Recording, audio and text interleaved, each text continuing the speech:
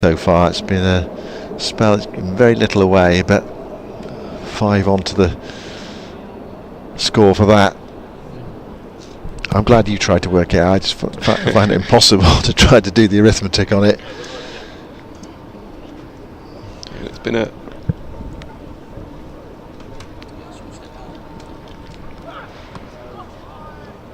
bit of good fortune there. It's been a fruitful little passage for Notts, when you think that, you know, that first power play they were scoring at 49 for one at the end of that, so they've got what, 69 runs off the next 10. 10 and 10.2.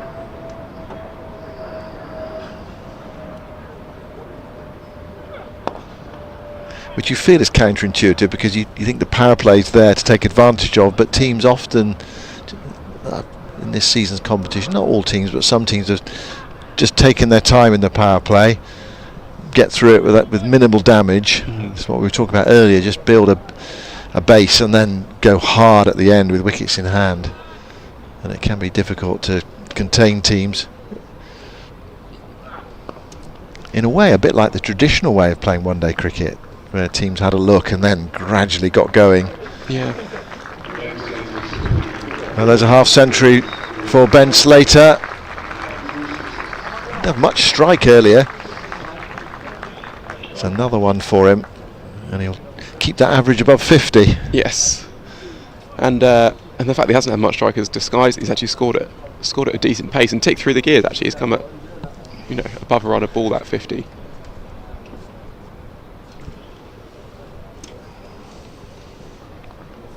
A bit of improvisation, it works as well. It's nicely played.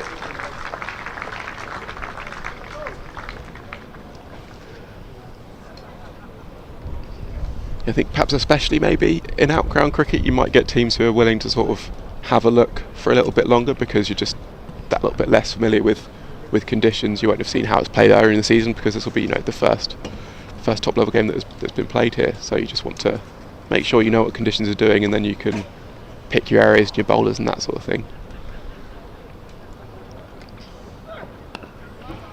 Sometimes with outgrounds as well, the pitch isn't as good as the main centre, but we've had a look as that Ryan Patel over comes to an end. We've had a look at the honours board downstairs. You know, championship matches that have been played here, a whole heap of players have been successful here. Justin Langer got a triple century on this ground in first class cricket.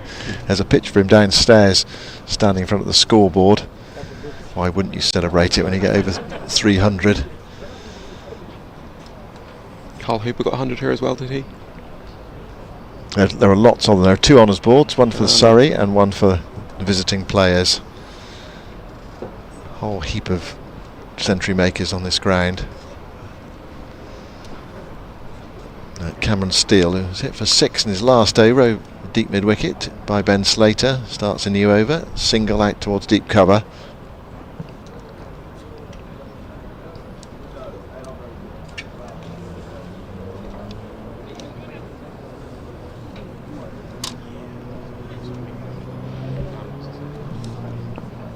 Ben Gardner taking a break. Jon Surtees alongside me with Steele bowling to Haynes.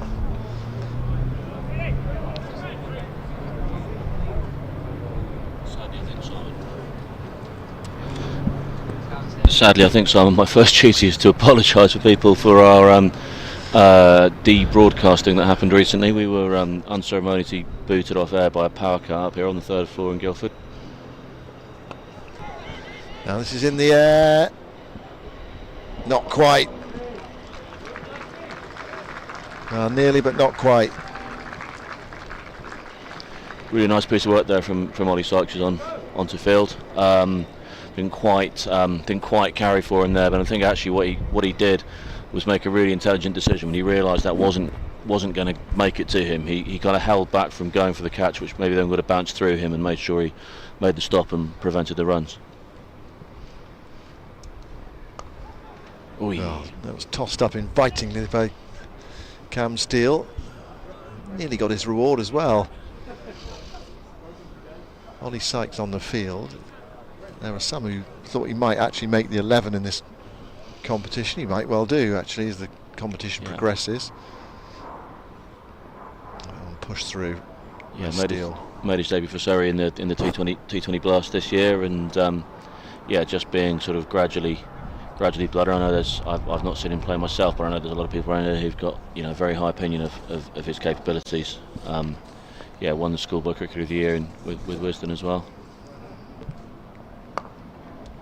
As has been frequently pointed out by commentators on this broadcast and elsewhere as well, the depth of cricketer at Surrey is such that sometimes opportunities that are presented at other counties don't come along quite so easily sometimes at Surrey. So Ollie's biding his time, playing a lot of second 11 cricket and learning off a lot of the great cricket brains around him, both on the coaching staff and on the playing staff. It's a really fascinating opportunity for him to go on and do something brilliant. What is he, 19? He's been at the academy since the age of 7. Yeah, which again is a pretty common path for some of the some of the finer cricketers that Surrey have produced in recent years. Ollie Pope, Jamie Smith, a very similar sort of path to that. Right, Ryan Patel's final over. I've got to say, if Ryan Patel at the moment he's going at 5.3, 9 overs, one for 48, and just a 9.1 the dot ball there as well. If he can bowl his 10 overs through going at less than a run a ball, I think he should raise a hand in triumph as he finishes his final over. Well, he's been steady. He really has. Yeah, really doing a great job for his team. Obviously Ryan puts ground, not sure this has been spoken about before I've arrived on air, but ground that Ryan's got a lot of very happy memories at, firstly with the bat, but also with the ball in the county championship against Somerset, when he took 6 for here, and he's really doing a fine job for the team this morning.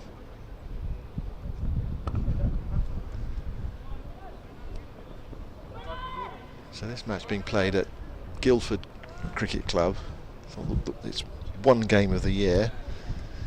That's right. And it's also a club that's produced lots of Surrey players and England players as well. We've talked about the honours board downstairs of the Championship 100 makers here, but there's also a list of players that have gone on to play for Surrey and also to play for England as well. As Slater gets a single to deep backward square leg. There's one photograph that's not up yet though downstairs. That's Shoaib Bashir. Absolutely. I mean, you talk about England players. I mean, current England players: Shoaib Bashir, Will Jacks, Phil Salt.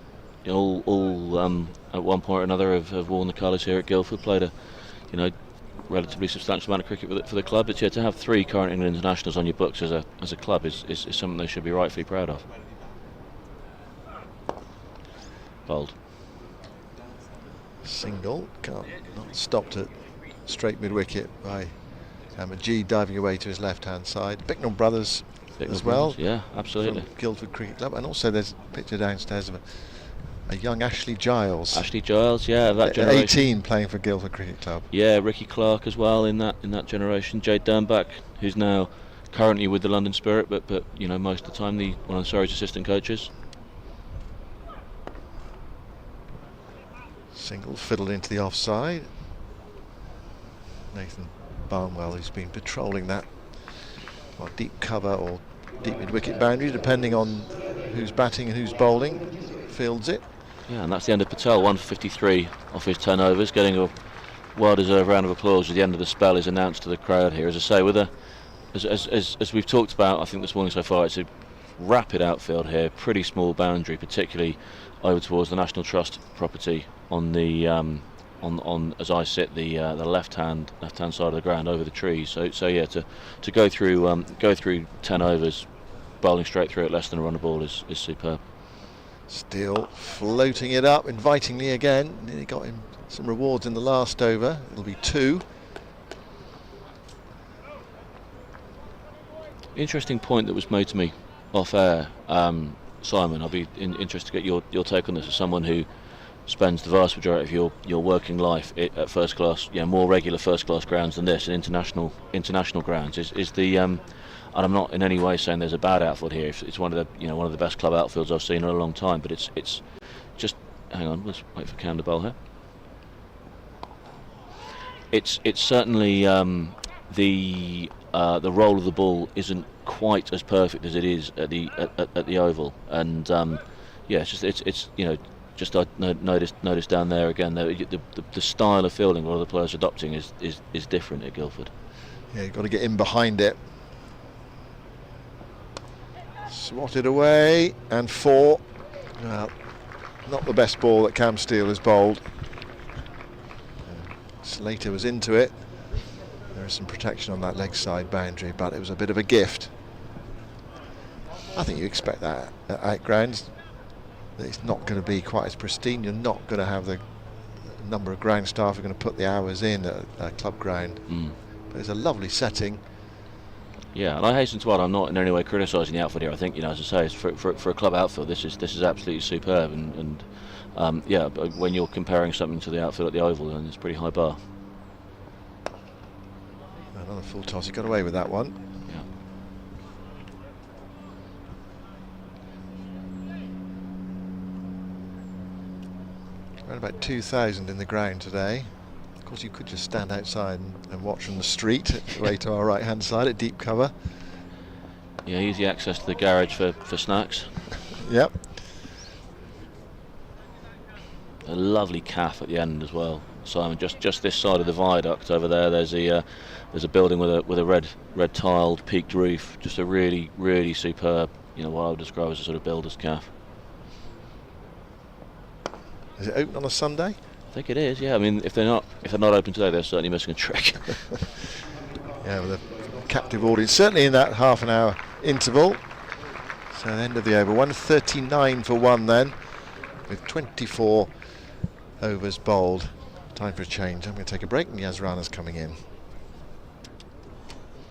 Yeah, I think with 1 over to go now, until the halfway mark, Notts going along nicely, but going along only lost 1 wicket. A few chances have been, things that look like they may be chances haven't quite carried. We saw that one just down to Ollie Sykes a couple of overs ago, but you're only scoring at 5.8 and over, yes. And I think you and I have discussed some of the uniquenesses here at Guildford. And I think if Surrey could say that they'll only be 1 down on the halfway mark and they'll be scoring at say 5.8 and over, I think they might have taken that. Yeah, I think the game was in a bit of a holding pattern, particularly when Patel was bowling from the railway end of the ground. I think Surrey were happy with the speed that Patel was bowling. Nottinghamshire were comfortable milking him, taking 4 or 5 singles off and over, but seldom found the boundary off Patel.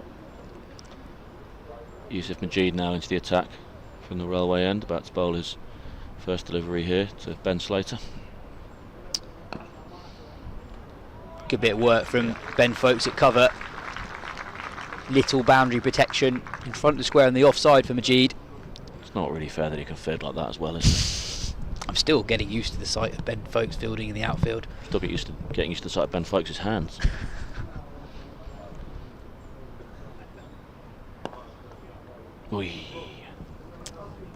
Yeah, I'd say from a Nottinghamshire point of view, they'll say they've put on a really good platform here to really attack the second half of the innings. Yeah, absolutely. Full toss, but Slater can only get it away for a single. He moves on to 63, off exactly 63 balls. Haynes, who started the day without a run so far in the Metrobank One Day Cup this year, to 42 off 55. I do feel particularly for players who are going through that run of form that Jack Haynes went through when you go through it in the One Day Cup, because quite often a player in the One Day Cup is getting an opportunity that they haven't received outside of this competition, and then to get the opportunity to play at first team level and then produce 4 straight ducks is disappointing. So yeah, much as I'm clearly in the Surrey camp for this game. Is pleased to see Jack Haynes get that particular monkey off his back.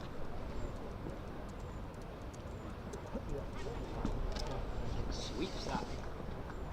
And that will run away 4-4.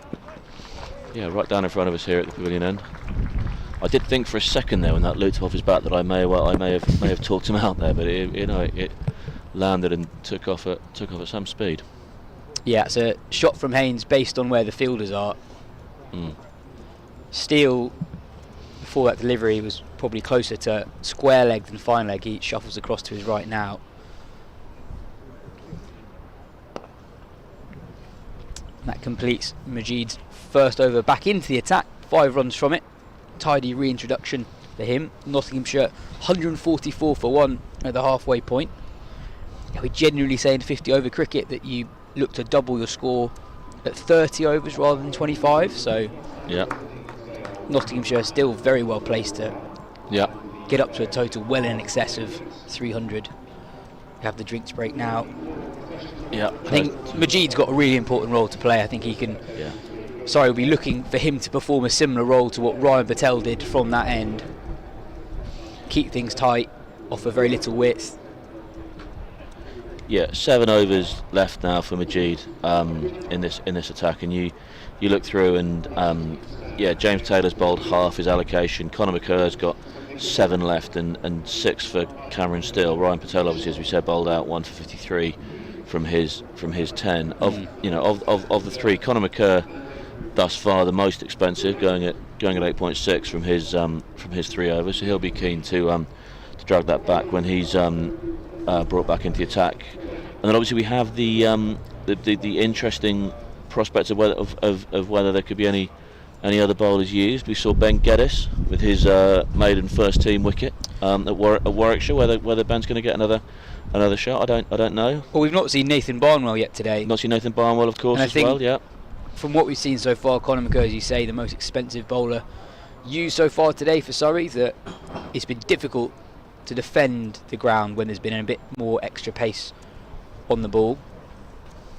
We saw Haynes pull the first ball from McCur well in front of square for 4. Yeah, I'm pleased to say this so far. Yes, I think all 4s and 6s struck, certainly 4s, all 6s struck have remained within the parameters of Guildford Cricket Club, which it hasn't always been the case over the years here. Those people that were here for Kevin Peterson's 234 and Ryan Patel's big knock over a couple of years ago in the One Day Cup, again you can see that they haven't necessarily, at times balls have flown some distance out into the Guildford metropolitan area from this ground. Thus far not so far today. Well, the side of the ground that's by the road has got a pretty high green fence to prevent the ball hitting the road. In theory. So, yeah, I don't think it's impossible that we see a ball go over that fence and towards the petrol station. Yeah. But it's the other side of the ground that has a slightly shorter boundary. Yeah. It's also on a little bit of a downhill slope as well. It's got less of a fence protecting the ball as well. So that is the side of the ground where I think we're in danger of losing the ball. And remind us, John, what is on the other side of that fence? It's a National Trust property. It's I've not been there myself. I think it's some kind of wharf. There's a little river down there, and you can go and sort of have a pleasant National Trust experience wandering around there. Probably get a nice jacket potato or something in the calf. The other one that you've got here obviously is the straight 6, because beyond the sight screen at the railway end is what can only be described as a car park.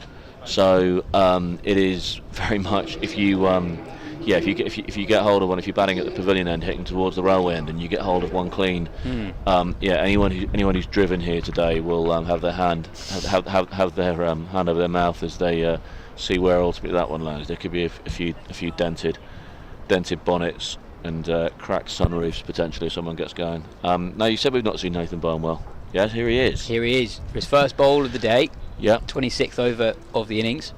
Yeah. He'll be bowling to Ben Slater. Left-hander hitting towards that short side.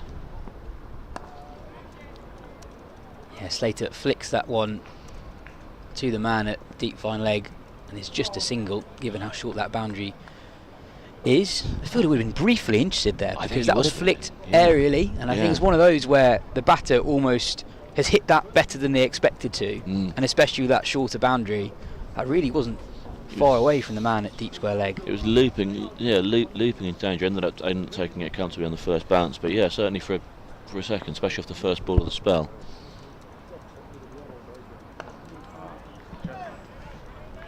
Good start from Barnwell. Yeah, as a phrase often used on the by our friend and sometimes colleague on the, Felix White on the Tail Enders podcast, that I thought of as he clipped that, was just starts with the word "ofer," and as the ball was sort of looping towards deep square leg off the first ball of Barnwell's spell. Yeah, Barnwell, 21-year-old seamer, has played England under-19s cricket in the past. Starting nicely here. Yeah, really tight.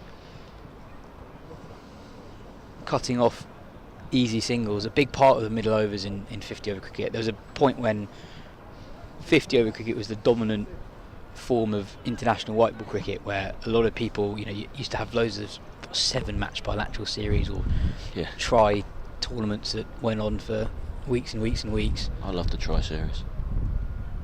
A bit leg side, but that's okay. There's protection there. Just a single. Haynes moves on to 47. That people used to complain about the middle overs being quite boring, because all you'd see is fielders back and batters not taking too many risks, just rotating the strike, going at 5 or 6 and over. Yeah. But actually, I think in that, it was lost that it's actually a real skill for batters to be able to rotate the strike at 5 or 6 runs and over without taking too many risks. Yeah, agreed. Slater pinches a single on this occasion, and that's actually been a feature of Slater's innings.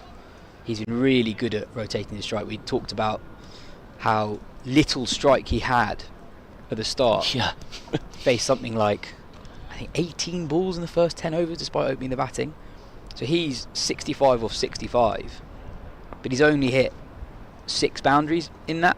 So he's maintained a strike rate of 100 when only 28 runs have come in boundaries. Straight again from Barnwell, and that's flicked once more to the man at deep fine leg. 4 singles off that Barnwell over. A good start from the young seamer. Yeah, and people talk, Barnwell's a really interesting example, I think, of the One Day Cup in terms of people. He's been a much discussed player by Surrey fans over the years, but equally not have got to. Much discussed player over the years, but not many people actually got to see him play that much, and now they're getting an opportunity to watch. And one of the things that is talked about with Nathan is his ability to he's got a couple of extra yards of pace compared to some of the other young seamers around there, and you can see the last ball that over went through at 81, which is whilst it's not express pace, it's certainly quicker than a lot of his contemporaries would be getting it through. Majid to continue. Big sweep from Jack Haynes, and that sails over the short boundary. Yeah. It also brings up Haynes' half century. It's his first 6 of the day, and he's ended that run of 4 consecutive ducks with a 50+ score. His 4th such score in 50 over cricket. He got hold of that nicely, timed it very well. I've been surprised at how infrequently Nottinghamshire have targeted that boundary, because it really is very short. I think obviously playing an outground here today, but that is not a long boundary for people watching this who play club cricket. They would not regard that as a particularly long hit. No, I don't think so. So yeah, as you say, with the with this platform that Nottinghamshire has certainly set, that could be something you'd think they're probably looking at as something that could be worthy of launching off the platform. Big heave into the leg side by Slater, but he only picks up a single. And actually, if they're able to target that boundary from balls that are just, so Haynes, the right-hander, when Majid is bowling from the railway end of the ground, if they can attack that short boundary, even with balls that are off stump, outside off stump. That presents a real challenge for Burns and Surrey. This time it's a bit too leg side from Majid, and that's pulled really hard from Haynes behind square. Again, another reminder just how short that boundary is. Pinged hard off the bat. Wasn't too far from Barnwell, but he had so little time to react to it. Yeah, I don't know if Guildford Cricket Club have a name for that row of seats. There's a little stand of about, it's got about 3 rows of seats in the stand, and in that stand, and I don't know if they have a name for it or not. But yeah, if I was it's got some ad boards behind it. Let's call it the 6 o'clock. Let's call it the convergence seats, the official technology partners of the Guildford Pavilion. Yeah, if I was sat in the convergent seats, I would certainly keep my eyes open. I'd be paying attention. Yeah, I'd be paying attention. There have been a few times where the ball's been hit towards those rows of seats where it has gone really hard. It's not a place to have a sort of Sunday afternoon doze at the cricket at the moment, that stand, I don't think. Nathan Barnwell back again now from the pavilion end. Missed opportunity. It's a wide, but our leg side, and Slater, he's got the shorter boundary on his leg side, so missed opportunity there for him.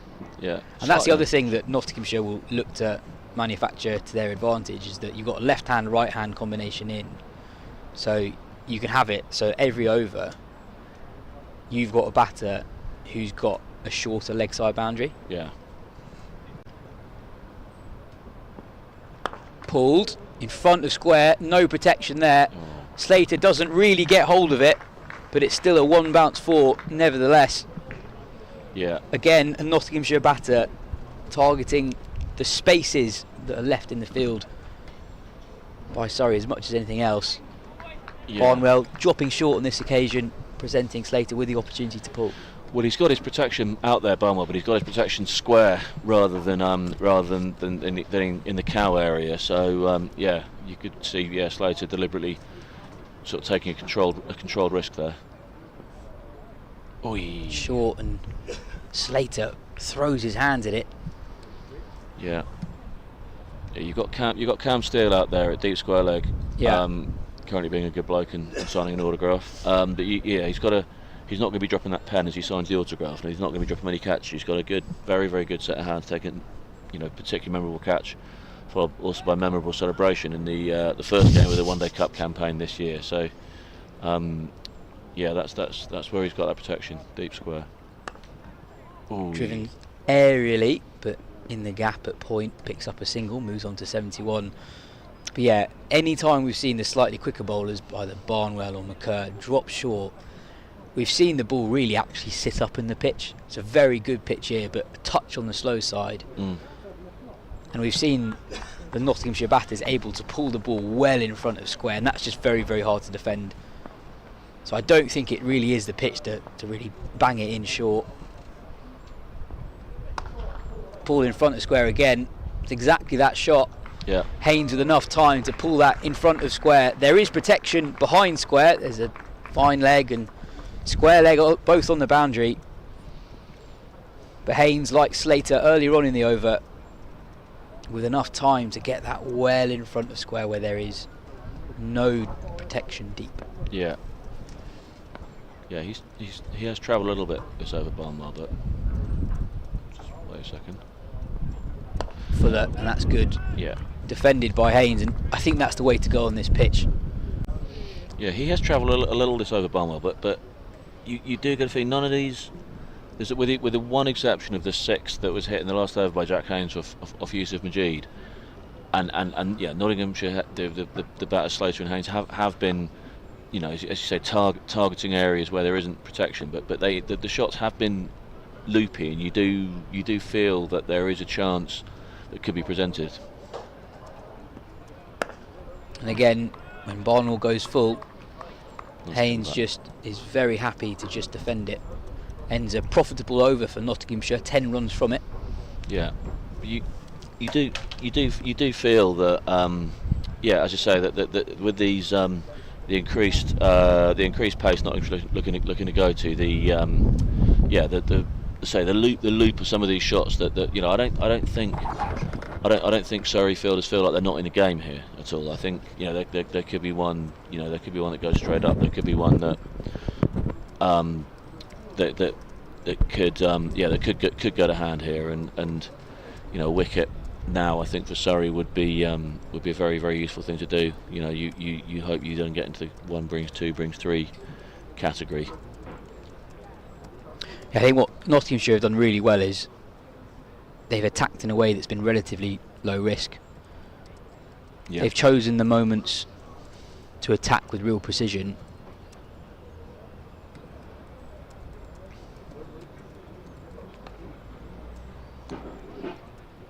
When Surrey have bowled well, they've been very happy to just sit back and drop the ball into the gaps for 3 or 4 runs in and over, in the knowledge that there are so many run scoring opportunities here. There's always one round the corner, especially got a really good pitch, but with that short boundary, bit of width, and Haynes drives firmly in front of square. Yeah. 4 more. A loose delivery from Majid. Very little cover in that area of the ground. Bit of width, bit too full. Haynes on to 67 now. And sweeps behind square. And really outstanding bit of fielding, not for the first time today from Nathan Barnwell. Yeah. He receives congratulations from his teammate Cam Steele. Yeah. It's a very unusual position today because you're on the boundary, but given how short it is, you haven't got long before the ball reaches you, so you've got to be really quick off your mark. Yeah. As Barnwell was on that occasion. Yeah, I think you might have been watching that 100 metres final last night. Certainly the ability to have a quick start in that position is very useful. Cam Steele now dropping back into the position that Barnwell just sprinted over towards, which means Barnwell is drifting over more in front of the scoreboard in that cow area. So you've got Cam Steele now, deep square leg, and Barnwell. What would you call that? Yeah, a sort of. Yeah, intelligent batting from Haynes, who just drops it into the gap. There's no one in the ring on the leg side in front of square.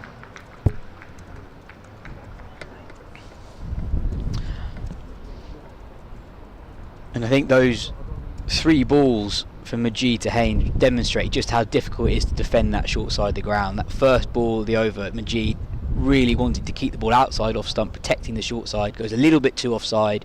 Haynes picks up 4. Next delivery, Haynes sweeps it behind square on the leg side, but he's picked that ball up from outside off stump still. And Slater again using the reverse sweep this time. Another good bit of work on the boundary from Barnwell. You can drag balls from across the stumps towards the short side. It leaves Majid with very little margin for error. Really showing just what a good job Ryan Patel did from that side of the ground. Yeah, absolutely.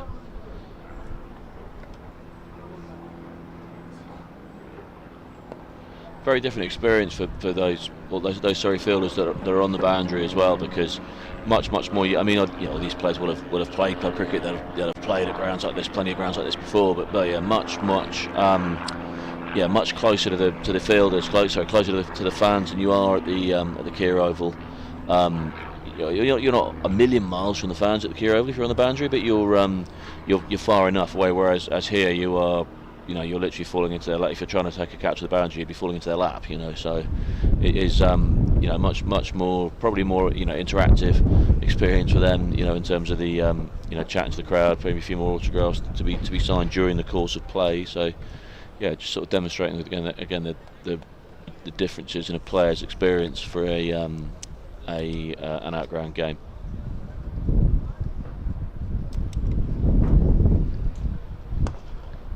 Driven through Ryan Patel at short cover, and that will be 4 more for Ben Slater. Moves on to 77. That was struck hard, but pretty much straight to Patel, who'll be disappointed with that. Gets Nottinghamshire off to a very good start early in this 30th over. They've really picked up the rate of scoring recently, motoring along nicely.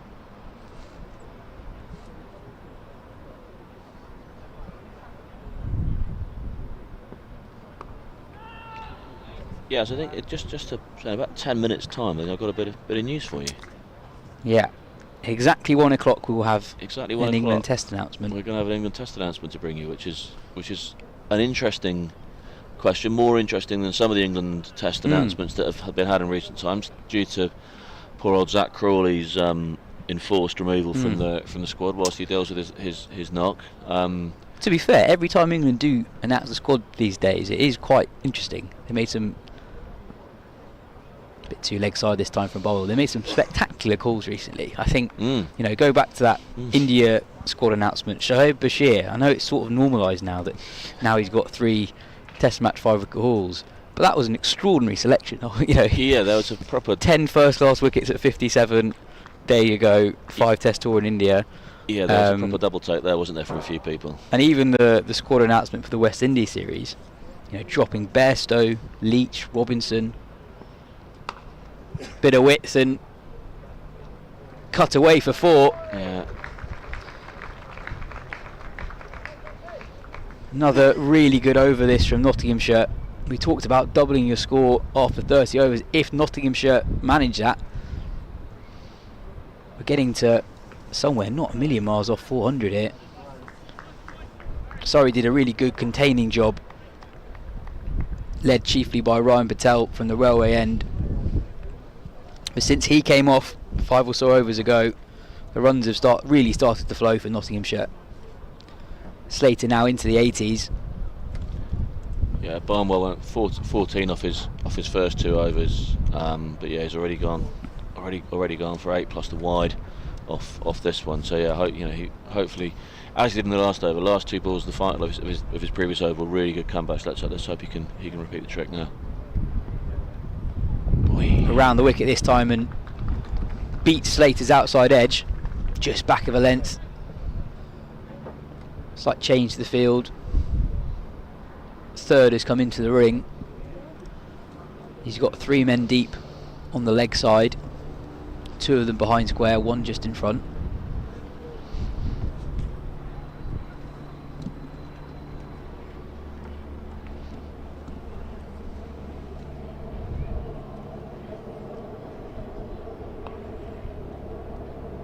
Dropped behind square into the offside. Really good batting from Slater. You can see he is someone who really enjoys the rhythm of 50 over cricket. An outstanding 50 over record. That single also brings up the 150 run partnership between Slater and Haynes. Yeah, Slater averaging 53.25 in 50 over cricket. This is his 65th match in the format. And as Ben made the point earlier, he's someone who doesn't get to play a lot of 20 over cricket, so he's unlikely to be someone who gets a 100 contract. So he just churns out the runs in the One Day Cup year after year. Yeah. Yeah, fine cricketer. Short, and Haynes pulls that straight to the man at long leg, picks up another single, but it's another really good over for Nottinghamshire. 11 runs from it, 190 for 1 after 30. Here's your double your score, yes? Yeah, they'll be pretty happy with it if they do double their score. Yeah, I think from Surrey perspective, you've got to hope that isn't the case. I think wickets even more the order of the day than they were before. Slater and Haynes both really well set. Slater, you can see there in your match summary, 82 off 76. Haynes 71 off 75. As you say, both have noticeably up the rate recently. We hit 30 overs at 6.3 and over from Nottinghamshire. But yeah, you'd have thought there's some batting to come. Well, you've got Haseeb Hamid carded in to come next. He's averaging 100 this season in the One Day Cup, so that's pretty handy. Yeah, and you've got Tom Moores, who's striking at above 100 in the competition. Liam Patterson-White as well. Yeah, batting deep as well. Luke Fletcher carded to come in at 10, who can I don't think Luke Fletcher's going to get picked for the Test side as a batter anytime soon, but he can certainly hit a long ball in this format. So yeah, if he's coming in at 10, you'd have thought Notts would backing themselves low down. I think when Rob Key was still a commentator, he made a comment about Luke Fletcher's batting. I think he said something along the lines of, he's one of the best ball strikers in the country. I mean, I shouldn't laugh. He's a fine ball striker and an excellent cricketer. But I think that's a push though. I think I was going to say it's a slightly OTT from Key there. I think compared to some. Okay, with all due respect to Luke Fletcher, I'm not sure he quite measures up against Joss Butler or indeed other members of that England. Liam Livingstone may have something to say about that. Yeah, we've got Matt Montgomery and Lyndon James in the Nottinghamshire middle order as well, so plenty of batting to come. Haynes gets down on one knee to sweep again. Oh, brilliant. Excellent work again, this time from Cam Steele in the deep. Surrey's fielding on the boundary today has been outstanding. Yeah. That's the third or fourth genuinely brilliant piece of work on that side of the ground, the shorter side of the ground. They know they've got to do it. It's their only opportunity to you've got to be brilliant to protect that boundary. Slater pulls that one for 6. Really flat 6. Yeah. Drop short from Majid. And although that's the longer side of the ground, it's not that long a hit as that shot from Slater demonstrates. Again, it's really good placement there from Slater. You've got Dom Sibley. Again, would have thought he was in the game. It was just central enough to split those two fielders there on that boundary. But yeah, it was certainly flat enough that it would have just hit Dom Sibley straight in the chest. And that's the 200 up for Nottinghamshire. It's another really good over. 10 off the first 5 balls of this Majid's 6th over.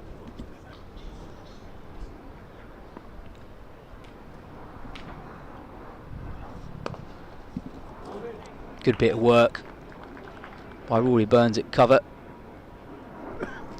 It ends the 31st over. Nottinghamshire 200 for 1. A reminder, folks, 3 minutes from that England squad announcement, they will be bringing you live reaction to. As Jon says, should be an interesting one. Yeah. With rumours that Zach Crawley potentially missing the entirety of that series with a finger injury he picked up in the final test against West Indies.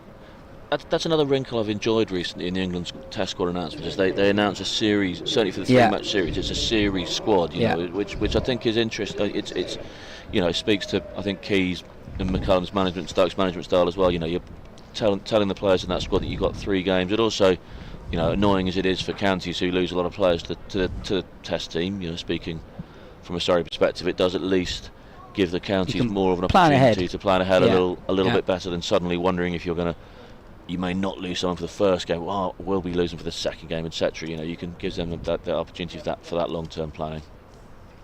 A change for Surrey. James Taylor is back into the attack. He started really well today, actually. Bowled 5 overs with the new ball. 5 overs, none for 26.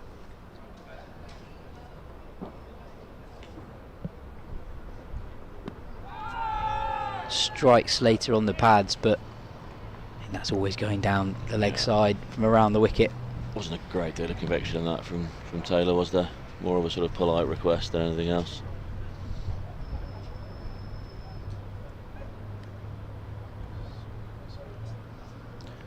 Yeah, Barnwell's 3 overs remarkably similar to Conor McCur's 3 overs, number 26. Barnwell's 3 overs, number 25. As you say, yes, both those two bowlers probably the paciest in the Surrey attack. Driven down the ground.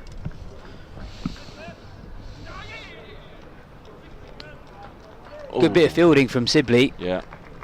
But it's also a good bit of running from Haynes and Slater coming through for the double. Difficult ground to score 2s on, given the dimensions.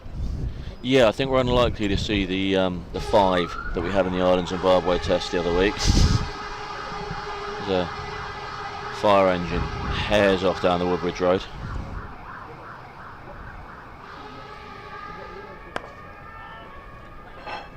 Think about the single, but good piece of work from Ryan Battelle at short cover. Means it's another dot ball. Really enjoyed that 5 in the Ireland test, yes, for many reasons. Much as because I spent quite a while before I was able to actually see the footage of it, speculating in my head as to how the 5 came about, and then to see the player then dive off over the advertising hoardings and run back on before it was really was a real fine art of a 5, that one. Yeah, a genuine all-run 5 without overthrows. It is 1 o'clock, so we do have that England squad news. The headlines are that Zach Crawley is out of the entirety of that series, as is Dylan Pennington, who sustained a hamstring injury whilst playing in the 100. A lot of people expected him to get a game or 2 in that Sri Lanka series. So, who's in? Real shame for Pennington, that. Jordan Cox has received his first England test call-up. He's in as batting cover for Zach Crawley, and Ollie Stone is back involved, replacing his driven down the ground again. Well, think about 2, but this time just a single. Yeah, so Ollie Stone is in the squad replacing Pennington. It's Stone's first England test call-up in just over 3 years, actually. The last time he played for England was against New Zealand at home back in 2021. So you'd expect from that squad list, it is otherwise unchanged. So from a Surrey point of view, you've got Gus Atkinson, Dan Lawrence, Ollie Pope, Jamie Smith. From a Nottinghamshire point of view, as well as Ollie Stone, Ben Duckett, of course. And from a Guildford's perspective, Shoaib Bashir is still in that squad. Yeah. Pulled between the 2 fielders in the deep. Really good placement from Haynes. Yeah. And he just wins Nottinghamshire that over. Just 3 runs off the first 5 balls, but Haynes able to pick up a boundary with the final delivery of that over. Yeah. There can't be many cricket clubs in the country who've got 2 players in the England Test squad, can there? You know what I mean, with Shoaib Bashir and Ollie Pope in that England Test squad. There can't be many, for want of a better word, and I don't mean this too dismissively, amateur cricket clubs such as Guildford. Clubs who play in the Surrey Championship and other equivalent leagues who can boast 2 players in the Test squad. Well, Guildford, the production line from Guildford, in terms of how many international cricketers have played for Guildford in the last decade, is something that most counties would be proud of. So as well as Pope and Bashir, who you mentioned, Will Jacks played here, Phil Salt played here.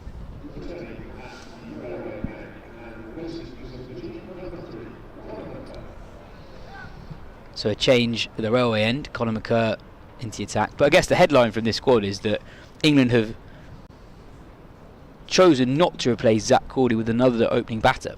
So it looks like Dan Lawrence will replace Zach Crawley, potentially directly up at the top of the order. Yeah. So we might see Dan Lawrence test match opening batter. Colin McCurr into the attack and starts to the wide. Short and sharp delivery, but just a little bit too far down the leg side. Lawrence predominantly bats at number 6 for Surrey in the county championship. He's had a really good year. Yeah. We saw Ben Stokes shift up to the order in that second innings in the final test against West Indies. But I do think that given the amount of bowling he's now doing, I think it's unlikely for him to do that again. Yeah. Well, after this ball. Interesting for Lawrence, and a lot of the cricketing commentariat have discussed about how Lawrence is the extra bowling that he's done for Surrey this year. He's already, even with however many 4 or 5 rounds of the county championship still to go, he's already bowled more in first class cricket this season than he ever has done before. And talk about how that could be the suit that ultimately kind of pushed an extra part of his Test cricket selection. But I would assume if he's going to open, then that will happen less. Yeah, I think Bashir doing so well in that second Test match in particular makes that scenario unlikely in the short run, but it may be something that comes to Lawrence's benefit, given that England have a series in Pakistan coming up actually very soon, early October, that series. There was an argument that was being rehearsed, probably more in press boxes than in the England selecting area, of Dan Lawrence potentially coming in for the West Indies series and batting 8, and which is an outrageously good bat at about 8, but yes, playing in place of Bashir and as that main spinner. It's interesting. This will be, if that is the way England go, and I presume it will be, that will be Lawrence's first Test match in the Bazball era. He's been in a lot of squads. Yeah. He was on the bench for the entirety of the Ashes last year, the entirety of the India away tour, the entirety of the West Indies series just gone. So he's clearly someone that this current regime really rates, because there have been a lot of guys around the country who've been scoring a lot of runs. And Lawrence actually had a relatively quiet year in 2023.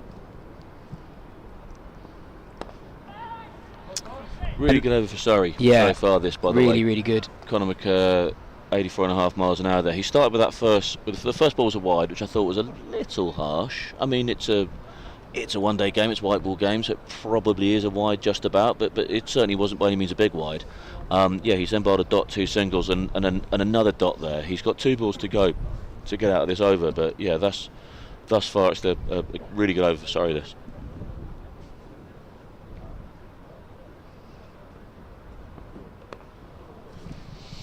Fuller and flick straight to the man at fine leg. Another single, which Surrey will be fairly happy about.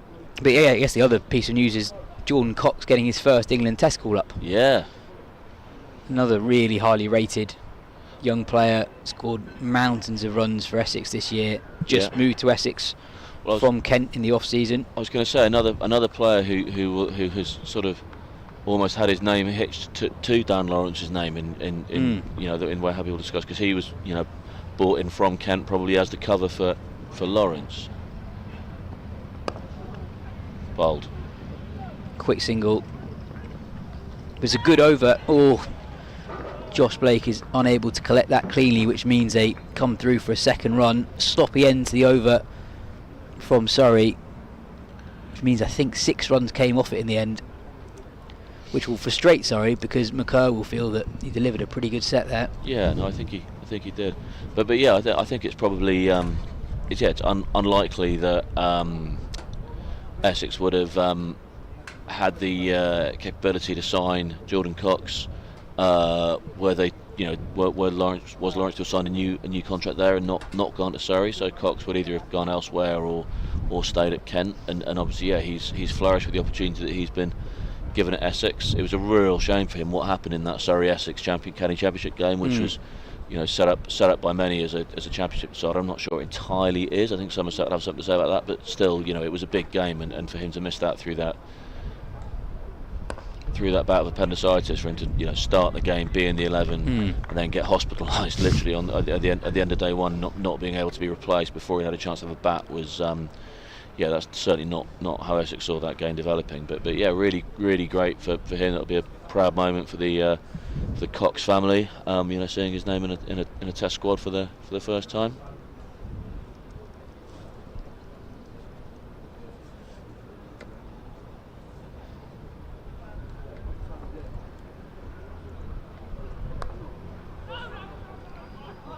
Good start to this over from Taylor, 2 dot balls in a row. So yeah, just a reminder that Jordan Cox have an outstanding summer, averaging 69.36 in the county championship with Essex, 300s, 250s, and includes a double ton, high score of 207. It's worth pointing out we've only had one boundary now, boundary 4 to quote Phil Walker, occasional commentator from these blocks. We've only had one boundary 4 in the last 15 balls now, so yeah, sorry, starting to wide there from Taylor again, slightly hard. Okay, you give it in the white ball game, but yeah, I think he's within his rights to feel a little hard done by there. But yeah, it will. It's going to frustrate these two, because as you say, they've built this platform, but they're still Slater 96. And he's only one shot away from his 100 here, but yeah, Haynes 80 off 81. They're at some point there's only worth building a platform if you then do launch off it, and they haven't done that yet.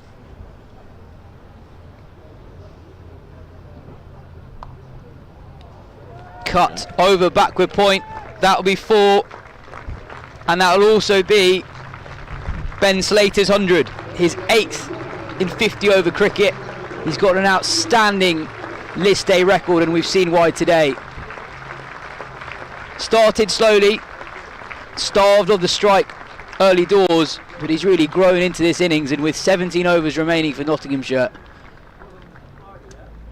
he could take them to a truly massive score. Jon, he's been outstanding today. Yeah, he really has. There's no doubt about it. And as you say, he's got that 100 now in the 33rd over. There's 17 overs of cricket left now, and yeah, he's clearly seeing it beautifully and would really be keen to push on and capitalise. You know, it seems a harsh take to say when someone's just reached 3 figures in cricket that actually he'll only be happy if he goes on and capitalises on this. But I think you know there is a chance actually that you know if he does get out in the next 5 to 10 minutes that he could be a little annoyed. I think for the second time in this season, someone's got to 100 or celebrated 100 without actually getting there, because our scorecard and the scoreboard are now showing that Slater is on 99. This happened in a blast game with Ollie Pope. Well, he gets a single now, and he celebrates again. There you go. Raises his bat for the second time in the over. This time Slater has definitely got to 3 figures. Everything showing scores at the moment has Slater on 3 figures, so I think we can safely say he now has his 8th list day ton. Everything we said that was nice about him 30 seconds ago remains the case. Yeah, well done, Ben. Yeah, you're only it's scoring, you know, tricky art scoring sometimes, and yeah, pleased that he was able to get that single and just reconfirm the 100. Yeah, because of course when Ollie Pope celebrated his 100 in that blast game, that was the end of the game, so he did actually finish on 99 not out.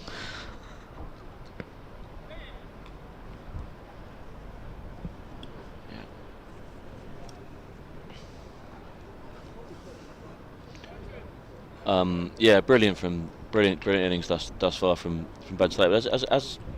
As before, I know I don't want to talk, I don't want to manifest this too much, but I did. You know, it's still only 1 boundary from the over. A couple of singles, one of them a leg by in the wide. So, yeah, again, given the conditions, given the lack of, you know, given the number in the wicket column, given how the batters are set, I think Surrey would probably take that over, I think. Possibly, but they're still 220 for 1 with 16 overs to go, and I think that we've had 2 overs in a row where I think Surrey bowled pretty well. Appeal, but ignored pretty swiftly from the umpire. I think Surrey have bowled pretty well in the last 13 balls, but they've conceded 13 runs. So even though they've got things right, they've had a good little spell as we look at that LBW appeal again. Yeah, just always a bit high for me. A bit high and a bit leg sidey. But I take your point. They've kept a lid on things just a little bit more in the last 15 minutes as they had done previously. Wow, that's gone miles. That's massive. That's gone absolutely miles. Potentially. That's out of the ground, I think. I think that's actually just dropped. Thankfully, that's hit the top of a tree and fallen there down. you go. And the spectator has already got the ball. But young man in a blue shirt fetching that from the top of, I think, the groundsman's hose down there. Yeah, it was that could easily have gone over the top of that tree and into the National Trust, but no, back it comes. That is 6 on any ground. Yep. Amazing shot from Haynes. Took a couple of steps down the ground, got to the pitch of the ball, and dispatched that so far over the cow corner boundary.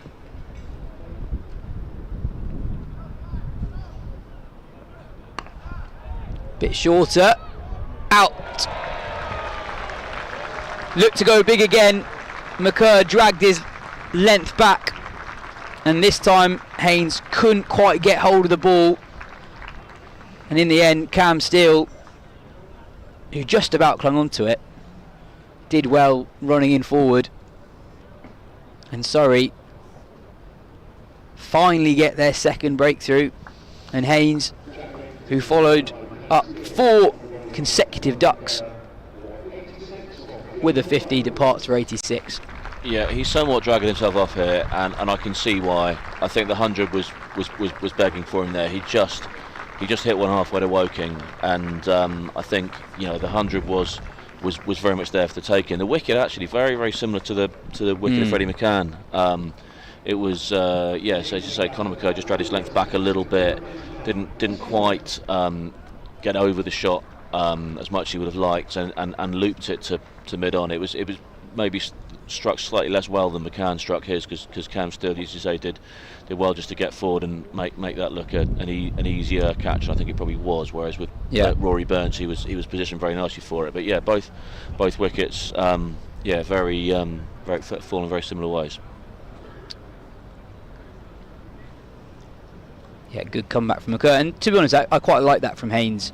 Approaching 3 figures has been a difficult campaign for him so far, and he clearly wasn't only thinking about the milestone, looking to take things on, playing the match situation rather than his own game.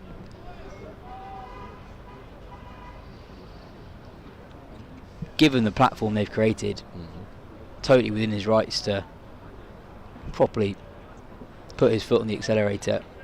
Well, here comes another Test cricketer in the One Day Cup. You've got Rory Burns out there. You've got Dom Sibley out there. We had Cameron Bancroft score 100 against Surrey the other day. We've had, there's been some fine, as I say, a lot of smoke is spoken about the One Day Cup, but there are some world-class cricketers out there. And as I say, three Test match cricketers playing in Guildford on a Sunday afternoon shouldn't be sniffed at. Hamid off the mark straight away. 4 if Foakes, Sibley, Burns, Foakes, Hamid. My apologies. Absolutely. I was one short there. And Hamid averaging 100 this year in the One Day Cup. Yeah. So going pretty well.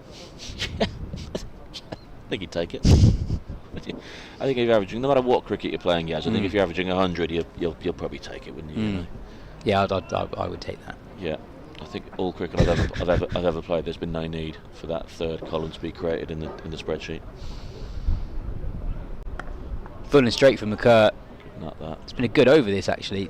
He's come back from that mighty 6 over Cow Corner really well. Dragged his length back for the wicket taking ball. Now going full and straight to Slater. Yeah, one more ball to come. I mean, that was a vast 6, but yeah, again, if Conor could bowl a dot here, that again is only 7 off the over, and albeit 6 then came from one ball, just to make you feel good about yourself. But ultimately, when you look at the over at the end of it, if only 7 have come at this stage in the game. Full and straight again. That's defended to short extra cover. So yeah, it's a decent over for Surrey. 7 runs from it, as well as the wicket of Jack Haynes, who's looking extremely dangerous, striking at over 100. Yeah, it's important to remember that at times in the general context of the game. It doesn't, as a fan or as a bowler or anyone, it doesn't feel great to be hit like he was hit there. Huge 6. You say 6 on your ground, but then to come back, get the wicket next ball, and then you got Hamid got one off his first delivery, and then Ben Slater, who's just reached his 100, playing some good honest defensive shots the last 2 balls. Yeah, you got to, in the context of that over, I think it's important to remember that you came out of that pretty well. As I'm going to leave you be, I think I'm going to be replaced by Ben Gardner, who's going to take you to the end of this innings. James Taylor to continue from the pavilion end. 7 overs, none for 39 so far.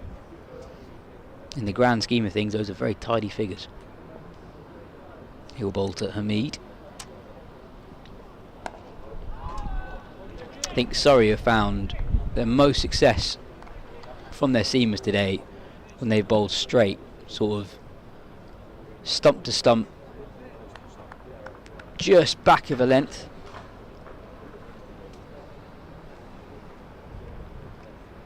Ryan Patel got through his 10 overs at well under a run a ball.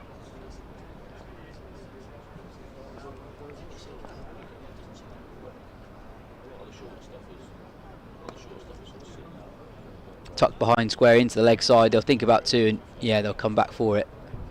Hamid on to 3 now. Ben, what do you make of that England Test squad announcement? Well, I'd like to talk about Jordan Cox a little bit at some point. But I suppose overall, what is most striking in a way is that England haven't picked another specialist opener in there. And I think that the smart money is probably on Dan Lawrence going in to do that, which he has done in first-class cricket before. Technically, he was actually put down as a backup opener on a previous Test squad. In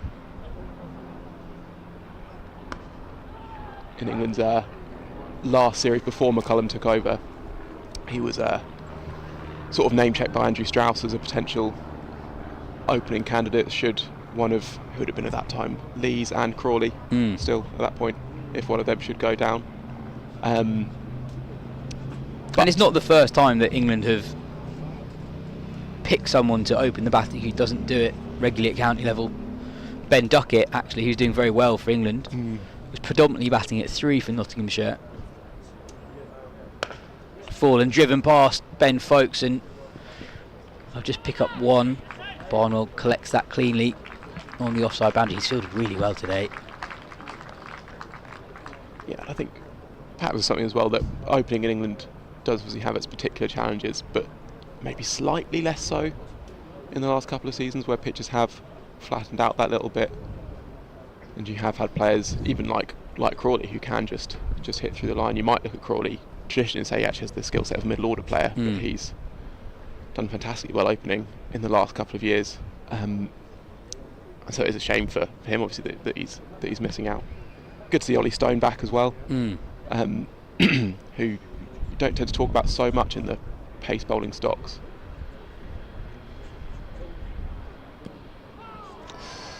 Slater looking to go aerial towards that short leg side boundary. Got a crucial bit of bat on that, otherwise he would have been in real trouble.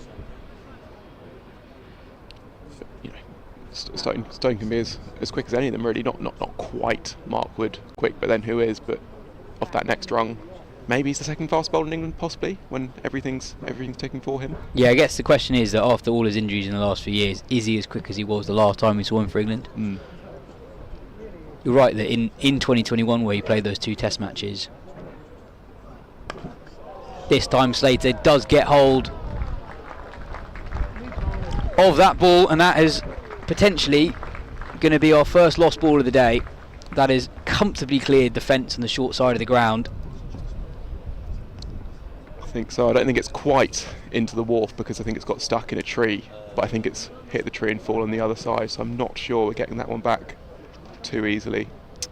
That rescues the over somewhat for Nottinghamshire. 3 off the first 5 balls, 6 off the last one. Slater with his 4th maximum of the day.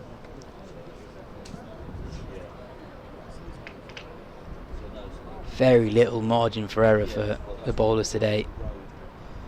Such a short hit. Slater middled that one, but you can see a player miss-hitting one for 6, given how short that boundary is. And an interesting little passage in this game, because it's not quite, hit out or get out at this stage, but also there are runs on offer. Really good carry from McCurt.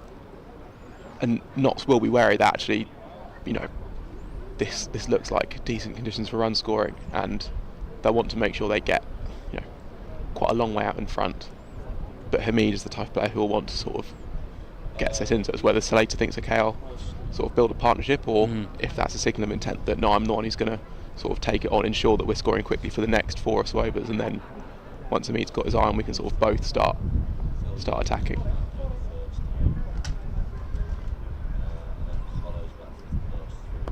Full toss from McCurt, and Hamid misses out on that one. Just pats it into the leg side for a single. Yeah, they're only 2 wickets down, 14 overs to go. It's effectively T20 style batting from here on in. Yeah, a lot of perhaps Surrey-focused optimism from Jon Surtees in his previous competition. But there is, if there were a time to apply some pressure or an opportunity to, it would be now.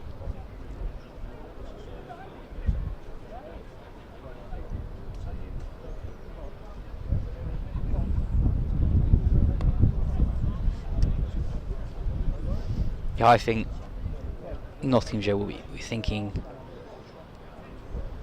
10 runs and over from here. Yeah, 350 at a minimum, I think. Yeah. I think from this point, Surrey will be doing pretty well to restrict Nottinghamshire to a sub 350 score. Yeah.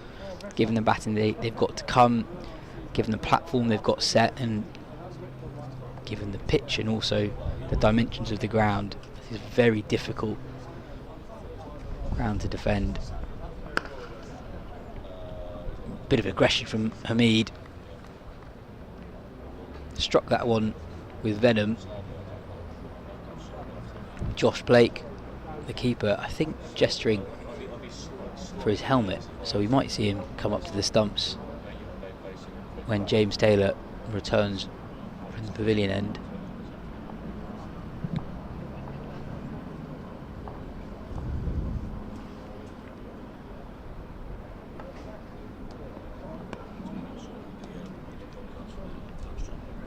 Quick single from Hamid. Moves on to 6. Another good over from McCurr, just 3 runs off it so far.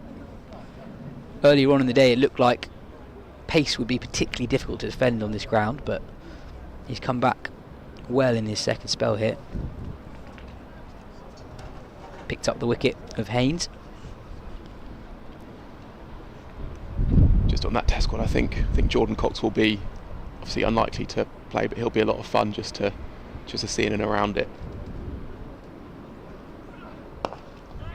Full, and Slater flicks it over the man at short mid wicket, picks up another boundary. It's another over for Nottinghamshire that is rescued off its final ball, 7 from it. Nottinghamshire now 243 for 2 after 37. I think we're going to have a change in the commentary box. Simon Mann coming on to replace me, but in the meantime, Ben, tell us about Jordan Cox, the character, because you've interviewed him earlier in the season. Even if he doesn't play, if he does any media duties, he'll be quite fun to just have it around the camp. Yeah, he is an incredibly confident, self-assured character. I think one thing he said at that point, and he'd had a couple of fallow years at Kent before joining Essex, was that he felt he was ready for a Harry Brook type summer. And if you remember just how astonishing that summer was for Harry Brook the year before he sort of made his test debut in that South Africa series and then lit up the world in that Pakistan series, that was quite a claim, but he's come good on it. He's also, I think you see some of that sort of energy coming across in his fielding, which is exceptional. Lit up the T20 Blast final with a 6 save that was turned into a relay catch. Well, it's going to be Cameron Steele to bowl, and Nottinghamshire looking to step it up. It's a good first one from Cameron Steele. So it might well have been the googly. And he gets a single. Of course, we were all talking about Jordan Cox the last time Surrey were in championship action, because he missed that game with Essex because of an appendix operation. So Essex basically played with 10 men for the best part of the game, really. I suppose if you're looking at this from a totally one-eyed Surrey point of view, you might think that a Cox England call-up is quite good news if he misses a championship game or 2. Yep. And England might well want to keep him around as a sub-fielder, even if he's not picked in any 11s, because he is, perhaps I would say up with Chris Jordan as the best 2 fielders in the country. Where's this going? Well, Nathan Barnwell watches it sail over his head, and that's another lost ball by the looks of it. It is a short boundary on that leg side with Slater on strike. We're going to need it. I think this is the ball that replaced the ball that was found. I think it was hit over into that National Trust area. Eventually it came back, and it started using it again, and now it's disappeared again. So we're playing with the ball that replaced the ball that was lost. Slicing drive, gets lucky. Well, that's a really good attempt on that deep backward point boundary, but it's 4 more. It was a game I covered at Chelmsford last summer between Bangladesh and Ireland. For some reason Ireland were playing their home ODIs there, and that's one of the smallest playing areas in the country. And there were so many sixes being hit into various back-to-back gardens and so many replacement balls that were needed. Let's finish that after this ball. There he goes again, and 4. Well, he's targeting Cameron Steele in this over. It does feel as though it might well be time to go for Nottinghamshire. This really solid base that they built. Slater's been there since the start. In that game, they have to send some of the Essex staff into the indoor school to go and have a net just to bash up some balls to get them aged enough, because they were running out of balls that had seen a bit of play. I always think I must speak to the fourth umpire one day. I mean, and just ask how scientific it is in that box of balls. You know, is there one which says 44 overs, or one that says 38 overs, one that says 30 overs? Because the point is that it might be, you can have a 30 over ball that's not been smacked around a lot, couldn't you? I mean, just because it's 30 overs old doesn't, it depends on how much it's been whacked around. Slater 6, very well caught in the crowd. Well done, sir. First crowd catch of the day. A good cheer to greet it as well, and well judged, because it only just sailed over. I think that's Conor McCurr there, and for a second Conor McCurr would have been interested, so the man wouldn't have been sure if it was coming towards him. Very nicely taken, nonchalantly taken. And again, and he's lost that one as well. Well into the trees at deep mid-wicket. Really expensive over.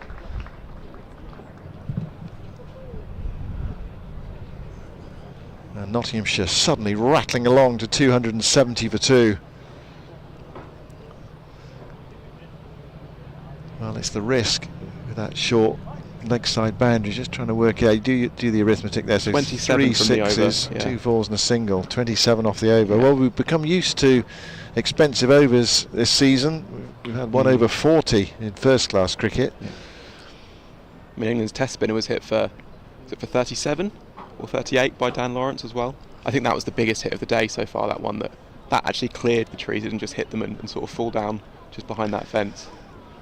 Yes, it had been the other side. It might well have headed out towards the petrol station.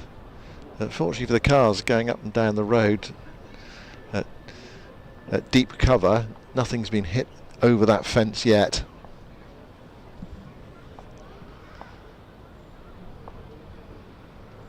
Now Hamid on strike.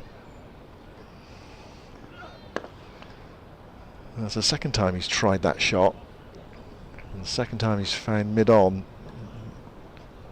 He's just come in, Hamid, but clearly he needs to get on with it as well, or feels he does. Just to make the most of this start that Nottinghamshire have made. Well, they're heading for a big score, clearly. Yeah, Slater's heading for a big one as well. You know, race from 100 to 137. Obviously, hitting 26 and 5 balls will help with that, but 12 overs to go, he could be on for something very, very big here. This is where you really have fun as a batter. Done all the hard work, you got licence. Well, Hamid tries again. Conor McCurr dragging his length back.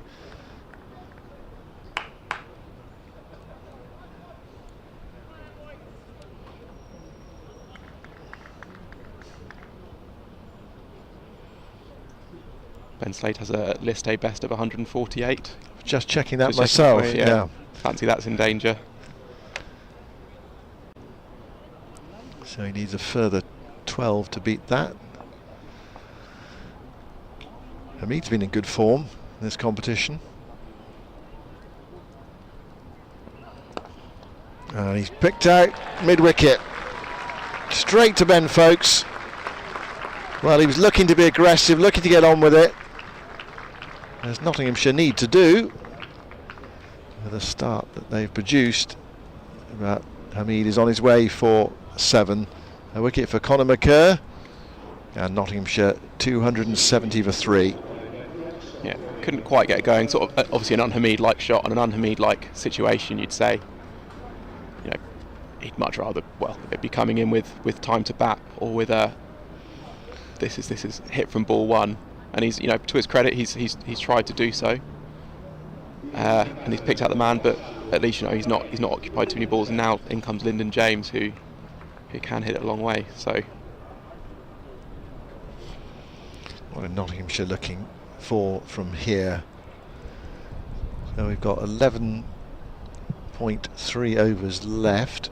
Yeah, we were saying 350, so I'd be doing well to keep them under that a little while ago, but with that 27 run over, 27, 29? 27, then even that feels, so 10 and 0 from here would take them close to 400. And it has been the problem for Surrey, certainly in the last two games, where their bowling has been a bit exposed, and both Warwickshire and Gloucestershire making over 300, and it then puts a lot of pressure on the batting line-up. Well, they got very close at rugby school in that thriller on Friday.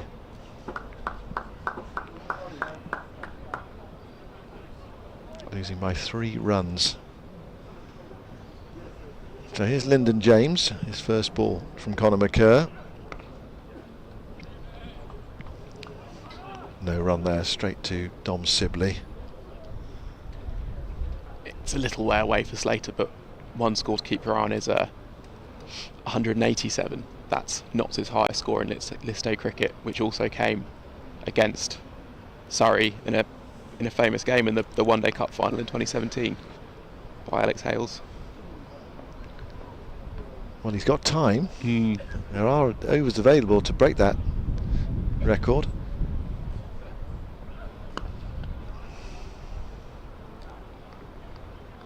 So I'll be hoping to starve him of the strike as they did successfully earlier in the innings.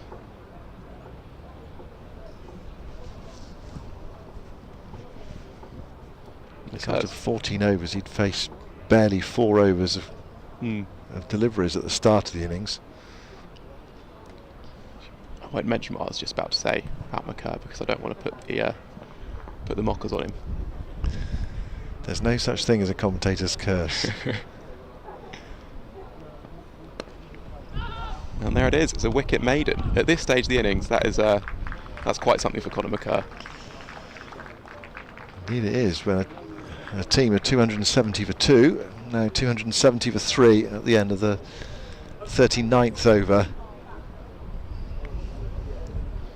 No such thing as a commentator's curse. I think about 3 seconds before Hamid got out, you referenced how he was having a very good One Day Cup season. Well, he was. Well, he was, and he still is, I suppose. He was until then. Well, he'd made a century early in the competition. Hamid 101 not out and 89 at the start and 32. So he'd made double figures in all his games so far. But it's the nature of the competition, especially at this stage. Yeah, he looks to try to accelerate, I should say. It wasn't his day today. Nottinghamshire's captain, who was asked about first by Rory Burns this morning at 11 o'clock. It was a much cooler day than we've been used to in the south of late. It's warmed up now. So actually a really nice day for playing and watching cricket. A bit of a breeze. It's not roasting hot like it was last week. Nathan Barnwell is going to bowl.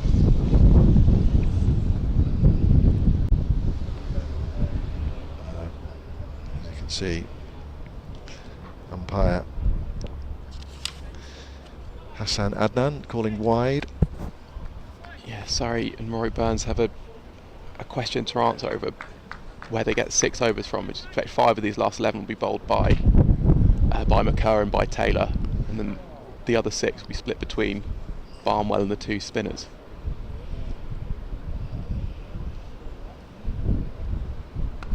Slater goes again. New ball, please. That's way over deep backward square leg. Barnwell's been expensive so far, and is the kind of he can sort of buy you a wicket, but can also go the distance. But then the spinners at this stage of the game as well. If Slater's seeing it like he is, he's just going to be trying to hit them every ball. So tricky situation for Rory Burns here. Obviously, he'll such an experienced captain. He won't be getting too flustered. Well, it looks as though that ball has come back. It is way into the trees there. It must have dropped down, but it looks as though it's been damaged. So umpire Hassan Adnan has decided we need a change of ball. Or perhaps, actually, I did see, perhaps they've just got another one as a contingency, so they don't waste any time. One ready to go if another one's hit over there.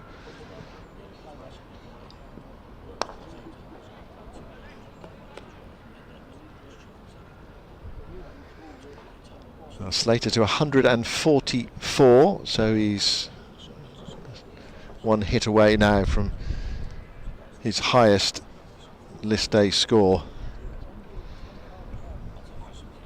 Still 10 overs to go. He's got, if he really gets a fair win today, he has got half a chance of a double 100. Did you say his highest score was 148 or 147? 148, so 148. Yeah, one hit away from that and from 150. And Lyndon James yet to score.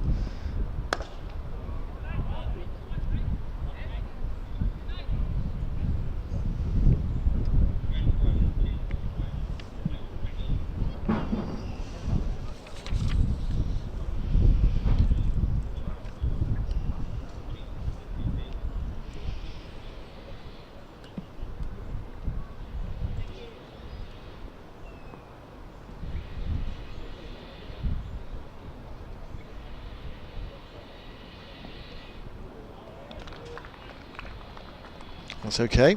To height. Yeah, good comeback this from Barnwell off a wide and 7 off his first legal ball of the over technically.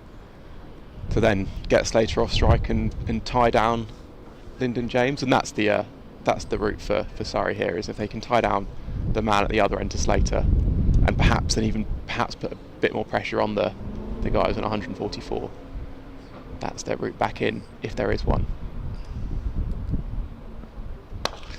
Well, James decides it's time to go.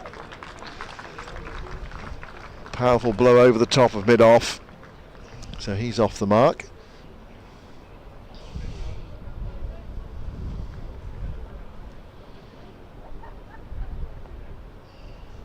Very sweetly struck.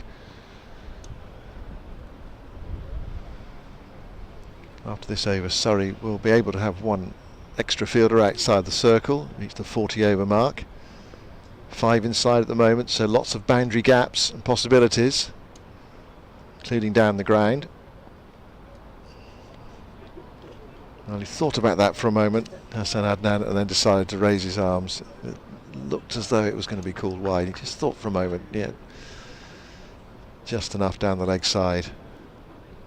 Yeah, I think there might have been a look at the square leg umpire as well to check it on height, because obviously if it was too high, it would have been a no ball, yep. and then 2 runs for that, but no, just the wide, so just the 1 extra run.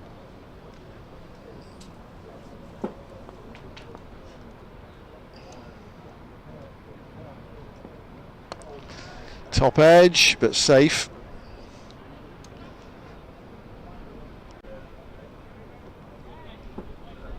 There's a good bounce of that from Barnwell. He hit it so badly that it's not come close to carrying to those 2 men in the deep, just sort of spoons up. Which is a bit unfortunate, you'd say, for the bowler there, who has won that bout but conceded a single for it. Does mean James keeps the strike heading into the last 10 overs. Yes, Slater for now is just to watch for the non-striker's end. Mind you, he's used to it. It happened at the start of the innings. He'll be feeling pretty good about life on 144.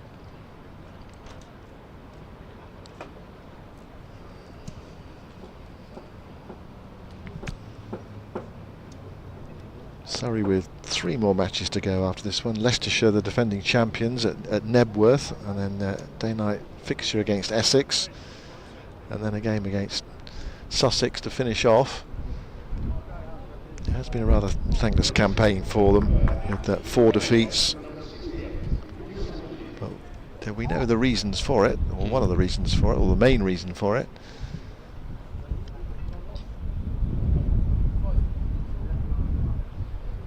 There have been 4 from 4 sounds,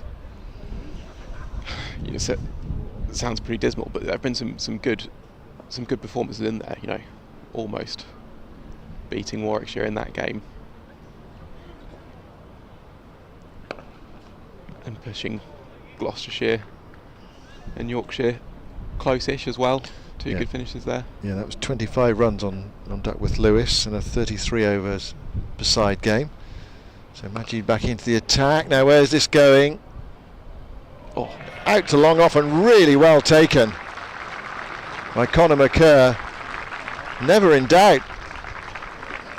Well, because he had to judge the flight of it. It looked like he sort of ran in and then had to start going slightly to his left and then put in the dive, and those ones diving forward as well, you've got to make sure the ball doesn't pop out as you hit the ground. So he's done really, really well there. Wondered for a second if it was another that was just going to just fall safe, but he's backed himself to get in and he's caught it. Wonderfully done. Yeah, a difficult catch made look pretty easy. 284 for 4 then, so James comes and goes.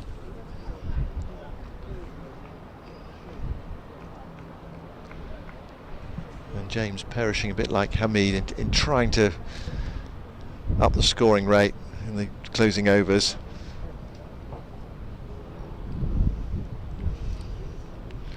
Matt Montgomery in at number 6 for Nottinghamshire. Montgomery so far in this competition 9-4, did not bat, and 3, so not dissimilar to Jack Haynes. Not exactly like Jack Haynes, because he hadn't scored a run in 4 innings until today, until his 86. Matt Montgomery, South African born, who played that one T20 for Germany against Italy last year. Oh, did he? He did, yeah.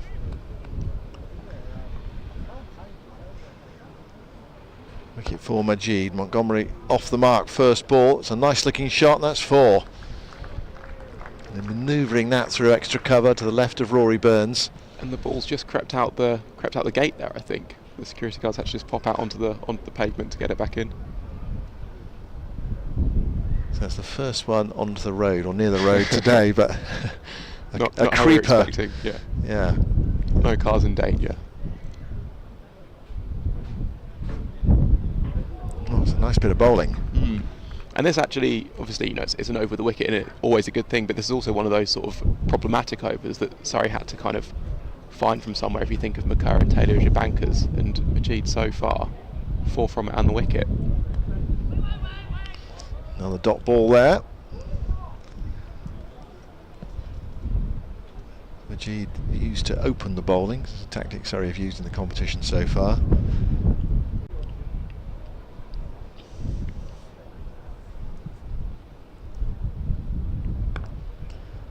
Single this time. He was the victim of a superb boundary relay catch on Friday. Majid. It was one of those that, with the technology, they'd really slowed it down just to see whether the initial parrier of the in the relay that led to the eventual catch didn't touch the rope, and he did not. I slowed it down. You could see he touched the rope with his shoulder just after he'd thrown it back inside. Okay, so if they'd had a boundary cushion rather than a rope, do you think that little bit of extra thickness might possibly have done for him? Yeah, possibly. He was very close to it. But it was also, you see a lot of these kind of boundary catches these days, they've almost become routine, but this was a different type of one, wasn't it, in that he took a sort of sliding catch, and so was sort of sliding out of the field of play rather than having to juggle it in the air. Yeah. And so then did even better. And then also you had the man relayed to the relayee, I suppose, who also had quite a lot of work to do afterwards because of how off balance he was throwing it back in. New from Barnwell. And Montgomery gets a single. So Ben Slater on strike. It feels like a long time since we saw Slater on strike. Probably only about 7 or 8 minutes, but it has been noticeable he has been watching for the non-striker's end of late. So there's possibly an opportunity for Surrey to dismiss him. Concentration goes a bit.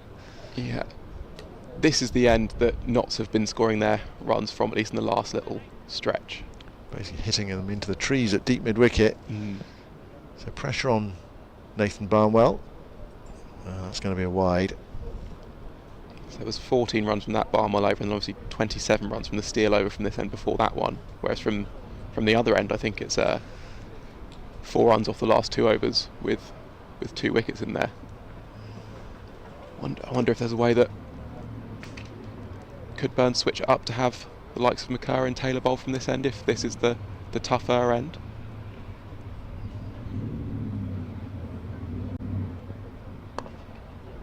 Played uppishly. They'll look for 2. They're coming back for the second as well. This is tight. I think it might just have been home, but let's have a look.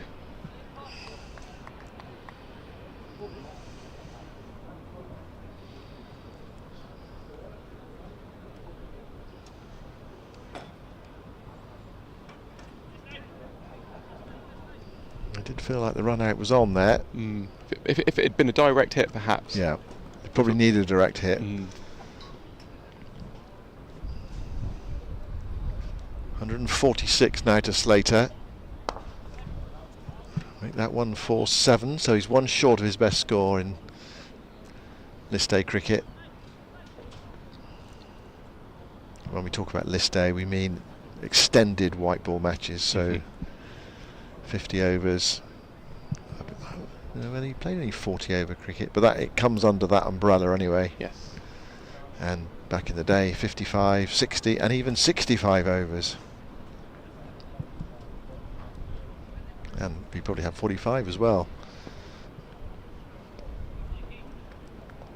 He's just got a touch, and that has Montgomery. That's why that's not been called a wide, but on the bounce through to the keeper. I suppose the other way that Burns could look at it is that, and actually Barnwell's bowled well this over, but that if run scoring is going to be difficult to control from this end, whoever's bowling it, then you can actually have your tighter bowlers at the other end, so they actually can restrict the runs from one end at least. If you think that the other end is going to be, that's where the runs are going to come, whoever bowls. That's really well controlled. It's a swift bouncer from Barnwell, nicely swatted away by Montgomery. There are 3 fielders on the leg side boundary, so potential peril out there, but he controlled that nicely.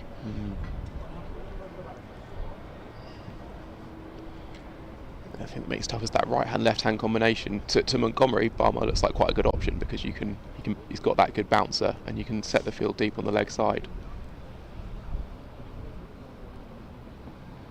Slow ball bouncer.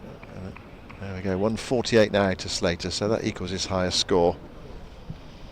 As well bowled, and Slater's a little bit frustrated himself there actually. I think he maybe saw that as an option to hit into the trees, but it's well bowled from Barnwell. I thought the slower ball bouncer, a good option actually. I mean, that boundary is that bit shorter that if you go pace on, then a top edge can fly away, or if you get it, full whack as Slater has been through most of this innings really, then it is going to go into or over the trees. But with the 4 fielders set back, you can sort of slow it down into the pitch and make the batter to generate the pace on it, or settle for the single as Slater did there, but wasn't too happy in doing so.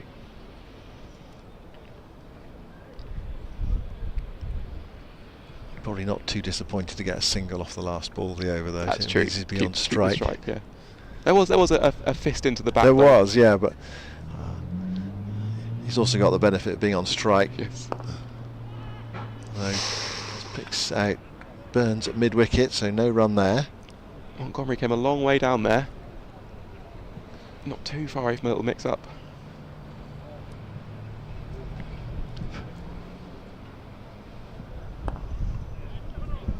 They're looking for 2. I don't think they'll get it. I wonder if Slater knows that's his highest score in extended white ball cricket. Some are strong on their stats and others say they're not.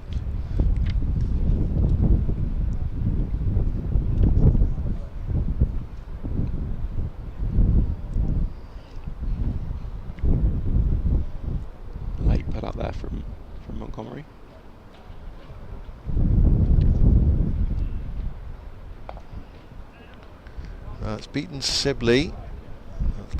Come back for 2. Geddes with the fielding. Yeah, because of a slight scoreboard error. Slater celebrated getting to 99 and then to 100, and actually he's now got reason to celebrate getting to 149 and then, if he gets there, to 150.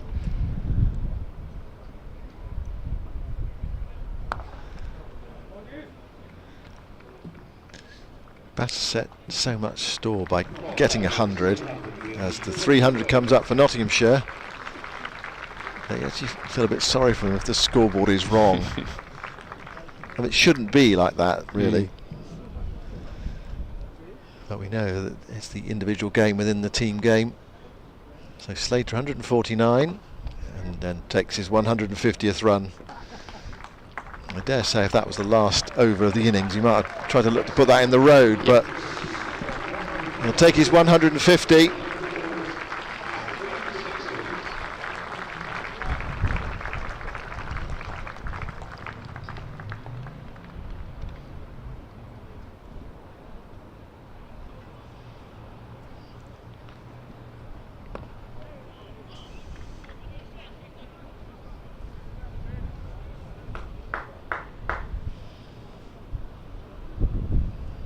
So 302 for 4 with 7 overs left.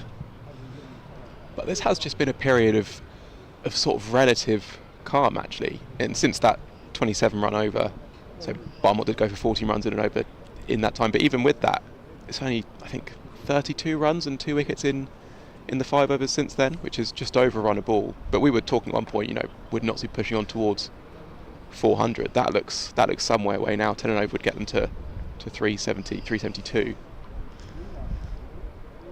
Yeah, it's not impossible, but it's unlikely. Yeah, and they've done that actually, even without having to go to James Taylor with Barnwell and Majid bowling in that time.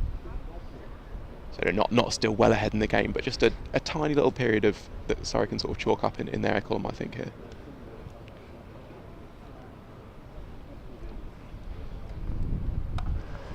Well, that's big. Fence does its job just as the bus goes past. 2 buses, actually. I mean, that's what they say, isn't it? So That smacked into that fence out of deep mid wicket. A clang you could hear up here. I think that's the first that's gone into the fence on that side. We've had several go into the trees on the other side. So that the batter's doing their job in terms of road safety. With the short boundaries, it does make it difficult to know what's a good score and what's a winning score. I mean, it's a pretty good score in any one-day game, 308 for 4 with 6 and a bit overs to go. But you don't quite know how many you need here. That one dragged wide. You can see Barnwell's frustration there. Yeah, I think it's because he sort of did the right thing, because he saw Montgomery took a step towards the leg side, so he thinks if I fire out the offside, he's not going to reach it, but it's not going to be wide, but just slightly overdid it. So that would be the frustration, that he was very close to getting a quite canny dot ball, and in the end has to re-bowl it and concede the extra run. Next ball, first ball the over, actually there were 5 inside the circle. Surrey trying to squeeze, but now they've pushed the extra man out. And there you go. Well, it's one-day cricket, they come all sorts of ways. Very frustrating for the bowler. He's looking to hit that over extra cover. That same result in the scorebook. Yeah, and I think Barnwell might need to work out exactly what he's trying to do here, because he obviously that was an edge. He'd say it's a moral victory for the bowler, but he's now going wider, having been hit for 6 over the leg side. He's got 3 fielders on the leg side boundary. Slower ball, miscue, no run. The field is still set for that bouncer, but having been pulled for 6 over those fielders, I think he's perhaps slightly more reluctant to go to that option. I think fuller but still straight, that can work as he went to do that. Obviously got it a bit too full, but it works with the slower ball falling Montgomery. So if you go full and straight, he picks you up over deep mid wicket, you'd say fair enough. Well, that's a magnificent shot, it really is. Wonderful piece of improvisation from Montgomery. Yeah, if he does that, you say fair enough as well. You can't set a field back there. Perfectly executed. And brave as well. We know that Barnwell has that bouncer and has been going to it. If you set yourself for that and he goes short, then you're in some trouble. But guessed he'd go full, and got the reward for it. And this is after I was talking about that period of calm. This is what, 10, 14, 15 runs from the first 4 balls of this over. 2 more to go.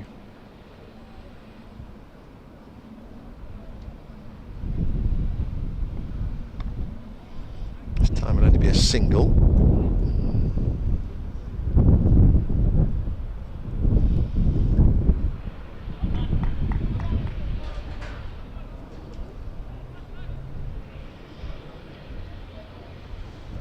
Slater back on strike just for 1 ball, and again, just not quite getting the strike that he'd want to. He's going to end up with he's already got a big score, but he's going to end up with that big score possibly having faced a fair tick under half the balls of the innings.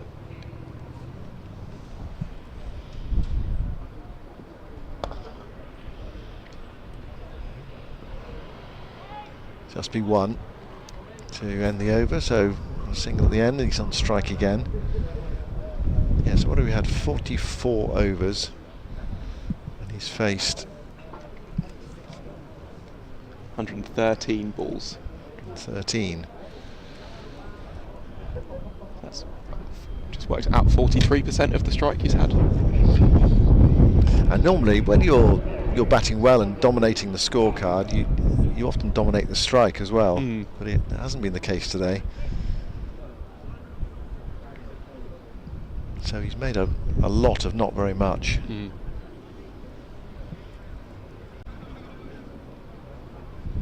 He's got 6 overs.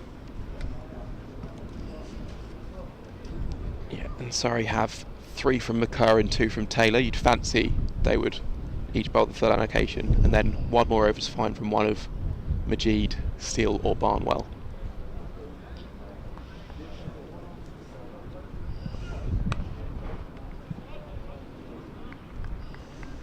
I wonder if they'll look to sneak that over in if/when they take another wicket, and if not, put whoever the unlucky bowler is for the 50th and say good luck to them, I think.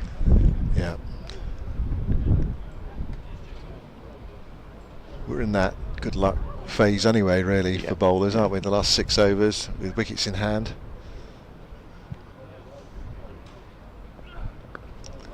Wow, wonderfully picked up. 6 more.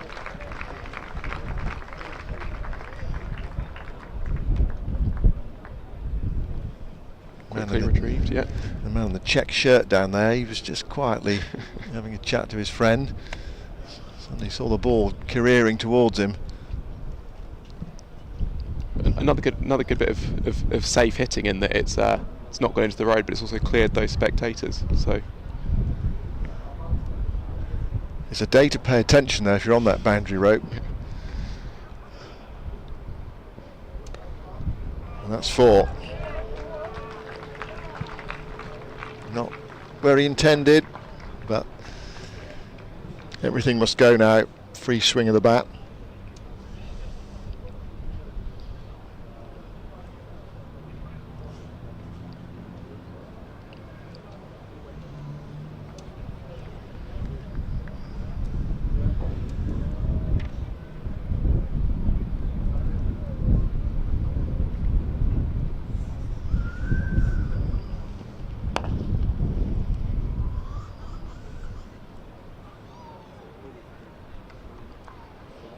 So he's just moved up into 3rd place for Notts in list A cricket for individual scores, behind Michael Lum and Alex Hales, each of whom obviously opened for England in one day and in T20 cricket.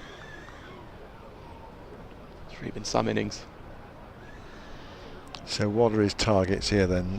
187 is the highest score by Notts player, And yeah? Lum's 184 in 2nd, so he might tick both those off in one blow if he gets there.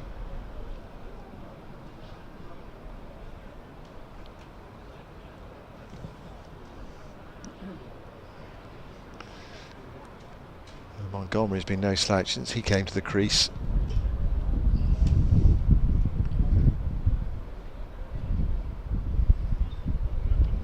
Conor McKerr is pausing because he wants fine leg back on the boundary, and he wants deep third up inside the circle. So he's gone back to 4 on the leg side boundary, 4 inside the circle on the offside, and a deep cover. Well, he's done it again.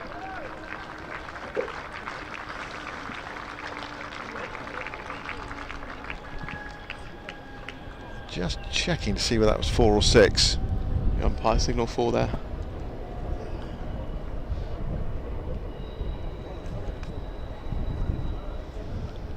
That's really expertly played. Twice he's done that now. Twice he's nailed it.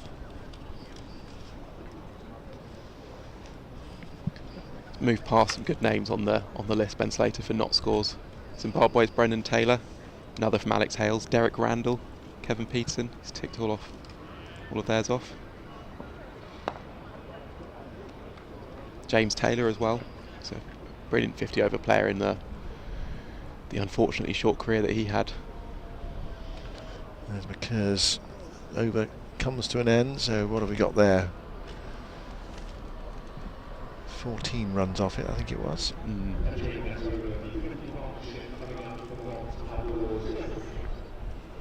Yeah, Taylor back into the attack now.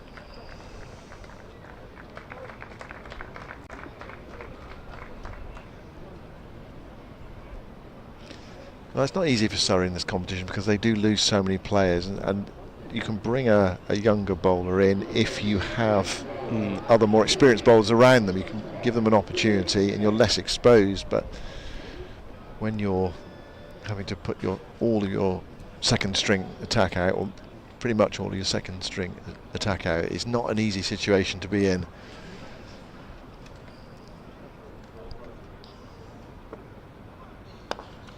It's hit really hard. Burns can't get across.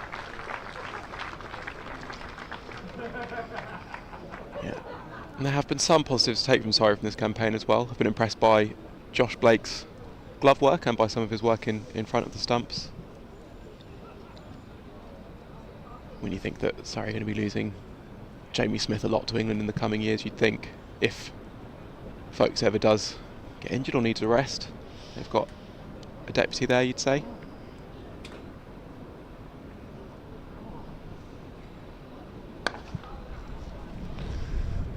Sibley should get in behind that. A bit of hesitation. They are coming back for the second though. Actually comfortably too. Some encouraging bits of batting form as well that they'll take into the county championship run-in.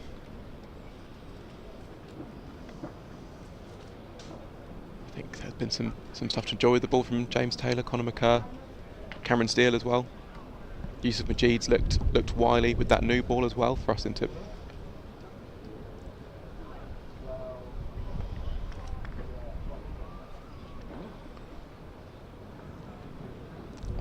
Taylor's a bit aggrieved by that wide call because he thinks that, Montgomery's changed his hands, so perhaps the offside should become the leg side. But I think almost played the reverse there, didn't he? Sort of almost flicked it down the leg side, having adjusted to ramp it over behind square on the offside. Well, that's such a tough game for bowlers in a situation like this. I suppose batters will say, April, it's overcast, it's been raining, there's a bit of green pitch, that's our equivalent of this.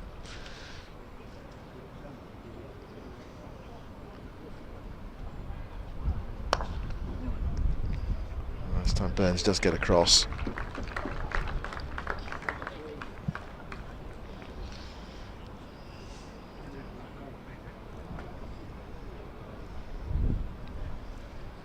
Score like this does put so much pressure on you when you go out to bat. Yeah. How do you approach it? Do you build and build and build, hoping that you can score big if you have wickets in hand in the last 15 overs? Or is that feeling you've got to go early and make the most of the power play? Well, we're going to find out.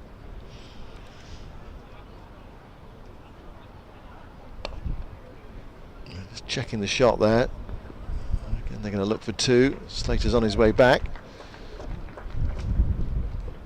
I mean, what Surrey can do is they can just look at the example of how the Notts innings panned out. You know, they were 49 after 10 overs. You know, when the fielding restrictions are up, they're scoring at just under 5 and over. But when conditions are in your favour, you can make hay later on. And you know, okay, Patel will play his shots early on, but Sibley might well look to build into innings. And I think that's fine, because you can score so quickly if you get in.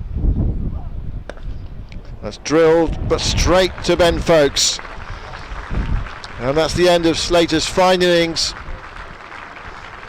His highest list A score, not the Nottinghamshire record, but he has been part of an excellent Nottinghamshire batting effort that is going to ultimately set Surrey an imposing total.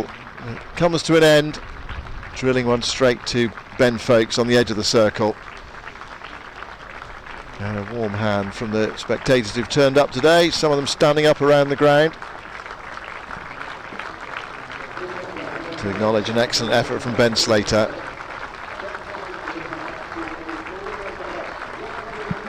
Yeah, brilliant innings. 12 fours, 9 sixes, several lost balls in there, peppering the trees in the National Trust site. He's had to, you know, deal with not having the strike all the time, so he's had to make sure he's cashed in when he has been on strike. But yeah, a brilliant player in this format. You know, averaging now just under 55, and he wouldn't have played many finer innings than this one.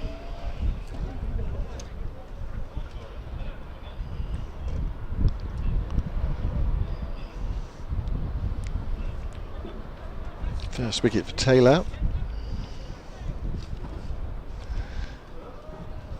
Tom Moore's out there playing his 250th game for Nottinghamshire today.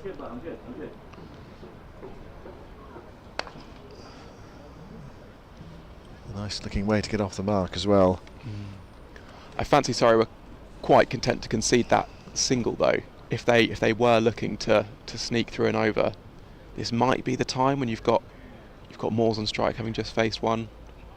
But it doesn't look like that's what they're going to do. It looks like McCur's going to continue. And I suppose the challenge as well that Montgomery at the other end actually has come in and, you know, with those ramps has carried Notts even further forward. You know, 38 off 20, scoring nearly 2 runs a ball. So you might bring on someone to sneak through and over, and all of a sudden Moores gets off strike, and then you're up against Montgomery. He's playing the finishing role to perfection here.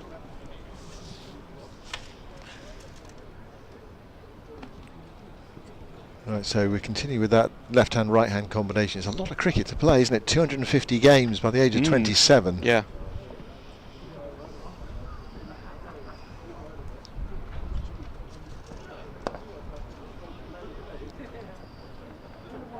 Two crisp singles from Tom Moores to get his innings going. 147 T20 games. That is a lot of T20 cricket. This is just the 26th in the 50 over format. I suppose he's had his 100 involvements. I suppose somewhere along the line in the future someone will play 1,000 T20 matches. That's not hit cleanly. This could be another one, and it is. Rory Burns with the catch, and another Nottinghamshire wicket goes down. A really useful one as well, getting rid of Montgomery, who's struck the ball well. Miscuing Conor McCur to deepish mid-off, and Rory Burns judging the catch well. Another catch made to look, I think, easier than it was actually. He's had to run back and jump and catch it just above his head. You know, in the end, he hasn't had to dive and slide along the turf, but he's had to really stretch himself to get there.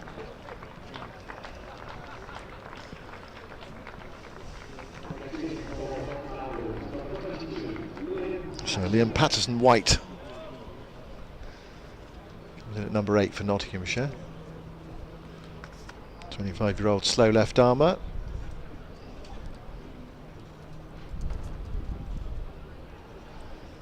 And this is often the case in these desperate dash at the back end of a one-day innings, wickets going down, catches in the deep.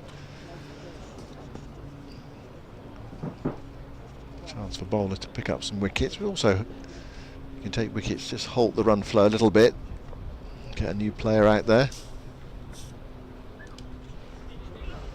That's a really good first one up from Conor McKerr, just about getting the bat down in time. Patterson White. On the subject of 1,000 T20 games, you'd fancy Rashid Khan has a decent chance of getting there. He's played 443 T20 games. He's only turning 26 in a couple of months' time.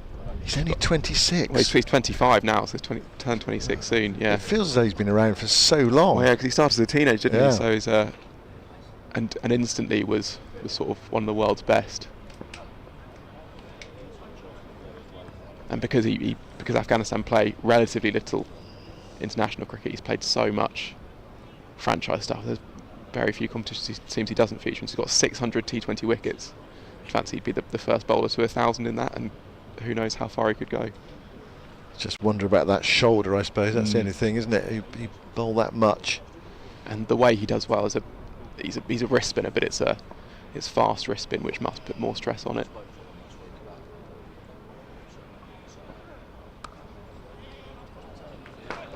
Well, nicely struck, well fielded. Sibley away to his right hand side. Single. 350 up for Nottinghamshire.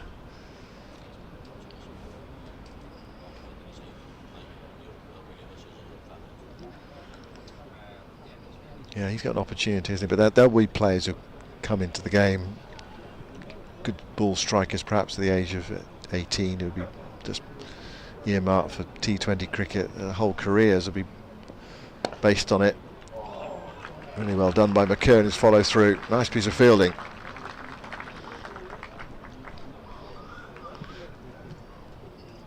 And that is a pretty tidy over from Conor McKerr at this stage.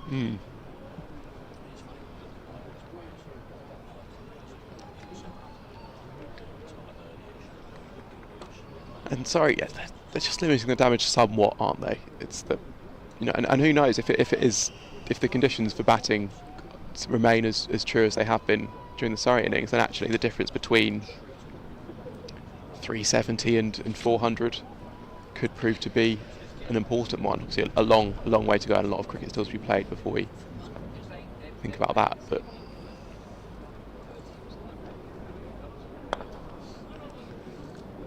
dot ball to start the over. Well, if Surrey do get close, we're in for a belting game of cricket this afternoon.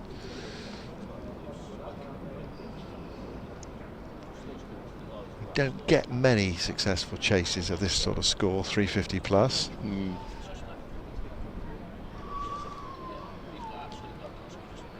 But quick outfield, short boundaries. Pitch looks fine. Deceived by the slower ball there. He was looking for the trees.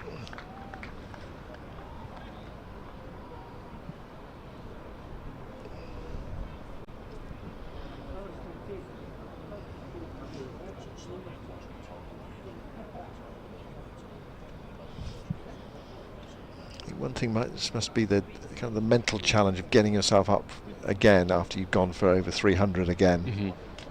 Especially having not succeeded on the previous two occasions in the same week, Tuesday and Friday. I suppose the flip side is they've had plenty of practice, but and you can free yourself up a bit as well. You can say, well, what have I got to lose? Yeah, and players in form from those innings as well. Patel played well in that game against Gloucestershire. Yep. Sibley, obviously, that was a masterclass really against Warwickshire. He was so close to taking them to victory. And Moore just hit that well down the ground. It's come back almost as quickly as it went up to long on.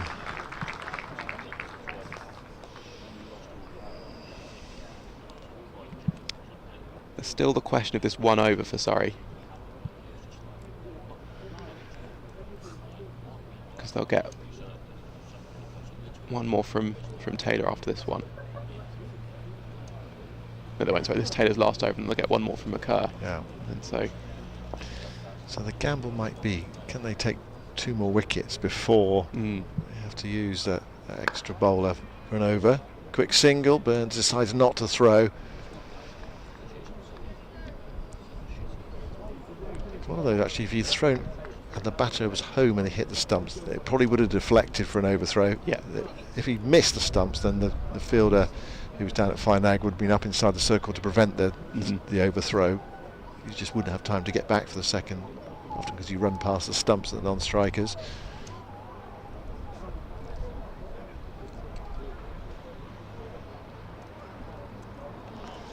Oh yeah, wide enough to call it.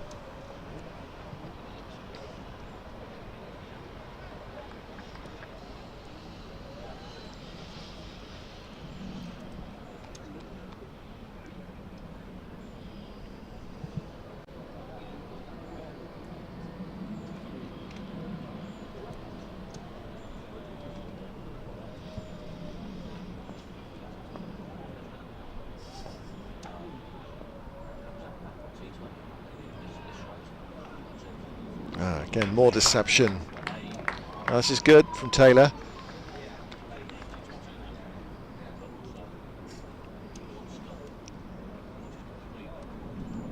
Yeah, it's going to actually, in the circumstances, a pretty handy set of figures bowling it to death. So far going over just over on a ball.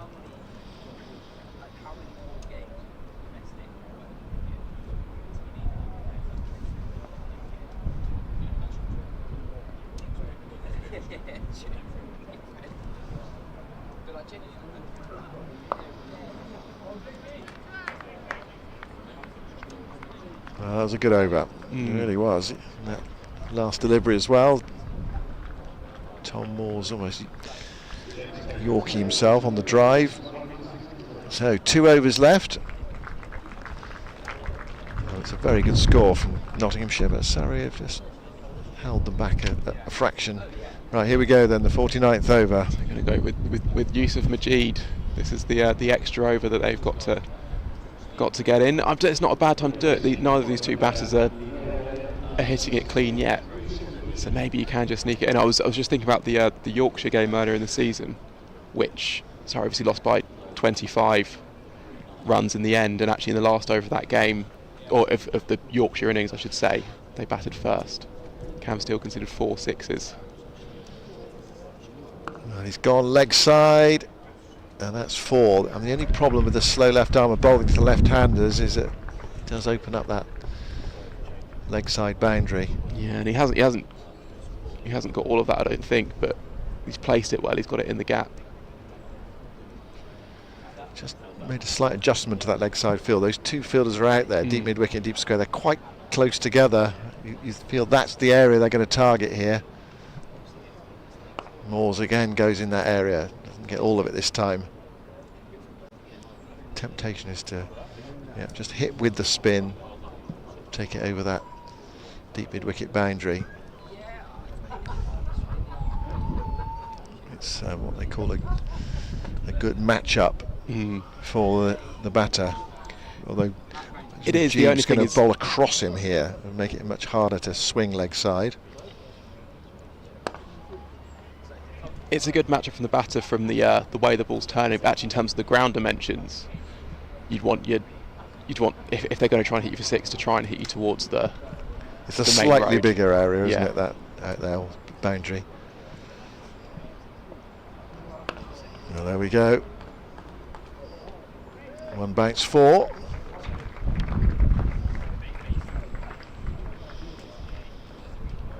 I wonder if Burns feels he can really trust Majid, if he might consider taking one more deep fielder from the offside to the leg side. That looks like what he's doing. So there are 4 fielders now on the leg side boundary. It's clear that Nottinghamshire are targeting that leg side boundary with the left armour on, bowling to the left-handers. Should only be a single this time. And they decide against it, and wisely as well. That was a good piece of fielding at long on, right over the bails.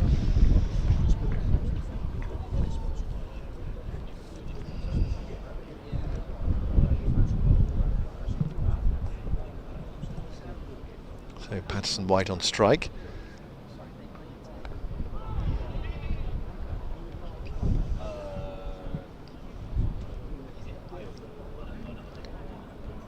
That's 12 runs off that over, which is actually not a terrible result for Surrey, considering some of the really big overs we've seen earlier in this contest.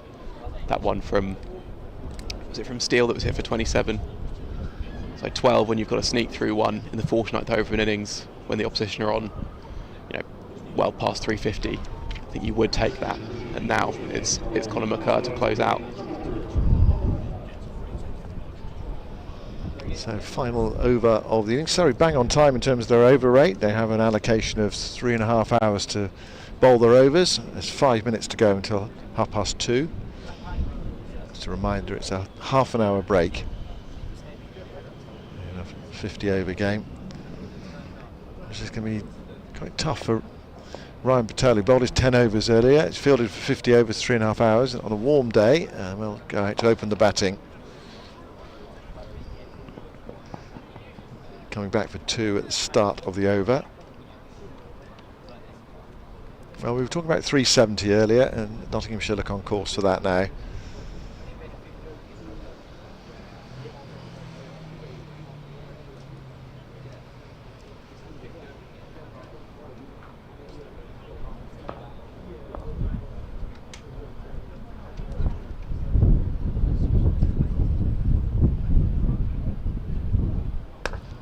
Excellent, really good delivery.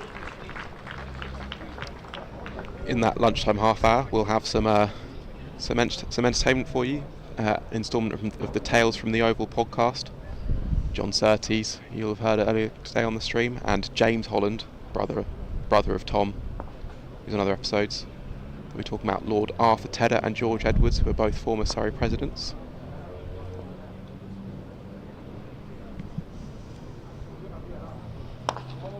Again, another fine delivery right up in the block hole from McCurr. George Edwards, also a big man of Guildford CC. John tells me he paints a lot of watercolours of the ground, but he is also a big figure in the aviation industry. So during the Second World War, I think the bouncing bombers, he had some part to play in their development, and then also went on to be president or chairman of Concorde. So that'll be well worth your time if you go and grab a sandwich and watch that during your lunch break.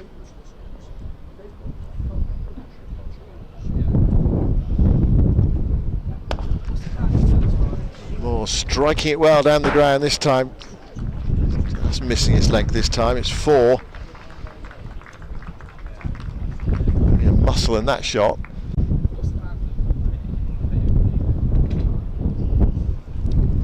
Yeah, he's got enough of that. He hasn't found his timing really throughout the innings, you'd say, has Moores, but he's still, done well to get to 19 off 13. But had that been to Slater, you'd fancy that would be into the National Trust rather than sort of clumped down the ground for 4. 2 balls left in the innings. Slower ball, squeezed away. 4 more. Just see the frustration on the bowler's face there.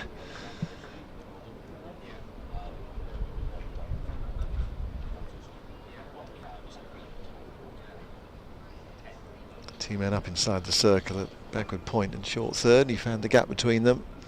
So last ball of the innings.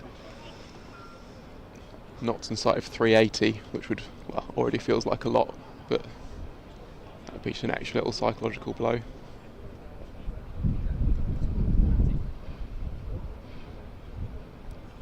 So McCurr with the last ball, thrashed down the ground. They're going to come back for the second. It's almost pointless because there will be a run out if they do.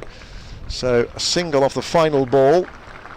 McCurr finishes with 3 for 78 and 378 for 6 from Nottinghamshire. So a really solid batting effort from them, more than solid. Potentially a game-winning score from Nottinghamshire. There's a big incentive for them. They're still in this competition, very much in the competition. 2 wins from their 4 games. If they can make it 3 from 5, they're in with a chance of making the knockout stages. So lots of incentive for them, and a big task ahead of Surrey to try to win their first game in this season's competition. 379 they need, but there's a short boundary on one side. It is a fast outfield. The pitch is benign enough, and that's the challenge ahead for Surrey's batting lineup later. So around about half an hour break. There we go. There's our summary. 378 for 6. Slater making 164, his highest list day score, getting some support from Haynes as well, not least because Haynes came into this match on the back of 4 consecutive ducks in this competition. They could have got more, but 378 is still a very healthy score. Yeah, you'd fancy Surrey will need someone to do something similar to what Ben Slater did with that magnificent 164. Also useful late order cameos from Montgomery and from Tom Moores as well. And as you say, that partnership through the middle with Jack Haynes was what built the platform for this total. Bowling figures, Conor McCurr, the pick of the figures, 3 for 78. Also good economy from Ryan Patel, 153 in his 10, taking the pace off the ball, the way to go early on. James Taylor also going just over run a ball, despite bowling with the new ball and at the death, so that was a canny spell too, but it was, you got that Steele and Barnwell, 10 and over each. And Majid, 1 for 66 from his 9. So do rejoin us in half an hour, or if you prefer, stick around and listen to the next instalment of the Tales from the Oval podcast, as brought to you by Jon Surtees and James Holland.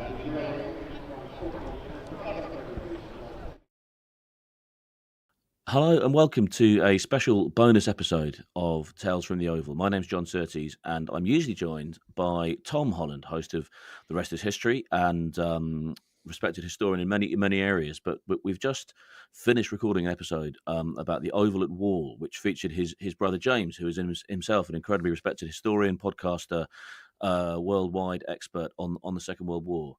And we just wanted to record a special episode here, paying tribute to 2 of the great figures of Surrey County Cricket Club from the second half of the 20th century, who, although they were not necessarily associated with the club during the war, are incredible figures in their own right for those that know about the Second World War. And we just wanted to tell their stories and talk a little bit about what they achieved, James. The first person I wanted to ask you to speak about is Lord Tedder. So he was from a Surrey perspective, the president of the club from 1953 until 1958. His picture hangs outside of the committee room. Tell us a little bit about Tedder and his war and his history, his background. Well, Tedder is one of the great commanders, Allied commanders of the Second World War. He's an airman, and he's a pilot in the First World War and stays in the RAF and goes up through the ranks. And he is a pioneering commander during his time in the Middle East. He becomes commander-in-chief of the RAF in the Middle East in 1941 and oversees an absolute transformation of air power from the Allied point of view. So the start of the war, the way the RAF's divided is into commands. So you've got Fighter Command, which is all the Spitfires and Hurricanes defending Britain in the Battle of Britain. You've got Bomber Command, and that's Bomber Harris and all the rest of it, and going off and destroying cities, etc. You've got Coastal Command, which is protecting the coast and doing research and mining operations on enemy-held ports and so on. And then you've got Training Command, which is obviously the training a wing bit. What you haven't got, though, is what's called a tactical air force, what we would know as considered to be close air support. And this is this idea that you're using hot air power to support what's going on the ground. And this is very much the way the German force, the Luftwaffe, kind of grows up, emerges in the 1930s as an air power which is there directly to support the ground forces. And one of the reasons why the Luftwaffe doesn't do very well in the Battle of Britain is because it's then operating as a strategic air force, completely on its own, independently of any ground forces. And it's not really equipped for that. And it sort of cocks it up, frankly. But Tedder takes this to another level in 1941-42. With a bunch of sort of subordinate commanders who are similarly like-minded and enlightened. And when the Americans join in the war on the ground, with the invasion of Northwest Africa in November 1942, they also come with plenty of air power as well. And they're really, really into it, and they want to learn it. And there's this group of Allied air commanders, people like Toohey Spots, who's American, Mary Cunningham, who's Arthur Cunningham rather. He's always known as Mary. He's actually the son of an Australian Test cricketer who ends up in prison in the early part of the 20th century, as it happens, and then settles in New Zealand, and he gets called Mary Cunningham, which then becomes Mary Cunningham. So he's always known as Mary, and it's a complete misnomer because he's an incredibly butch, tough, kind of ungirly kind of figure, and he's completely brilliant. But there's all these guys like that. But the kind of master of ceremonies, the guy who's kind of overseeing all this, is Tedder, and air power becomes absolutely central to the way the Western Allies want to fight their war and ultimately win their war as well. And so he's an incredibly important pioneering commander. He's very popular. He's liked by pretty much everybody. He has a kind of big spat with Montgomery, but that's by the by, and he's certainly not alone on that front. When it comes to planning Operation Overlord, which of course is D-Day, which we've just had gone through the 80th anniversary of that this summer, the Supreme Allied Commander is appointed, and it's General Dwight D. Eisenhower, the American. But he needs a deputy, and his deputy is Tedder. So, he's number 2 in terms of commanders for the whole of the Northwest European campaign from D-Day right through to the end of the war.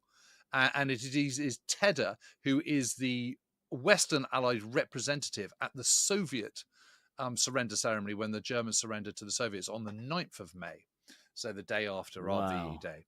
So he's there then. So he's a super big cheese. He's incredibly talented. He's got a lifelong passion for cricket, and in his first summer is when the Ashes coming on, when he's president of Surrey, and he actually has quite a strong connection to Australia because his wife, who he absolutely adored, they were complete soulmates, was Australian, but very tragically was killed in the Middle East in a plane crash in 1942, for which he never really recovered. But having retired. He was sort of twiddling his thumbs. He was a Surrey man. He kind of lived in Surrey, loved his cricket, and it was Sir Walter Monckton, who was the Conservative Minister for Labour in Churchill's second government. He was retiring as the president of Surrey, and wondered whether Tedder might like to take over. And he said, it's not a shoo-in because, it has to go to a vote, but it kind of is a shoo-in because if it's you, no one's going to not vote for you. And he held the post for 5 years. I mean, it's really interesting because when as well. An amazing time, and when you're thinking about all these guys, that you're thinking about these commanders from the Second World War, there are obviously figures that everyone knows about. Everyone's heard of Monty, everyone's heard of Eisenhower, everyone's heard of Patton. If you've got even the slightest bit of interest in the Second World War, quite a few people have heard of Slim and the 14th Army in Burma and all the rest of it. Very few people have heard of Tedder, and yet at the time he was an absolute household name. I mean, in terms of kudos, this is about as big as it gets, really.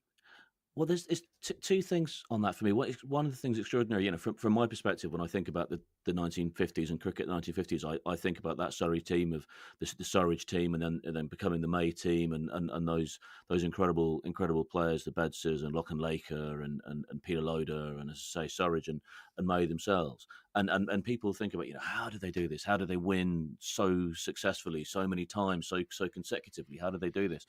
And there's so many reasons, but also people, I don't think realise that just upstairs in the dressing room, you've got this chap, you've got Arthur Tedder, who is a national hero, and the man who was second in command on the Western Front, and just he I would assume was relatively close with Surridge and May, and certainly I can't imagine he was backward in offering advice when he thought it might be handy, and he's a real kind of X factor to think about his presence in this era. Yeah, he really is. He really is X Factor, and he was Marshal of the Air Force, Lord Tedder. So that makes him in Army rank a Field Marshal. You can't get higher than that. That is a 5-star general in modern parlance.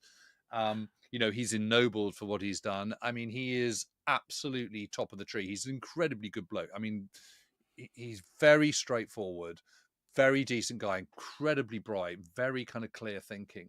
never sort of really went grey. So he's one of these people that looked quite sort of evergreen. He sat there kind of saying he was quite sort of lean and trim and tidy, never had a moustache or anything like that. He was always clean shaven. Had quite a sort of modern looking face. It's quite interesting. Always smoked a pipe, very straight kind of pipe. That was his kind of, that was his vice. That was his thing. And just an all round amazing person and a completely brilliant and enlightened air commander at a time where, being a pioneer had a really huge impact on the way the Western Allies fought their war.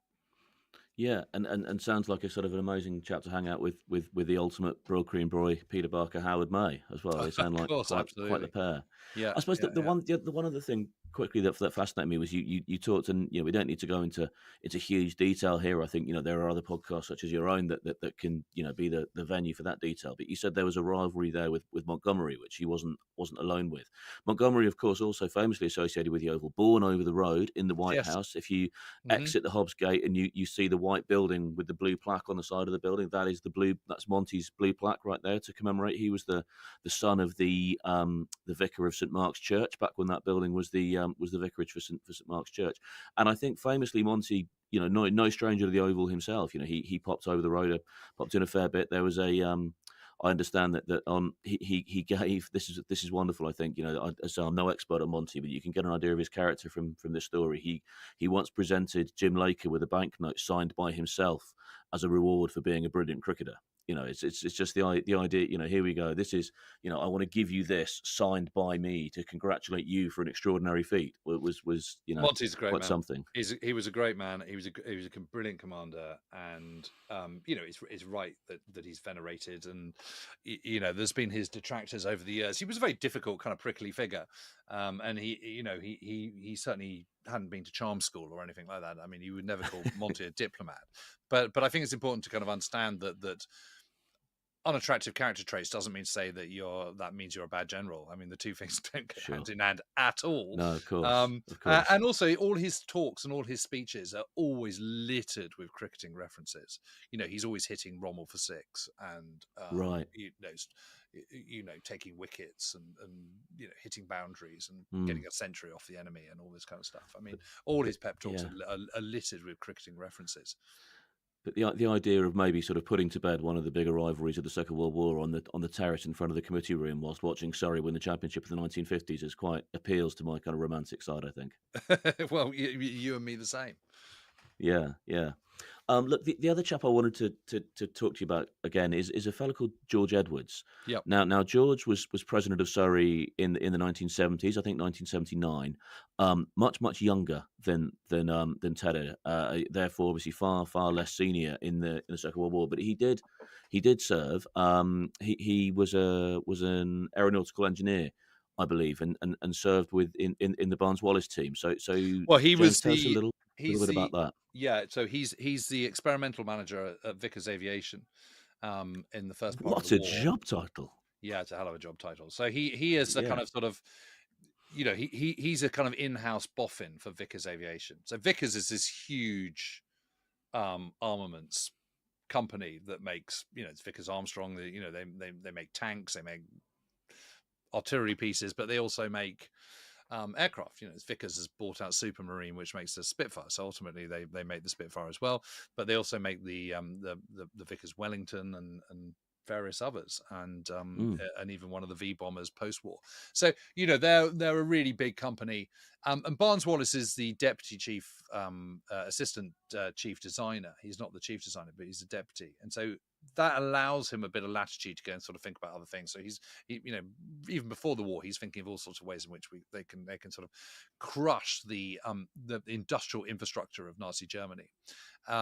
And the bouncing bomb, the original of the idea of the bouncing bomb is to attack ships. The original design of it was aimed to sink the Tirpitz in its fjord up in Norway. Because the problem with that is you can't get into it because it's got this, surrounded by anti-aircraft guns, and you've got the narrow sides of the fjord, which makes it, from a flying point of view, it makes it very, very dangerous. The other thing is they've got these sort of vertical torpedo nets strung across the fjord. So you can't sneak in with a submarine because the torpedo will get it. But the only way to do it is to fly in, drop a bomb. So the plane then pulls out, but the bomb bounces over the torpedo nets, hits the side of the ship, rolls down the side of it, then explodes and sinks it. Then they realise that they can do this against sort of vast dams in to the kind of to the east of the Ruhr industrial heartland of Western Germany. So that's where that comes from. But Barnes-Wallis is still grappling with the basic designs of this bouncing bomb when George Edwards, who as the Vickers experimental manager and a very, very keen cricketer, says to him, what you need to create a kind of backspin on this. And this is because Edwards is a very keen spin bowler. And so he says, look, why don't you try and create some backspin on it? Then you'll find that the bounce it'll bounce a skim across the water that much better. So they are practicing with cricket balls on this. And then they do some experiments on Silvermere Lake, which is just to the east of Cobham. And Wallace and Edwards and his secretary Amy Gentry, who's a former ladies rowing champion, Amy Gentry kind of rows them out, and they kind of do all these flicking balls onto the surface of the Silvermere Lake. And he realizes that George Edwards is absolutely right. So I think it's really interesting that obviously the concept of the bouncing bomb, which actually isn't a bomb, it's a depth charge. So the idea is that it sinks to a certain degree, then the pressure of the water above it helps detonate it, or helps magnify the explosive effect of the detonation, which is timed to go off at a certain time. But it's important to understand that while the concept of it is absolutely Barnes-Wallis, there are a host of bit players and fairly large players in this whole story, of which George Edwards, the cricket nut boffin at Vickers Aviation, plays a very, very important part. Extraordinary. Well, George Edwards, I say complete his story. There is so much more to him than this. But he, I think, leaves the military after the Second World War and becomes a civil aviator. Joins Civil Aviation Company, and ultimately his aviation career peaks as he's the chief executive of the British half of the team that develops the Concorde. Yep. So he continued on an upward trajectory. He was also a sufficiently talented watercolourist to be exhibited at the Royal Academy. And I didn't know that. That's amazing. That's amazing. And one of the great men of Guildford Cricket Club, I think, is very, very fondly remembered there for a number of incredible things that he's done for Guildford Cricket Club. Well, yes. Well, Vickers Aviation is based at Weybridge, right? And so that near the old race circuit, the motor racing circuit there. So right, okay, and all the offices are still there. You can go and visit Barnes-Wallis's office there if you go there, in the museum and things. It's absolutely amazing. I think I'm going to have to do that. It's James, great. It's motor racing and aviation all in one place. Oh, what more can a boy want for a day out? My word. Exactly. Look, James, thank you so much. I think it's really interesting. Just as a little sort of side note to the story we're telling here. I think it's almost offensive to you call people like Tedder and Edwards side notes, but the podcast that Tom and I are doing, hopefully people are enjoying listening to them as much as we're enjoying making them. But to have a man of your expertise on, I really wanted to tell the story of those two individuals, because I think they're worth people telling. The club they're worth telling. They're very worth telling, and they're people I think the club is rightly proud to have such deep associations with both of them. So James, look, thank you so much for your time and just making us a little bit more educated on some of the people that have been knocking around this great place over the years. Not only is it a pleasure, it's an honour too, John.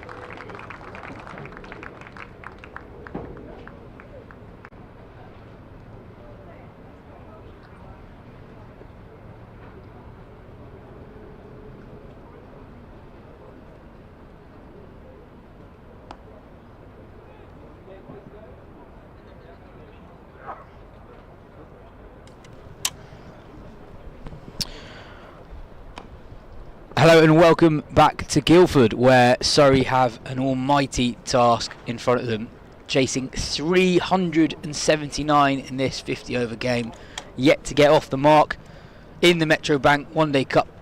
Thus far this year, they came mightily close the other day against Warwickshire, falling short by 3 runs. Similarly, epic run chase at Rugby.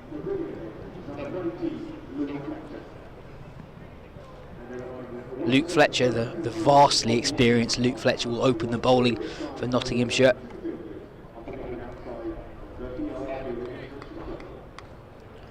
Well over 600 professional wickets for Fletcher. 35 years old now. He'll open up to Ryan Patel. 2 slips in place. Bit of early shape from Fletcher. Patel plays inside the line. I'm joined by Jon Surtees. John, it's a lot of runs to get. It is a lot of runs to get, but I don't want to, retread over old ground that we were talking about last time. But it is a very short boundary. It's on Ryan Patel's leg side. As a left-hander, Surrey already opening up with the left-hand, right-hand combination. And Ben Slater clearly played a fine knock for Nottinghamshire. And if someone is able to do the same thing for Surrey, not dissimilar to what Dom Sibley did on Friday at Rugby School against Warwickshire, which almost brought Surrey the win there on Friday, then if someone's able to do the same thing for Surrey that Dom did on Friday and Ben Slater did this morning, then who knows? I think 377. If you look at the Cricket Info scorecard and you weren't aware of where the game was being played, you thought it might have been being played at the Oval or something like that. You may think that it's completely ungettable, and Surrey have really gone the distance. I don't think that's quite a true picture of what happened. Bit of width, and that's Good start. dispatched to the boundary by Ryan Patel. He's up and running. First boundary coming off the third ball. Bit of width, and Patel, licking his lips, gets himself going. Look at that. There's three girls there getting a free view on good on them, as they should do on the pavement outside, and then Ryan picked them out nicely, hit the ball right to their feet, just on the other side of the fence. You don't necessarily expect that as you wander out for a bit of shopping on a Sunday afternoon. No.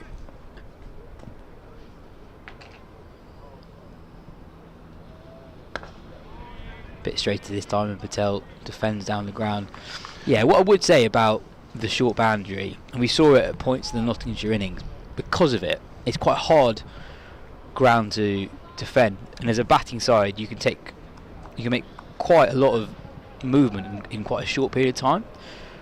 So even though Surrey are chasing nearly 8 runs and over, we actually saw in the way that Nottinghamshire started their innings, Freddie McCann was aggressive early doors, but Slater and Jack Haynes were relatively reserved in the period after McCann's dismissal.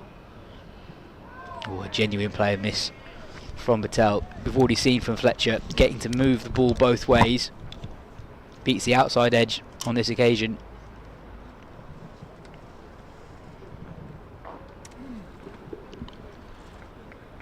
Yeah, it's that phrase we use during controlled aggression, being aware of where the fielders are, and then making your choices accordingly. Ryan obviously hit that 4 just there,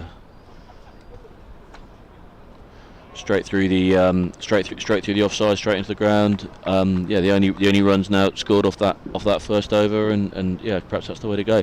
Interesting. One of the things we were talking about, I've not seen Nottinghamshire play a lot this season, but we were talking about the slightly more certainly at this level express pace of players like Conor McKerr and Nathan Barnwell, both of whom took a little bit of attention in the Surrey innings, and Luke Fletcher there, I know it's averaging about 72, 73 miles an hour, like less than even what Ryan Patel was bowling through. So perhaps that kind of lack of slight lack of pace, that sounds disrespectful, I don't mean it to, but the style that Luke Fletcher is choosing to bowl is possibly quite smart.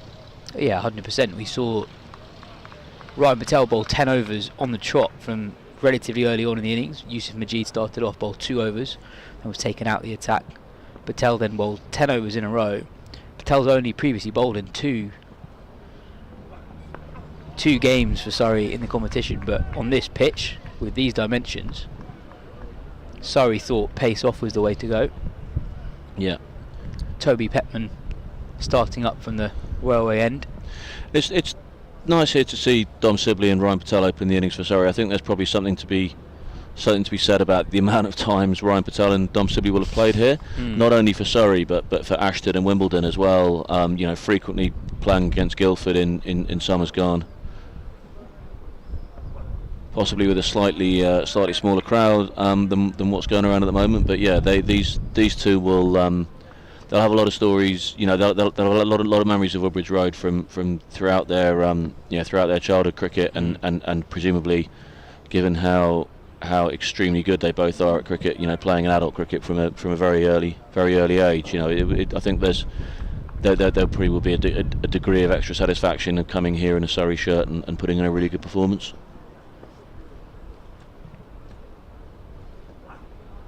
Bit leg side this time from Petman.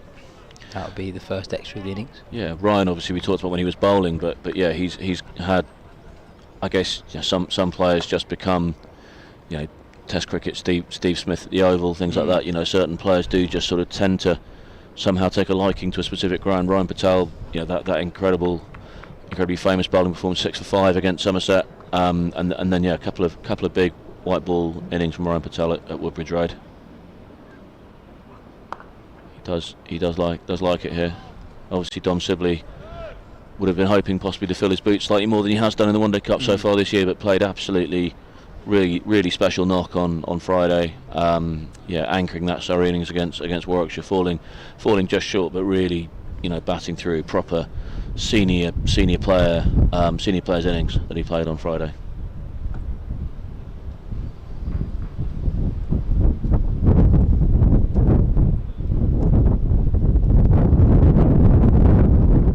Sibley advances down the ground but just defends it back to the bowler. Breeze picking up here. I was going to say bit of outgrown character coming probably across the front of our microphones here. We're actually at the Kia Oval. We're sat inside in the broadcast centre at the Kia Oval. World class facilities at the Kia Oval. Lovely place, Guildford Cricket Club. Love coming down here, but we are commentating to you off a roof today. So as the wind picks up this afternoon, you may just find that blowing across the microphones a little bit. Oh, it's an edge. It's a genuine edge from Sibley, but it falls short of second slip. Soft hands, I think, from Dom there. But you pointed out the differences in pace that we saw from Luke Fletcher and some of the quicker Surrey bowlers. Toby Petman on our speed guns bowling around about 70-71 miles per hour. Yeah. Very, very tall bowler, so he gets a lot of bounce. Yeah. But it's not express speed. It's almost like a right-handed version of what Paul Walter does for Essex. Very, very high release point, but not particularly quick. Well, it's interesting. You saw that edge from Dom there. I think to be completely fair to Dom, I think he played that very nicely with soft hands and then gave the ball less of a chance to make it to slip. But some of the watching Conor McCurr bowl in the first innings, Josh Blake was taken it up by his shoulder, and he was getting some really great, really big carry through. So I think it really what happened to that edge from Dom compared to some of the takes that Josh Blake was making in the Surrey innings, I think gives you an indication of the different styles of attack that's been employed so far. Yeah, just one scoring shot off the bat so far in the first 12 balls of the run chase. It's okay. We saw Nottinghamshire bide their time early on in their innings. Left alone again from Patel. Yeah, to give you an idea of the field here, it's a pretty standard ring field here for Nottinghamshire around the edge of the circle. Obviously in the power play here, there's no real cover out square on either side. You've got fine leg back on the boundary down there at the railway end, just giving Luke Fletcher the ability to bowl that little bit straighter maybe.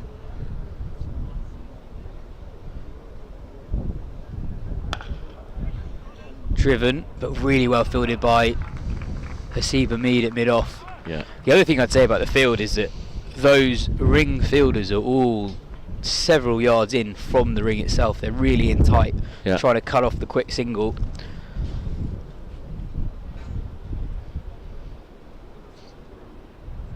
Something actually that one of the many things that Ben Slater did really well was he's very good at rotating the strike.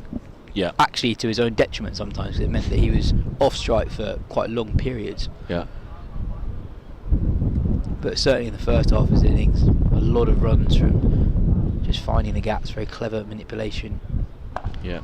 You've got 2 slips in now, as well as the keeper. And as you say, with the ring field pressing in tight in front of that ring, in front of the fielding discs there, they are possibly trying to create the incentive, shall we say, for Dom or Ryan Patel to try and hit the ball through cover through that ring, because there's no sweeper out on either side, and then you got two slips currently, and the keeper there ready to pouch anything that goes flying.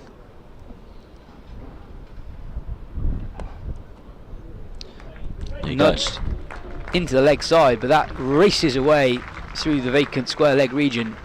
Yeah. Timed really nicely by Dom Sibley. Didn't play that in any sort of anger. We know how good he is through the leg side.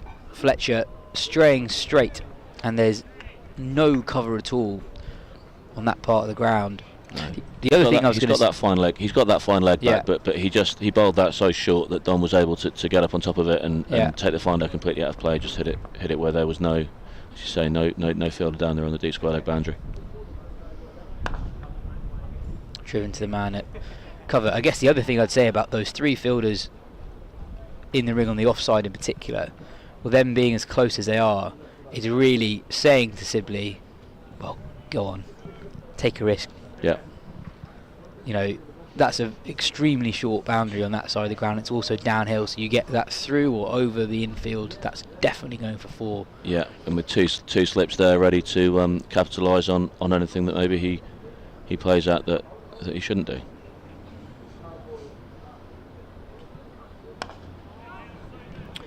Another example there. That's the sort of thing. That's the sort of shot that Ben Slater was playing quite a lot in the first innings, and yeah, on a fair few occasions was able to dash through for a quick single just by having those fielders in tighter. Is preventing that from happening. End of the over.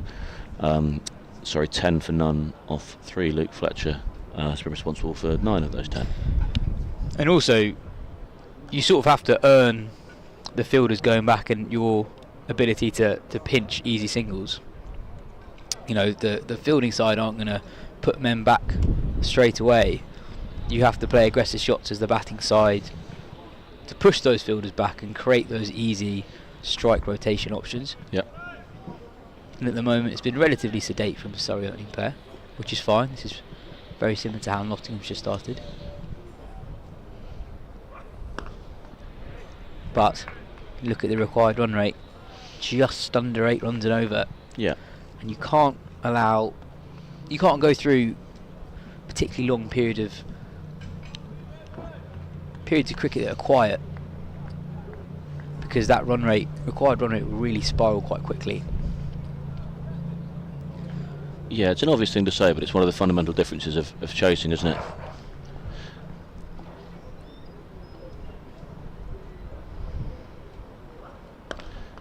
Nottinghamshire, as you say, this is not dissimilar at all to how the Nottinghamshire innings began. But if you're setting, then you can be quite relaxed about it and actually say it's okay. You know, we're setting a platform. We're going to score those runs later on. We're taking we're not taking the shine off the white ball, but you know what I mean, metaphorically. And we're setting ourselves up where you don't have that run rate which sort of inexorably goes up, and you don't need to pay attention to the run rate when you're batting like this.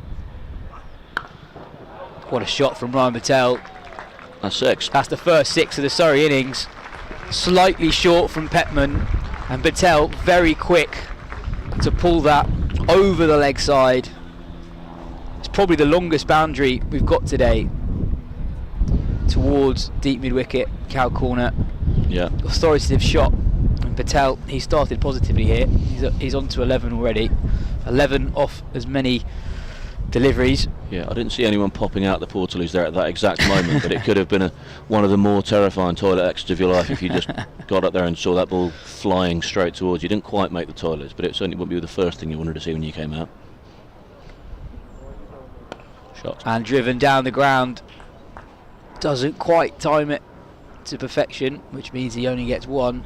But we're talking about aggression changing fields. So Patel pulls that ball for 6.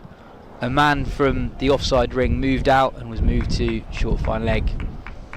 So, that creates opportunities where you can just nick singles. Yeah, absolutely. And that, as a bowler, is really frustrating. You bowl a good ball and you concede one. And there were periods in the Nottinghamshire innings where I felt that Surrey were actually bowling pretty well, but even their good overs were going for 6 or 7 because the field was out. Understandably so, because of the way in which Slater and Haynes were batting.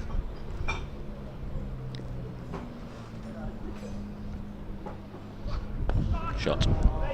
Really good from Sibley.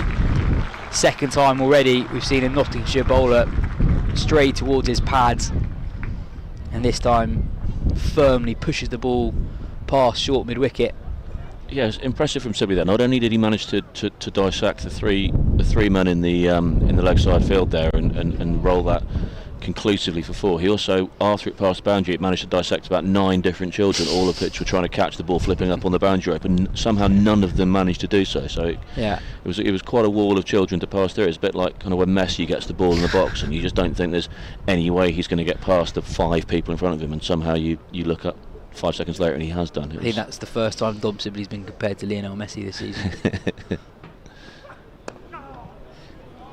Didn't think there was any way through for that ball from that wall of children, and then it managed to sort of pass on through and make it to the hedge. That ends the 4th over of the Surrey run chase. 11 runs from it, 21 for no loss after 4 overs. But I think that over is also a good example of why Surrey don't need to panic early on. Yeah. 3 quite over to start with, but if you get your line length even slightly wrong as a bowler on this pitch with the dimensions that we have, run scoring, you could score runs very quickly. Yeah. And we saw in that over, one ball a little bit short from Petman. Patel leans back, pulls it over mid-wicket, undeterred by the longer side of the boundary, picks up 6, and 2 balls later, a little bit too straight to Sibley. And we know how strong he is through mid-wicket. He picks up 4 and suddenly it's an 11 run over without Surrey really taking too many risks. I think that's the thing about Guildford as well, isn't it? That Ryan Patel, this is his 4th home game of the season in the One Day Cup. He's played the 3 home games previously at the Kia Oval, and he's aware of the size of hit that's needed to hit a 6 at the Kia Oval, and he's not afraid of that. So given that he's not afraid of trying to whack a 6 at the Kia Oval, because why would he be? Because he's done it plenty of times before in his life. There's absolutely no reason to be put off by even the longest boundary here, because the longest boundary here, would be considered extremely gettable at the Kia Oval. Yeah, 100%. And actually, as ridiculous as this may sound, given that Nottinghamshire scored 378, we were actually saying in the innings break, John, that perhaps Nottinghamshire didn't target the shorter boundary as much as they could have done. There was a period where Cam Steele got some tap when Slater really targeted that boundary.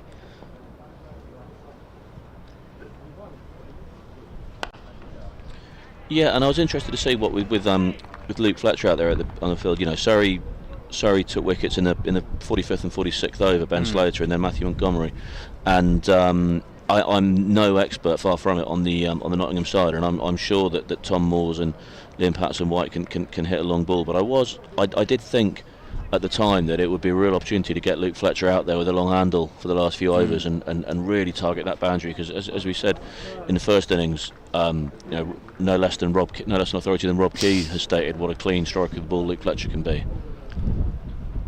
You just single those under red rails into the leg side. I did think that it would have been an interesting opportunity for Luke Fletcher to come in with no pressure and no expectation and see if he can hit the ball into the viaduct or something. But they sort of just kept to a more conventional batting order, and by no means played badly. But I was just purely from a spectacle perspective was wondering whether we might get a bit of Fletcher fireworks towards the end.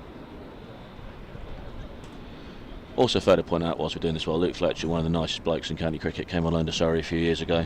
Just an extremely lovely lad. Shot. Driven firmly but straight to the man at mid-on, no run.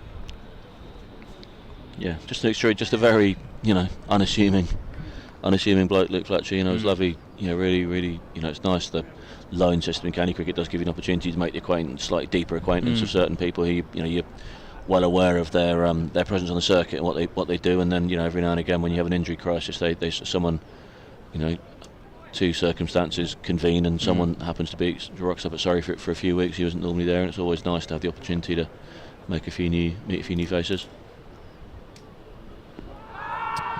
Strike Sibley on the pad. There's half an appeal for LBW, but that was probably a little bit high. It was almost like the appeal came more from behind the wicket, and it was almost like Fletcher felt obliged to participate in the appeal, but was almost more apologising to the umpire for kind of forcing them to make a decision, because he was as well aware as the umpire was that definitely wasn't out. But to be fair, from behind the wicket, when you can't actually see most of the key information, that was probably a better shout than it was from in front of the wicket. Really good over this so far from Fletcher. Just one run off the first 5 deliveries. Yeah, can he get out the over? He does. Really good finish. Just one run from that over. Surrey 22 without loss after 5 overs. There are quite a few overs in the Surrey innings where you'd say they'd won the first 5 balls of the over but conceded a boundary off the 6th. Yep. They weren't quite able to put together really good overs in the field. There weren't enough of them. And in a game where you're defending a total that's really not far off 400, a few overs like that where you can just sneak through an over just conceding a single. But yes, we did talk about, I think there's something, we're looking at the worm here on the screen, we did talk about this as very similar, and the worms have perfectly joined up after this over. I think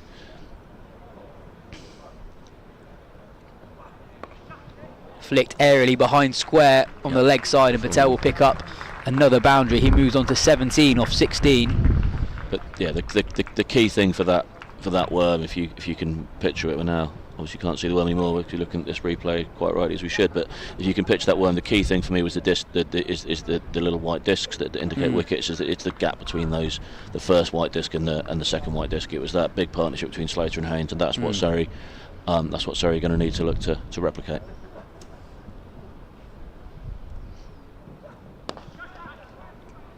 Driven uppishly to Hamid at mid-on. Yeah, Nottinghamshire preserved wickets really well and then chose their moments to accelerate very smartly. From the halfway point, there's a 10 over period, the last 10 overs really of that Slater-Haynes partnership, they made a lot of hay.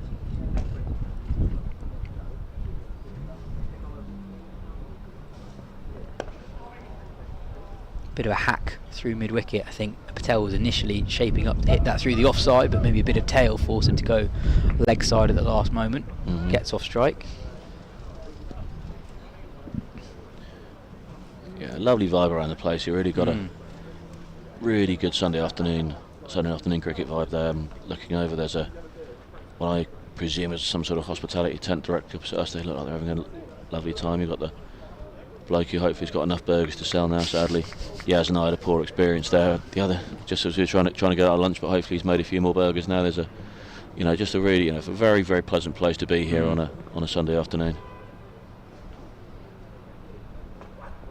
Wow, that is absolutely enormous. Yeah. Sibley's come down the ground. We saw a big 6 earlier in the day from Jack Haynes, but I think that's even bigger from Dob Sibley. Takes a couple of steps down the wicket and has just annihilated that ball really and sent it way over, not just the boundary, not just the fence, but the biggest tree on that side of the ground. I think we have a lost ball yet. The third umpire, we have a box of balls that the umpires are currently having a look at, and this is what I mean about the short boundary. That has sailed so far over it. I think genuinely Nottinghamshire could have attacked it more because of that. Shows what happens when a player of Sibley's strength middles the ball towards that boundary. Yeah. So you can see why you can actually miss-hit that ball for 6, I think. Yeah, I mean, I think every single player in the Nottinghamshire team could have been standing on each other's shoulders, and that still would have gone over their heads.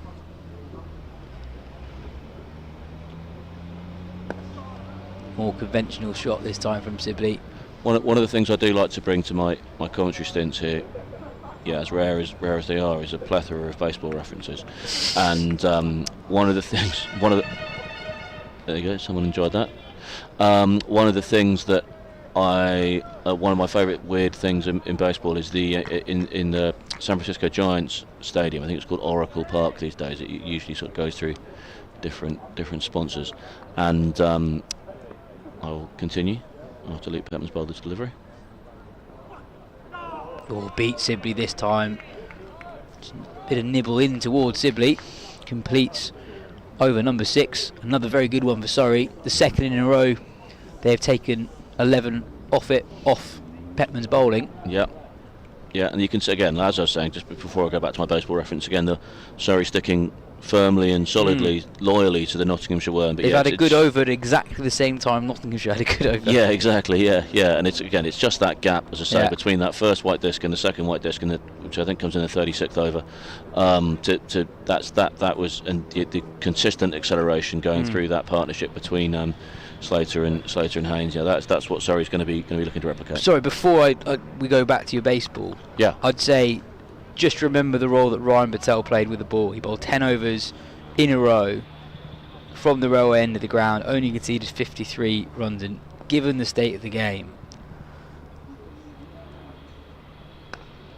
what an important spell that could be at the end. Because we'll go back to the worm in a minute, but Nottinghamshire weren't slow per se, but they did struggle for boundaries for a period, especially during that Patel spell. And it was only really after Patel finished his work for the day, 24 overs, 25 overs into the match, that Nottinghamshire really accelerated.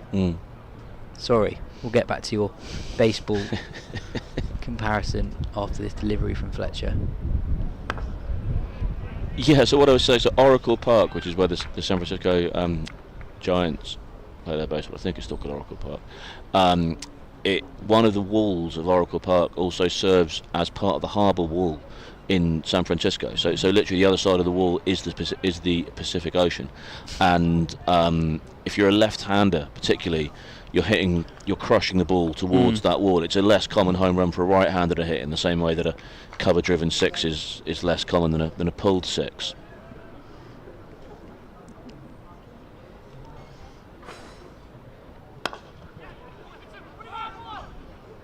Oh, that would have been close. I think he was safe, but yeah, it would have been a decision to make.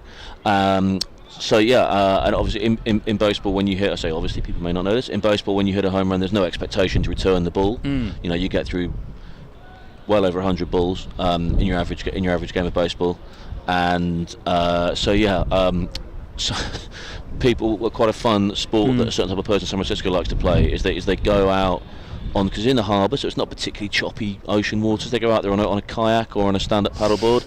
On home games, they just hang out there, you know, have fun, chatting around. A few people take some beers out in their kayaks, and they wait for left-handers to blast baseballs out of Oracle Park, and then when one splashes down. Sibley looking to use the pace on the ball to get it up and over the man at short fine leg. Yeah, when one splashes down in the ocean amidst all the canoes and the stand-up paddleboarders, there just becomes a sort of deathly race as everyone tries to get to the ball first and claim it. And obviously in baseball, again, when certain hugely historic landmarks coming up, someone's about to hit their 500th career home run or something like that, you know, very rare but amazing. And then, you know, if that particular batter is going to Oracle Park, then the number of people outside in their waterborne devices dramatically increases, because the value of they're all fighting each other for possession of a ball that could be sold for 100 grand or something. Sibley uses his feet again, and that's comfortably over the head of mid-off. He picks up 4 more. Really proactive batting from Sibley. He moves to 18 off 20. Slotted straight into the committee tent there. Hopefully they were, imagine they had a decent lunch in there, so hopefully they were awake for that one. Yeah, Sibley growing in confidence. And we said earlier that if you're aggressive, you force changes in the field. And Fletcher, who's actually bowled really well here, started with 2 slips, beat the bat on several occasions, now doesn't have any slips. Yeah, the only real catcher is a man at short extra cover. He was holding out his hands almost to say, where have my slips gone? Yeah, almost to say to the skipper, come on, I know I just got hit for 4 there, but give me 1 slip still, boss. You know what I mean? So yeah, and they do. Just to see again there, Surrey again loyally sticking to the Nottinghamshire worm. Going back to Oracle Park, and it's a great. It's one of the things I love about baseball is the. We've been talking a lot about the differences between playing at the Oval and Guildford. They don't per se play outground games in Guildford. In baseball, it's the same way that they do in cricket, but they do really celebrate the character of each different ballpark and how the character of that ballpark affects. Sometimes it affects selection. Sometimes it affects how players choose how to play. You go to a game in San Francisco, and they if one of those home runs is hit, they put up a graphic on the big screen telling you how many splashdowns they've had that year, because that's something obviously that is unique to the stadium in San Francisco. So it's a real. They're really great at celebrating the differences between each ballpark. Change in bowling for Nottinghamshire. Toby Petman has been given a breather after conceding 22 in his last 2 overs. Lyndon James comes on in his stead. Interesting campaign with the ball for James thus far. He's taken 6 wickets in his 4 outings with the ball before today, but he's been expensive, going at 7.47 runs and over. Petman went for 7.6 and over, so Nottinghamshire, I imagine, hoping that Lyndon James can reel that in a little bit now. I guess he's slightly quicker than Ryan Patel, but similar type of bowler. Gets the ball to move. Bowls more than Patel does in the county championship. Patel goes aerial again, hits the ball and doesn't bother running, because that's gone for 6. It's another 6 for Surrey. Yeah, that was a heart and mouth moment, I think, for anyone that was parked up at the railway end. Fortunately for them, it slammed into the Metro Bank advertising hoardings just in front of the sight screen at the railway end, rather than. Yeah, I think if you're sat at this end and you've watched Ryan Patel just hammer that straight, you know that your car is parked behind that sight screen. You do worry, I think. Patel uses his feet, gives himself some room. Yeah, it really seems like he's targeting Lyndon James here. The first ball, which was a dot ball, was by no means blocked. Exactly. Second ball went straight back over his head for 6, and again it was certainly he set himself for a big shot there, and ultimately sort of clotted it into the leg side for 1. But yeah, it does appear that Patel has whether it's Patel or all of Surrey, we're about to find out, but it does appear that Patel has identified James as someone that he can look to get after, maybe. I think it's in part as well because of how well Fletcher is bowling from the other end. Surrey finding him slightly more difficult to get away. 15 from his first 4 overs. And Sibley uses his feet as well, and it beats the man at mid-off, who gets a hand on it, so it takes some pace off the ball. Saves 2. But yeah, Surrey looking to be really aggressive to Lyndon James straight away. I thought, going back to that Patel 6, I thought it was quite considerate of him not to really extend his hands through the ball. Because had he done that, I think some cars would have been in danger. Would have been in play, I think, yeah absolutely. And our camera at that end. I mean, it'll be an amazing shot to get. Yeah, it'll be a glorious shot to get, and no doubt, I'm sure the social media geniuses behind the Metro Bank One Day Cup X account and Instagram account and TikTok account would love the content, but those cameras aren't cheap, guys. So it would be a blow if it was perfectly knocked off the other end. Also, obviously, would affect your viewing enjoyment at home for the rest of the game, us not being able to bring you locked off pictures from the railway end. So please, if you could avoid knocking that one off, guys, we'd appreciate it.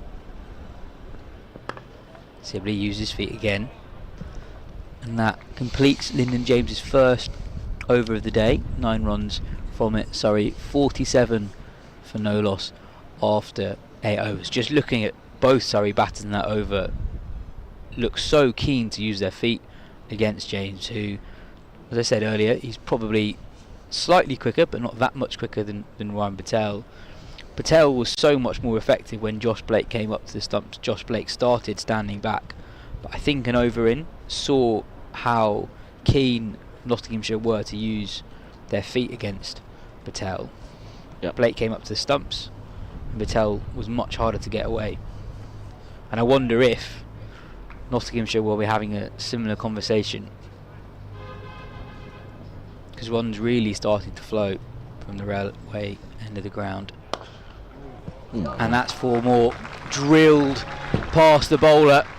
Patel 30 not out now off 25 deliveries. You say drilled past the bowler. I think that was drilled through the bowler. Luke Fletcher got out of the way of that. Yeah.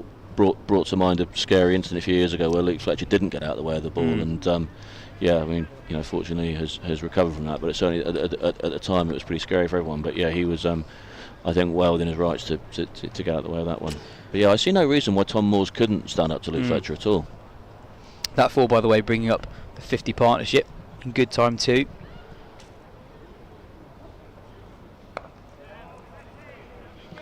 So an important boundary that, because Surrey have found Fletcher slightly more difficult to get away. So to get that boundary early on in the over, you've got just 10 more balls of the fielding restrictions left, and they're really protecting that shorter boundary. Both men in front of square on the leg side, in front of that shorter boundary, which will give Surrey boundary options elsewhere. Again, if I was Fletcher, I would be in my captain's ear for a slip here.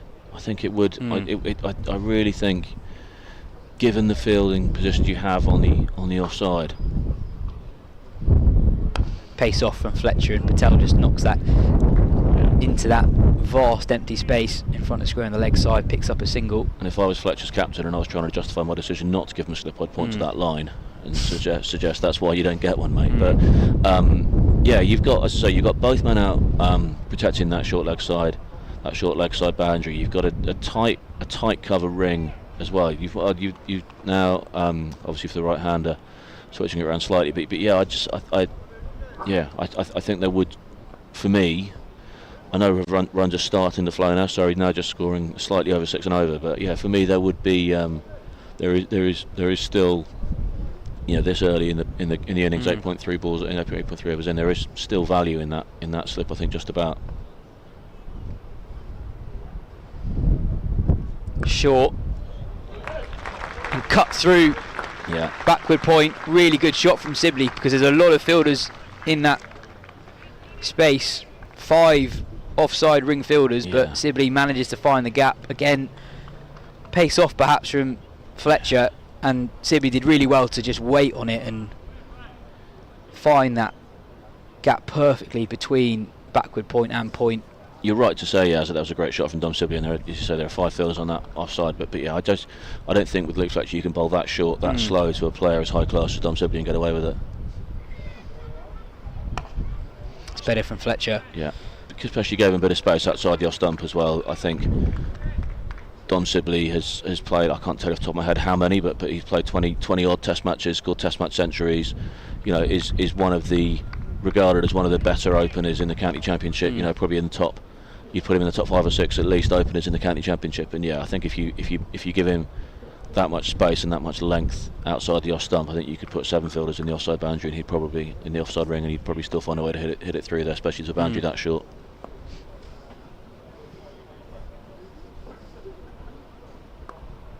Short again, but straighter from Fletcher, so Sibley's just able to ride the bounce and direct it behind square on the leg side for a single. It's a very good over for Surrey. 10 runs from it. Yeah, 2 boundaries. That first ball of the over, whacking it down here for 4 down to the pavilion, and then as we say that cut from Dom Sibley. But yeah, that'll be really pleasing for Surrey. Like we said, they have possibly looked to target Lyndon James because of the tight lines that Fletcher's keeping. So then, yeah, to take Fletcher for 10, 25 runs conceded off 5 overs is very different to 15 runs conceded off 4. So. take Fletcher 10 off that over, I think, will be really, really pleasing for this partnership. Patel now 31 off 27, Sibley 25 off the same number of balls faced. Run rate, as I say, just up at a slightly more than a tickle over at a run of balls, 6.3. Needs to be at 7.8, but we don't need to worry about that just yet. Final over of the first power play. Sibley uses his feet, doesn't quite get hold of it, but does beat the man at short mid-wicket, and that is the benefit of that short leg side boundary. It's an outrageous four. Sibley hasn't got hold of that at all, but given how short that side of the ground is, races away for a boundary. He moves on to 29. Surrey 61 without loss. We were talking earlier about the Nottinghamshire fielders being really tight in the ring, trying to cut off the quick singles. That's not the case now. Mid on, mid off, right back on the edge of the ring. Yep. Same with cover point, same with backward point. I know there's a lot of conversation these days about new bats, and Feroz Kushi earlier this year, has become the subject of some of that conversation, with his bat not fitting through the gauge at Essex and causing problems there, and huge six-hitting feast in the IPL and that sort of thing. But yeah, I mean Dom Sibley, powerful player, great cricketer, but he's that's come off the sort of bottom end of the toe of his bat, and I know that it's a very short boundary out there, but yeah, Lyndon James well within his rights to be seriously aggrieved. I think that went for 4. Yeah. 3 balls remaining in the first power play. Surrey going at better than a runner ball. They've kept that required run rate at around 7.8, 7.9 for a few overs now, so they're going nicely here.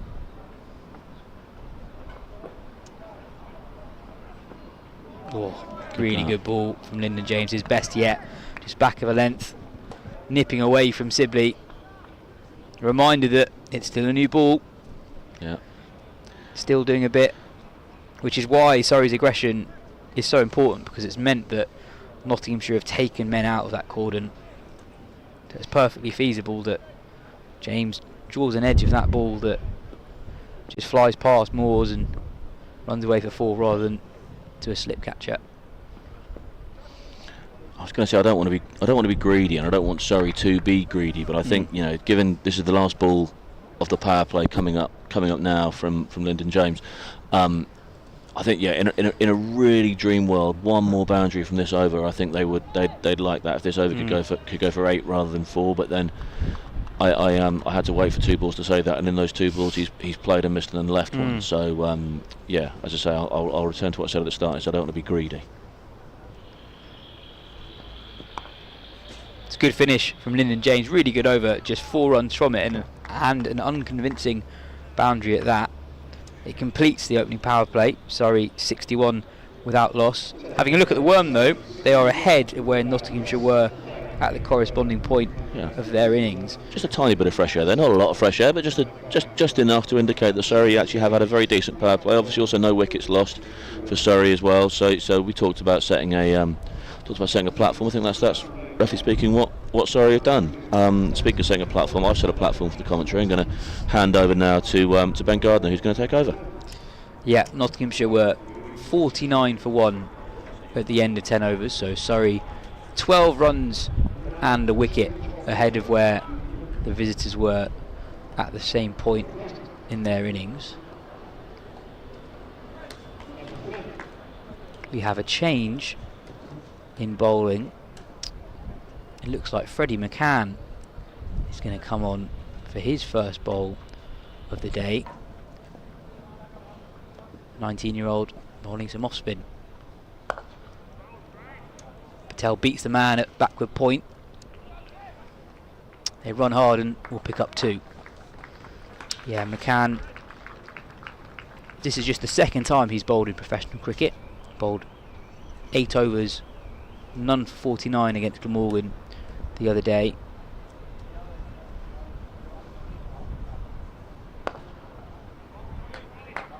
Early impressions, Ben. He'll look to fire it into the pitch at decent pace, not giving it that much air. Yeah, the modern type of of white ball finger spin, but it is a still a bravish move, obviously out of the power play. But you've got, especially when Ryan Patel's on strike, and he's got that shorter leg side boundary which he might look to target. So I guess just asking the question to Surrey: do you fancy sticking a few more blows, getting a bit more ahead of that worm as they are ahead at the moment, or are you content just to knock it around and let our young sort of part-timer settle? See, to Sibley, I think he will just look to take singles with that bigger boundary there.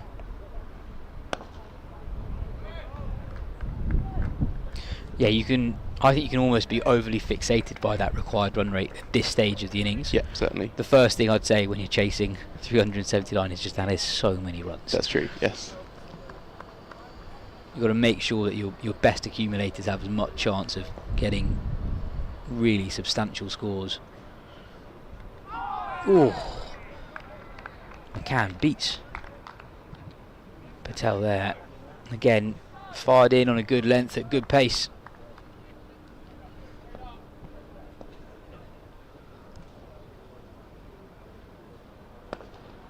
Driven straight to mid-off, 4 men in the ring on the offside. There's something a little bit funky, I think, about McCann's action. He almost shapes up as a leggy. Looking at his gather.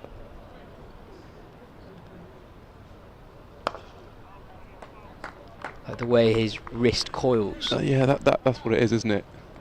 Looks like he's going to unfurl a leg break. But I think, judging by where he's placed his fielders and the movement off the pitch, I think he's trying to spin the ball into the right-hander away from the left-hander. Yeah, it's just a very almost cocked wrist as he runs in, I think, but can see how that would help with finger spin as well if you get it out right. It's a decent start though. It's a quiet over. And I guess what Nottinghamshire did really well is they basically turned it into a T20 because they preserved wickets so well. Only losing their second wicket well into the second half of their innings. Jack Haynes falling in the 35th over. At that point it's effectively the same as a T20 game. If you look at the worm here, it was actually pretty steady until 17, 18 overs, and they just ramped it up initially then, and then 21, 22 overs in, then really went hard after the halfway point. Yeah, and those two were each also at that point scoring at about a run a ball or just under, having taken the time to get set. Patel gives himself a bit of room but finds a fielder at deep mid-wicket. James, whose second over was very impressive, picks up his first wicket of the day, Nottinghamshire's first wicket of the day, and that's a big wicket because Ryan Patel was looking really good. He falls for 35, Surrey 66 for 1. Yeah, the Guildford specialist goes, and perhaps that is that scoreboard pressure. That's the bigger boundary he's looked to take on. He's looked to take it on also over mid wickets. That is a big hit if you want to hit it for 6, and he's caught a fair amount of it, but on the other side of the ground that might have been 6, but as it is, he's caught just inside the rope, and that is a big blow for Notts to take because they've got accumulated in that lineup. Sorry, but Patel's the one who can really strike a clean ball, and so they're going to have to rebuild a little bit again here, and then look to accelerate later on, you'd say. Yeah, we'd seen Patel earlier not afraid to target that longer boundary, and I think a point that Jon made is, although it is a longer boundary, it is not a long boundary. Yeah.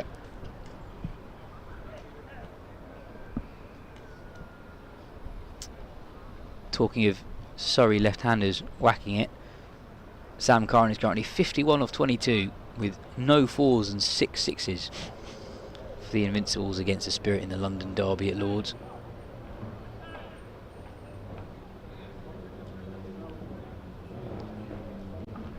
Game with some other England Test interest as well. Ollie Stone bowling to Jordan Cox in that game, each having just received call-ups to the Test side.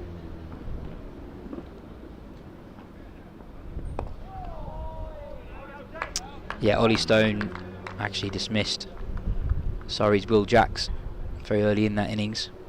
bowling in with an 88 mph delivery. Cox actually struggled a bit, 14 off 19,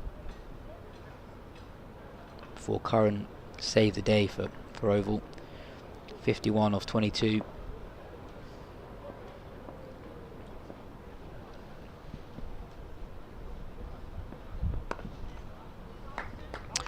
The new man, Ben Geddes, off the mark, coming into this game with a bit of form behind him. Scored 62 up at rugby school against Warwickshire the other day, when Surrey came so close to chasing down 312.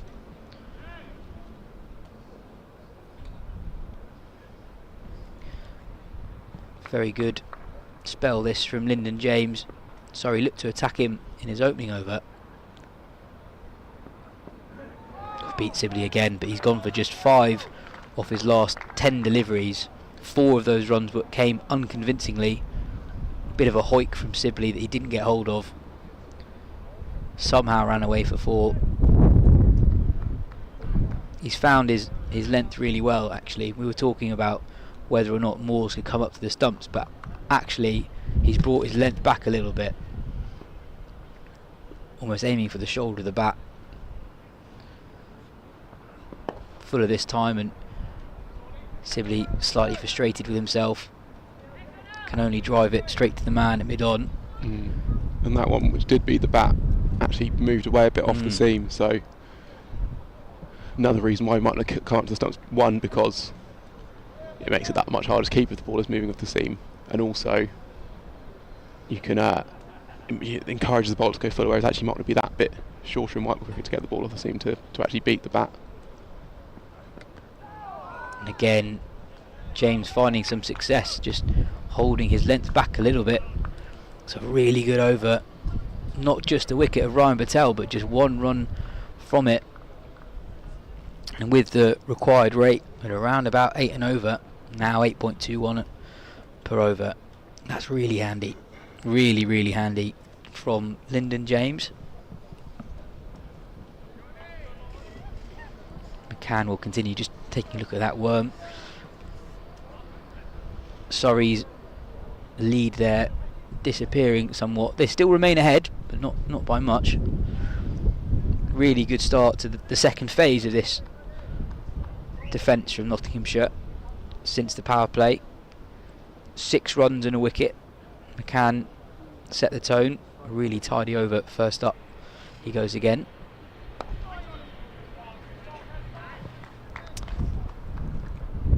Yeah, these two will have obviously those memories backing together in that last game against Warwickshire. I wonder what their conversations will be. Just want to point out, really like this from Hasib Hamid. Nottinghamshire with 6 men in the ring. They're allowed another man out if they want to, but really trying to apply the squeeze.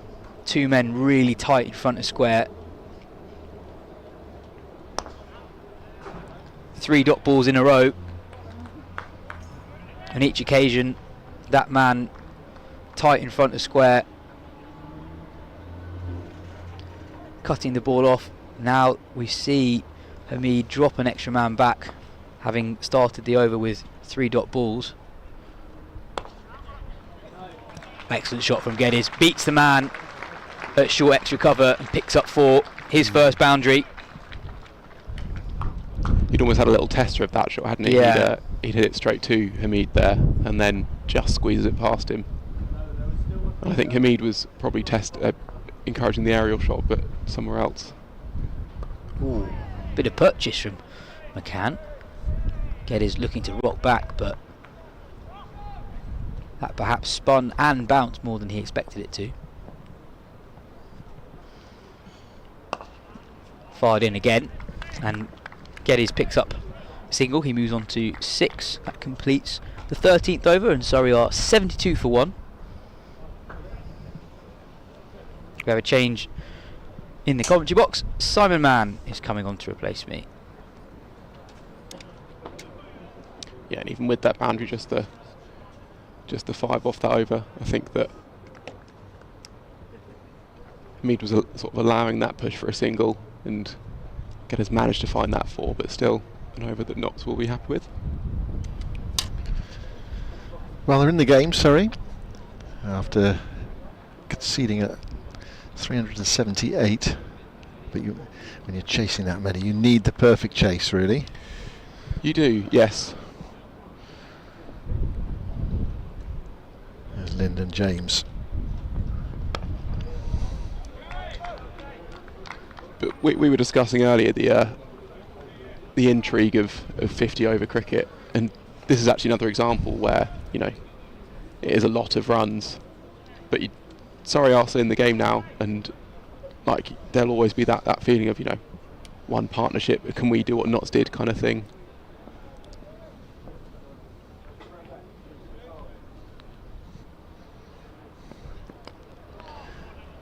Slightly streaky from Sibley. They'll bring in 1. They could look for 2. It's certainly not there.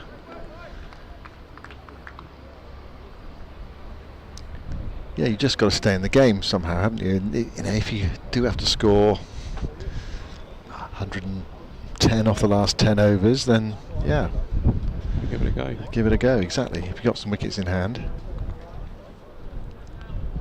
I think that shot just advancing at Lyndon James was a recognition that they need to do something against him out of the ordinary. Another miscue, another single. He has settled into a nice rhythm, but if they can, and I think you're right, it was a miscue, but I think if you are walking at the bowler, just give them something a bit more to think about, and maybe the keeper then thinks about coming up to the stumps. So instead of, you know, you want to come down the track and obviously, you know, play a glorious cover drive for 4, but even just the act of doing so, I think, can do something to the bowler. That's beautifully struck and nicely parried as well by McCann. In that backward point region, saved his team 3 runs there. Lovely sound off the bat.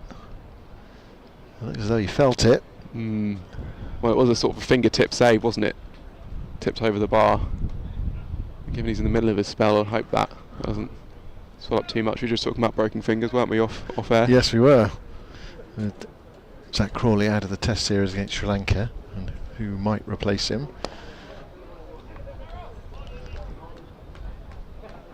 When we're talking about who might replace him, or who should have replaced him, or who could have replaced him as an opener, the word is that Surrey's Dan Lawrence is going to be the person to go to the top of the order.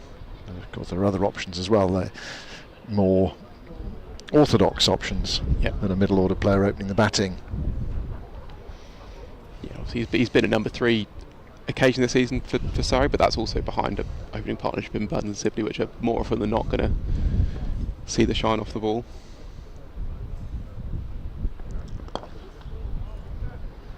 Help for a single by Sibley. 3 men on the leg side boundary. That's the end of Lyndon James's over. So it's a long way off that victory target. Still over 300 runs to win, and 36 overs remaining. When you put it like that, it just sounds impossible, doesn't it? But we know in this game that you can score quickly, and someone gets in, build a partnership. If Surrey were to win today, they'll even get close. It'll be some effort. It's the pressure of chasing, obviously. I mean, Nottinghamshire put in this morning that you have some certain amount of freedom when you bat first. Well, that's the key, isn't it? Sized up as early as you can what you think is a par score, above par score. Reverse sweep, well struck and well stopped. A nice bit of cricket. Haynes out there on the boundary after his 86 earlier. He'll be feeling much better about life. Some runs in the bank out of 4 noughts.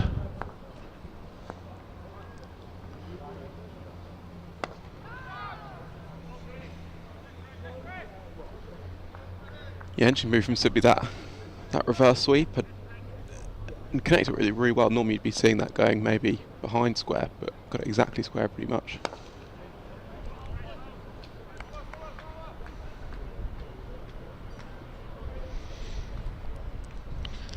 McCann bowling for Nottinghamshire, one of their promising young players, England under 19 player. and getting an opportunity. This competition. Made 28 earlier. That's well hit. Is it enough? It is. Just enough on that. Over deep mid-wicket. Fielder out there for a moment was thinking it was coming his way. Well, it was, but it just had enough on it to sail over his head. Ben Slater out there. Century maker from earlier.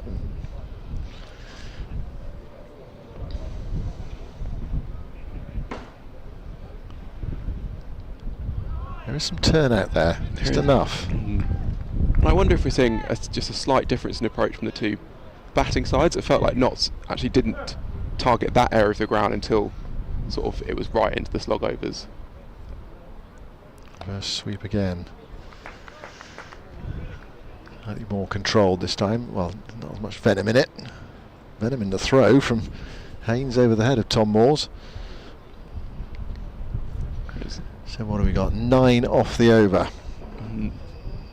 Sorry, I've already had one man caught on that leg side boundary, but simply not deterred from going again. And Yas making the point that Jon made the point that it's the bigger boundary, but it's not a big boundary. So there is value to be had if you get it right. But obviously there's danger with it. But I think, as you say, chasing. If you're batting first, you might well be set and think like, well, now we can score 12 off the last 5, whatever. But having the pressure of that required run rate going up to that amount, you don't like to let that happen. So Surrey want to just keep their noses ahead of that worm through the innings and not get the run rate, let the run rate required really go much higher than it is now actually. And Lyndon James with a new over. That should be wide.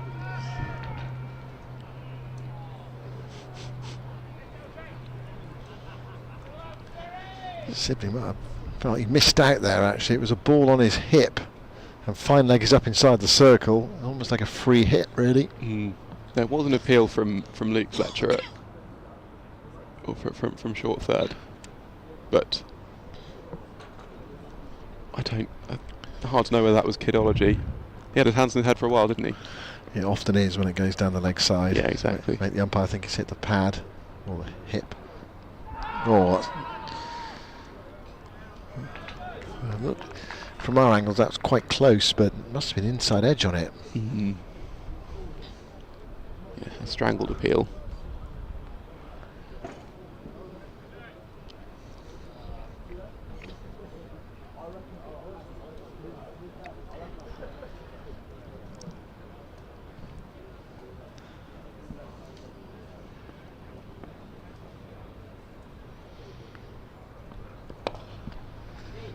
Looking to target that deep mid wicket boundary, but it's only a single. There are 2 fielders out there scurrying towards it. And that came off the bat initially. It looked as though it might have enough just to pierce the gap, but not quite. But a marker of the dimensions as well, that he's hit it well, and he's hit it actually in the gap between 2 fielders, and yet there's not even a thought of a second hitting out to the boundary. It's a small leg side boundary.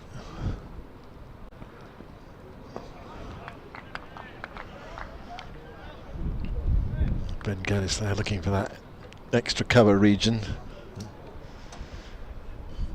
Get it through, it's 4.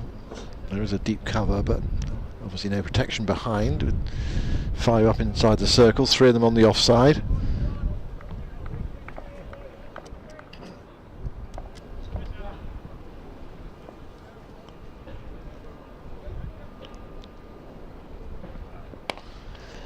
And this time he gets it. Really well struck. And this is what we need to see from Surrey if they are to threaten the 379 regular boundaries. Yeah, it's just bounced inside the rope, but Surrey a bit on the charge here. Sibley really was looking to hit for when he struck that one out to deep mid wicket. Then Geddes has had a bit of a big drive that he's missed. Long on back now, and there's another big drive. Looking to play some shots. tried to hit a boundary off the last 4 balls that they've... Actually, 5 balls, because they're the... or should I say, 4 of the last 5, because the wide, I guess, Sibley was trying to hit for 4 just to get a little tick on it. And then, since then, they've basically not looking to rotate. If they're going to hit the ball, they want to hit for 4.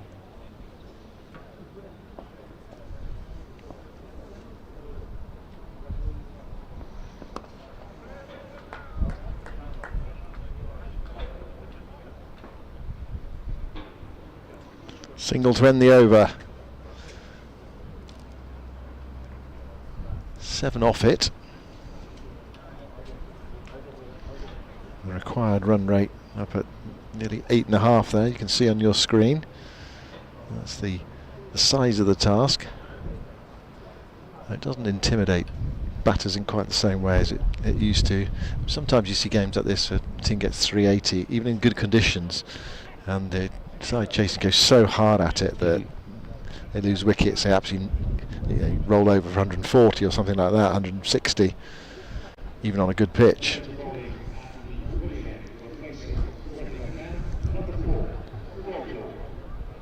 So Rob Lord's into the attack now, in place of Freddie McCann. Another one who's really been given an opportunity because there are opportunities in the Metro Bank Cup. So he's 23 years of age, got a contract for this year. Yeah, I suppose the other way that sides can think about approaching these big chases, obviously you can catch up at the end of an innings.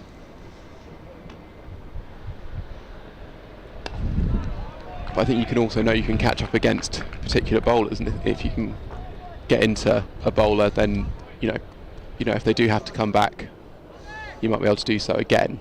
And then also you give the captain something to think about, and maybe you manage to force them to bring back a strike bowler they didn't want to earlier in the innings, then maybe get another over at the back end off a weaker bowler to play with, and that sort of thing. Yeah, so Lord's only playing his second game, played against Leicestershire. Up and over. Oh, that's really well done. Fine piece of fielding again from Haynes. We've seen it once already, and he's done it there, getting around that boundary. A little bit of a flourish. It almost flicked it behind his back, it looked like, as he caught that one. Bit of a smile. Yeah, he's doing some juggling there over on the boundary rope, or some air juggling at least.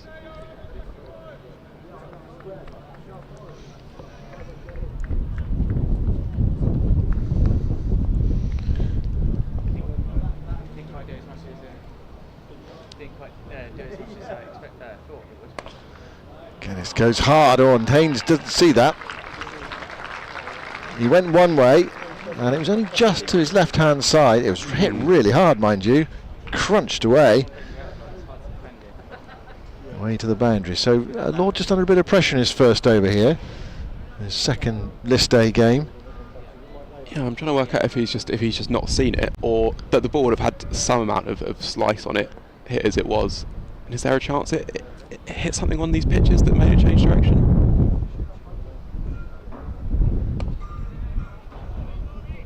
Either way, Surrey, they're almost not getting full reward for their intent at the moment. I think it does feel like they're quite frequently trying to hit boundaries, and whether it's because of good fielding or because they're playing and missing, there's quite a lot of aggression going on for them. Still, their run rate is still just below a runner rule. All that required run rate creeping up towards 8.5 and over.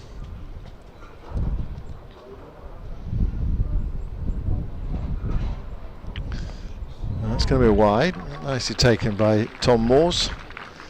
Nice one for the photographers. Yeah, Lord's first over into that. They're not letting him settle, are they?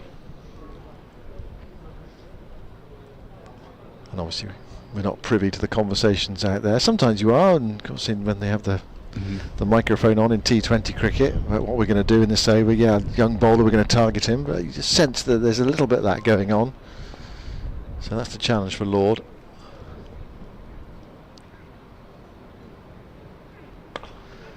Well, 4 more. It's flashed away. Nothing Haynes could do about that, whether he saw it or not.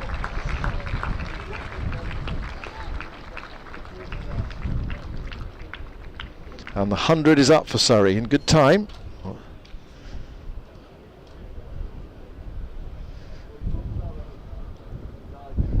But the target is a vast one.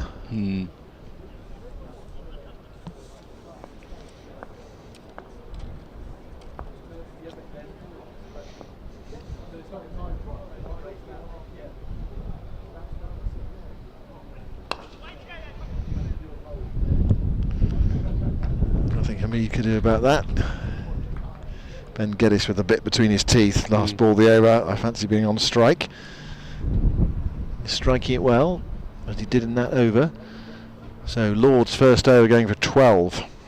Yeah, and that, you know, that last ball will be a little bit of a sucker punch well, because he's bowled a good ball there, and it's been hit straight to the man on the ring, and they've still managed to pinch a single. So if you're getting hit for boundaries and your better balls are going for ones, then that's something for you to think about as a bowler.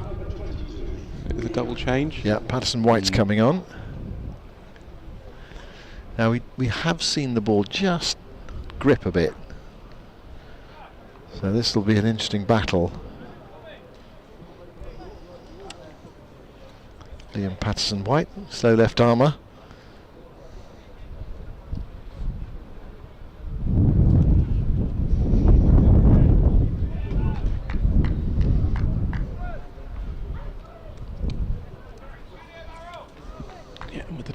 The two right-handers in.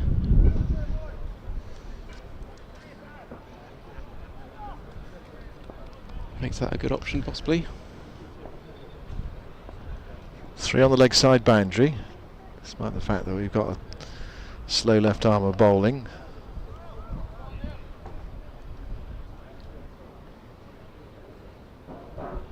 Yeah, do you feel is that the carrot dangled? You've got that big expanse of the offside open if you can clear the men in the ring, or do you think go over extra cover? You could go over mid-off. So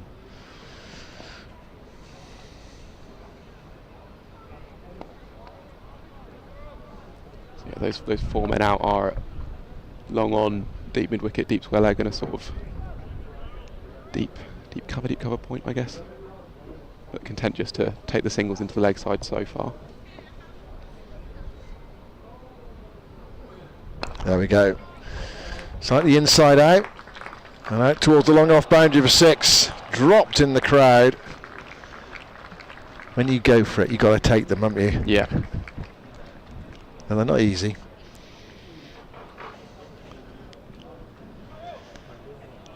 Well, that's the shot, isn't it? Just slightly with the spin, inside out, fractionally. Yeah, Off up inside the circle. He's up out of a seat early, isn't he, to take that catch, the manor just to the right of the Metro Bank signage. This is my big moment.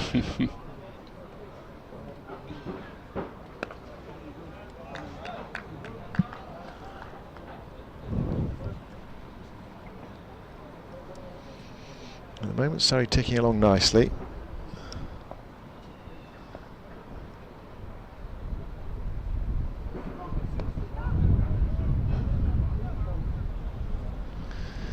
And 9 runs off the over, which is just fractionally above the required rate. I think that's smartly played in the over. They've taken obviously the one big risk, but actually with a reasonable amount of safety, because there's no one back there on the offside, and the man who's in the deep is quite a lot squarer, so you actually have a reasonable amount of leeway if you do slice it a bit.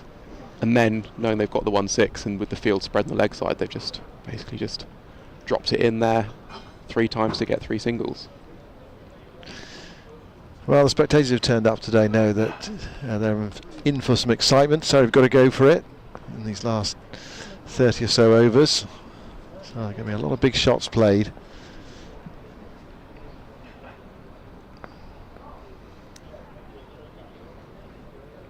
Now Lord's second over. His first over was targeted. Oh, a bit of hesitation. Well, the throw missed the stump, so if they had gone through, they'd have got through, but it would have been extremely risky.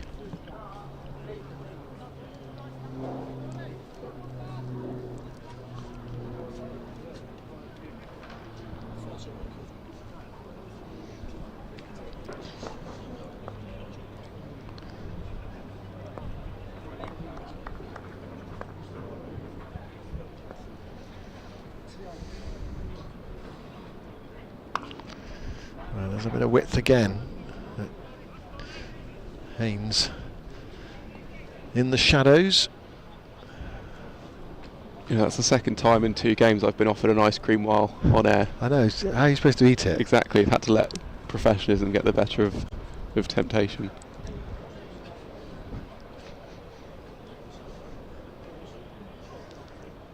You can say, if you just wolf it down quickly, but then you get brain freeze and you're stuck for a few overs. So.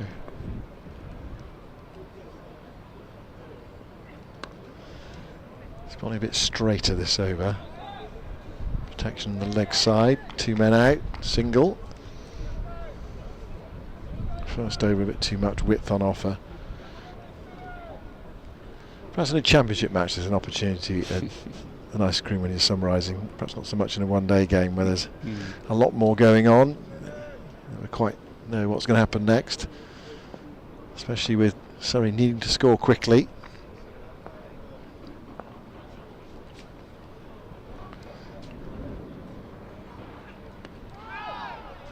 That one going down. Yeah, he's definitely changed his line in this over. Probably a bit straighter.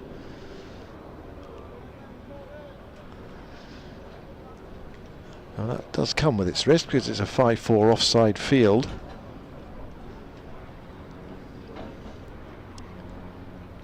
Yeah, but you're asking to hit a boundary on the leg side, Ross, and to sort of actually quite a nice little mid-wicket whip because you've got the protection behind square on the leg side.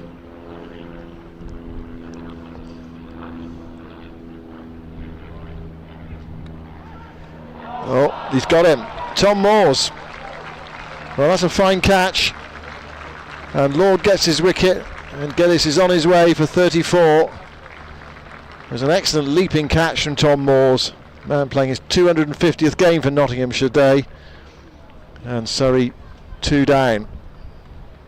Yeah, it's a brilliant catch, and it's also a reward for how Lord has changed his line, his approach in that over. Going straighter, Geddes knows if he wants to access that offside, he's got to back away and make the room for himself. But as it is, he's backed away, but the ball has just cramped him up for room. So he's gone to slice it, but it's just got a thick edge.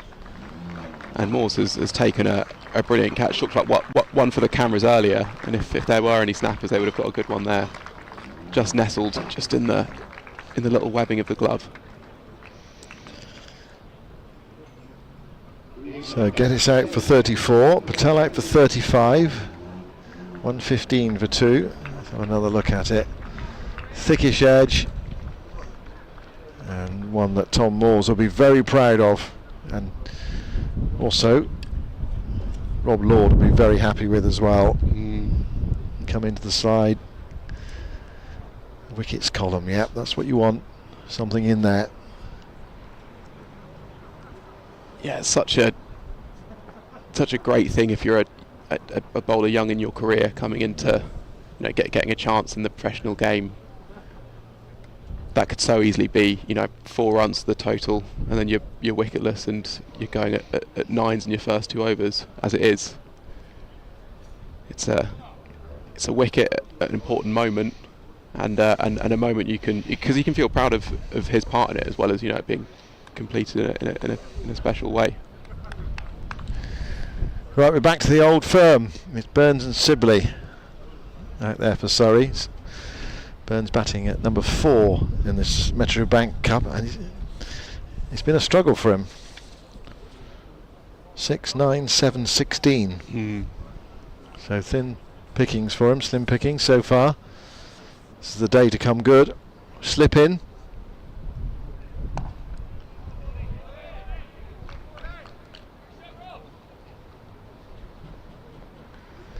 And that's the end of Lord's over. And a much better second over. Only a bit straighter. And that change in line has helped him take the wicket, albeit from a fabulous catch from Tom Moores behind the stumps. Still, Surrey not going too badly, and if you've asked them to sort of map out their chase, they might say something like Sibley to sort of play a bit more of the anchor role, the other ball strikers in the top 3 to flash their blades and score a bit quicker, and that is what has happened. And they've partnerships of 66 and 49, I think. New over from Liam Patterson-White. Dom Sibley will collect a single for that. You do still feel they're going to need a partnership in the mould of that Slater-Haynes stand from the Nottinghamshire innings. And it could be these who provide it. Foakes as well, a very handy batter to sort of knock it around and build a partnership with through the middle. But you think these next 2 wickets could be very, very important in this game. Yeah, that partnership was worth 187.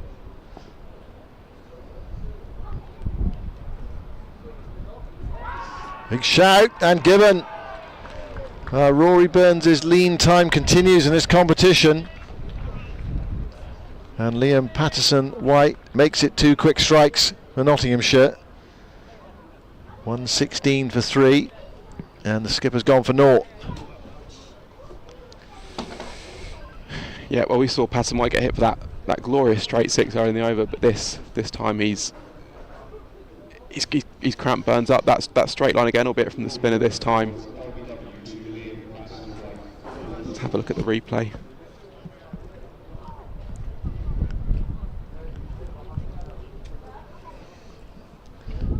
This will show us a bit more, I think. Yeah, that has turned a bit, but looks pretty plumb in front, that one. Well, he knew straight away. It satisfied all the requirements.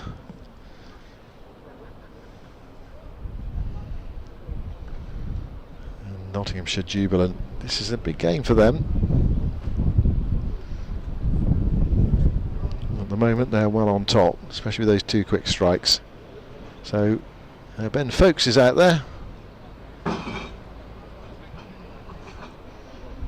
Sorry, with a lot to do now. Mm-hmm. And that's the problem chasing that sort of score, isn't it? You cannot afford to. You probably can't afford to have lost as many wickets as they have by this stage. Yeah, and obviously, the Burns wicket wasn't a result of aggression. That's just a good piece of bowling. But you also can't afford to let the run rate get too far ahead of you. So you have to balance that, keeping wickets in hand while not letting the required run rate go up. Surrey sort of doing okay on the run rate front, but 3 wickets is one too many at the moment. Ben Foakes' first ball. But with this format, all it takes is 1 big stand. We've seen Sibley make a big 100 this week already. We know how good and classy a player Foakes is. He's got starts so far.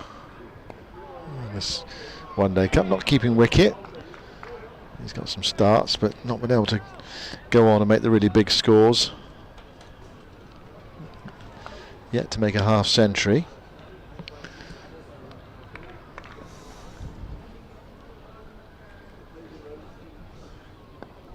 Just a fraction of hold there from Liam Patterson-White. Interesting when he came on, whether he's just able to get a bit of turn just to keep the batters honest. They're almost playing like a test match here. At a really tight field for the first 3 balls of Foakes' innings. Only two men out on the boundary. Now putting 2 more back, allowing them single if he wants it. Tight fielding on the offside.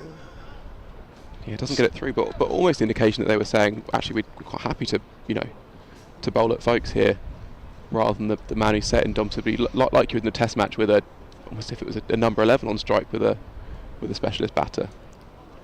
And as it is, they've managed to keep Foakes 0 off 4 through his first 4 balls. Second 10 for Surrey, 56 for 3. Decent power play, or decent enough anyway. Better power play than Nottinghamshire managed. 49 for 1 against 61 for no wicket, but 3 wickets in the second 10. So runs required 263 from the last 30 overs.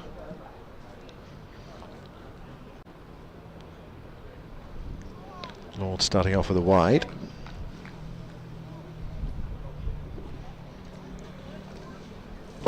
Yeah, it's starting to feel as if Sibley might need to recreate those rugby school heroics. If anyone's going to play the kind of innings that Ben Slater did, it'll have to be him.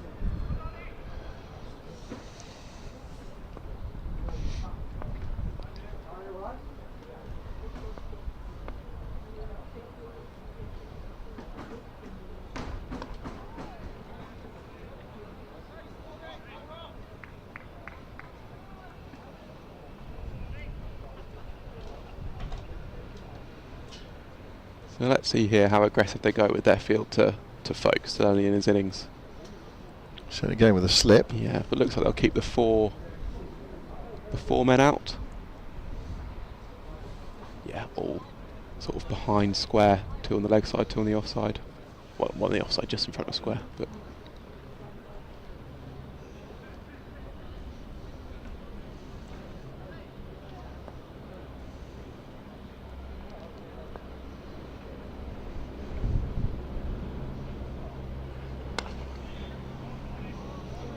Foakes is underway with 1.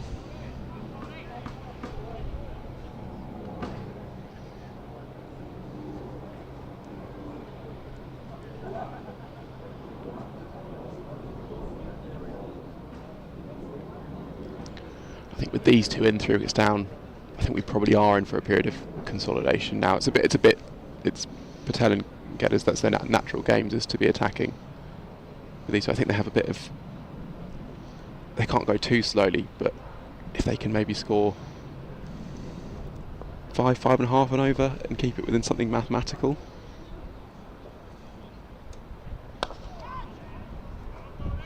Or mathematically possible, I should say. Maybe they'd be content with that. It's where they can convince themselves of that as well, I suppose. But these 2 are such experienced players that I don't think they'll be worried too much about the crowd run rate. They will know that the way Surrey get back into this game is through a big partnership between the 2 of them.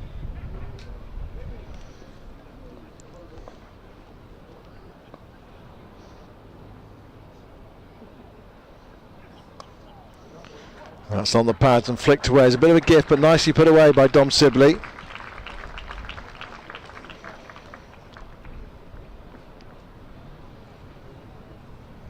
So I think if they could take 50 off the next, or score another 50 runs by the 30th over, I don't think they would be too far behind where Notts were at the same stage. They'd be on 169, and then Notts effectively doubled their score after 30, so they must have been 179 perhaps, but still not impossible if they manage to do that, I suppose. Yeah, without the partnership then Surrey are going to go nowhere. Exactly.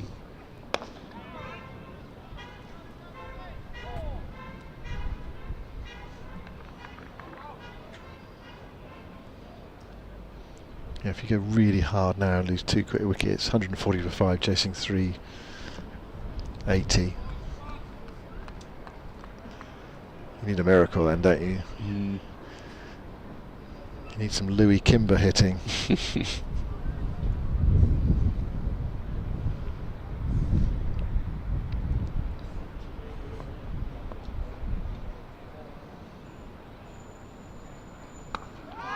A slightly awkward replay. He wasn't totally in control of that, Dom Sibley, but it's enough to bring him a half century.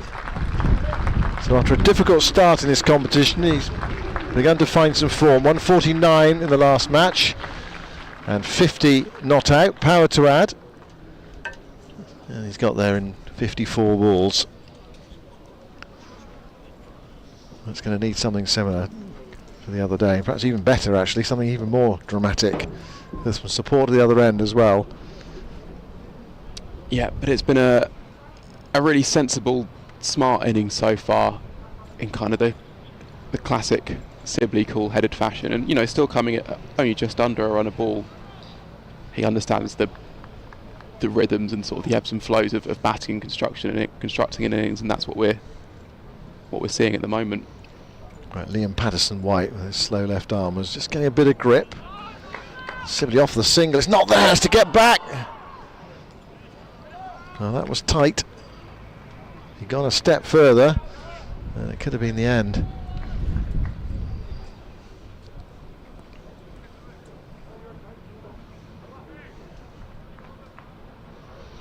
There is something there just to keep Patterson-White interested. Mm.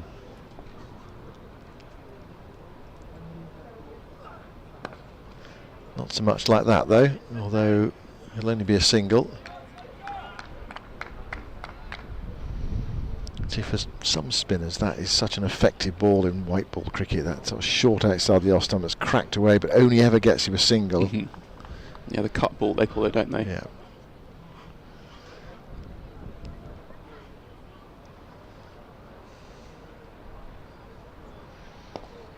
I was working with Simon Patel. He was talking about it. He said it's so odd that actually when you're younger, in first class cricket, what effectively is a bad ball is actually a good ball in white ball cricket, because it just means it's only going to be one. So if you're defending a big total, or the run rate's quite high, and you bowl that sort of delivery, it's fine. And it's actually a good ball. Yeah, I think that was that's a quote from Ravichandran Ashwin, the India off spinner. It's from a few years back, but him saying that he felt the future of T20 bowling was bowling 6 different bad balls in an over. Well, that's a bad ball, and that's hoisted away. That's the biggest of the day.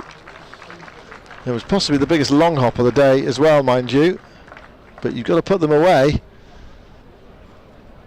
There's a plethora of young lads actually chasing out the back of the ground there to try and find the ball.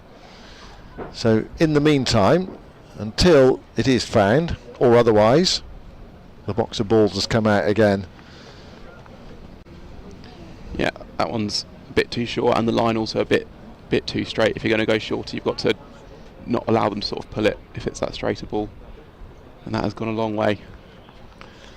Presumably Ravichandran Ashwin wasn't thinking about the big long hop with a short boundary when he was thinking about the 6 bad balls in the over. What are his other 5 bad balls? Presumably a full toss as well. It must be in there, because sometimes they can be quite hard to hit. Yeah. He probably said it slightly tongue-in-cheek, didn't he? But I kind of know what he means. That variation that you need as a spinner. Keep the batter guessing.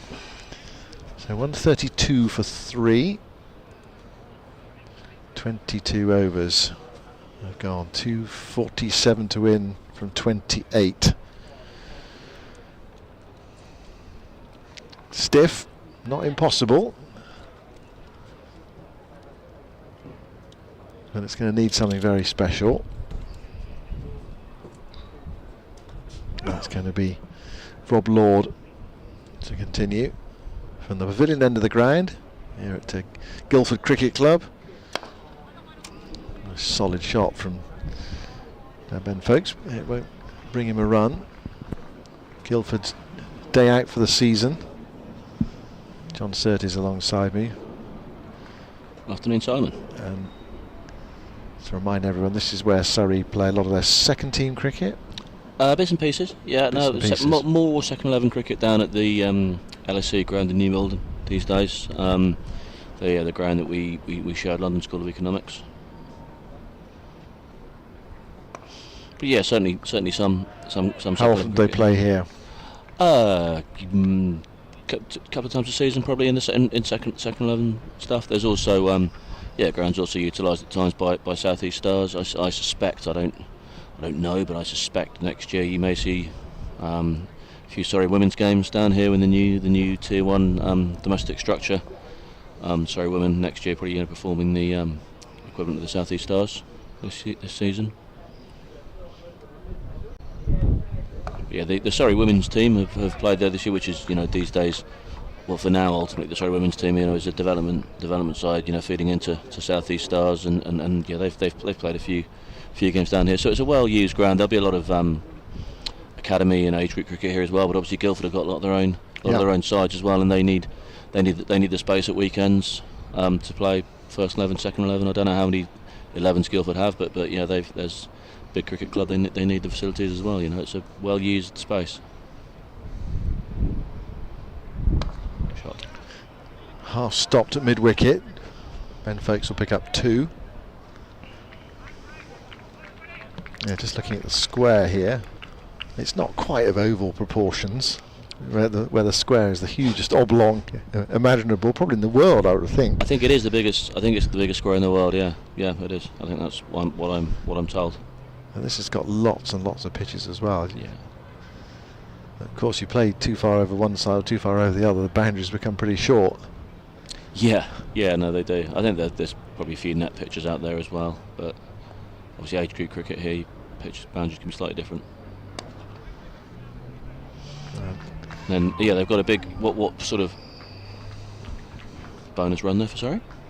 What doesn't appear apparent from when there's a Surrey game on here is all that space at the back, which we're looking at and viewing as a car park / sort of food village, which is obviously in a normal world there's no there's no ad boards there or cars parked on it, and yeah, that I think functions as something of a second ground and an age group area for Guildford. You've got the huge set of nets over on the back left hand set as well, so yeah, if you only come here to watch professional cricket, I think you view it in slightly different proportions to its sort of linear day-to-day state. Not getting hold of that. Sibley gets him a single. At Lord's come back quite well after a difficult first over. So yeah, four off that one. 4 off that one, yeah. His first over went for 12. So yeah, straightened up. His first over was giving too much width outside the off stump. Geddes in particular was climbing into him, but he has come. He's gone now, and so too is Rory Burns, come and gone very quickly. 136 for 3 then. Yeah, hell of a catch, wasn't it, to get rid of Ben Geddes. Really, really brilliant work there by Tom Moores behind the stumps. Yeah, full strength. Full strength. It really was quite strong, but yeah, full stretch. Fielding, keeping down there at the railway end of the ground. Yeah, real. Do go back and have a look for that one on social media. Patterson White. And nicely fielded in the covers. No run, just keeping a bit of pressure on the start of the over. I didn't see it with my own eyes, but having looked at the replay again, I don't think Rory Burns could have any questions with you. No, look pretty good from the bowler's point of view. That is, yeah. Not from the skipper's point of view. No, indeed. But yeah, Jon Surtees, I think, as we said at the start here, playing the key knock. He's playing that Ben Slater knock, isn't he? That really was that centre point of the Nottinghamshire innings, and hopefully for Surrey he can keep going and he can keep Ben Foakes with him for as long as possible, and then a couple more recognised batsmen plus bowlers that can bat to come. Foakes using his feet and drilling that through the offside. Pleasantly struck for 4. That's some lovely cricket there. Yas and I were talking about this earlier, the way that the batters are using their feet. We were talking about how the keepers weren't.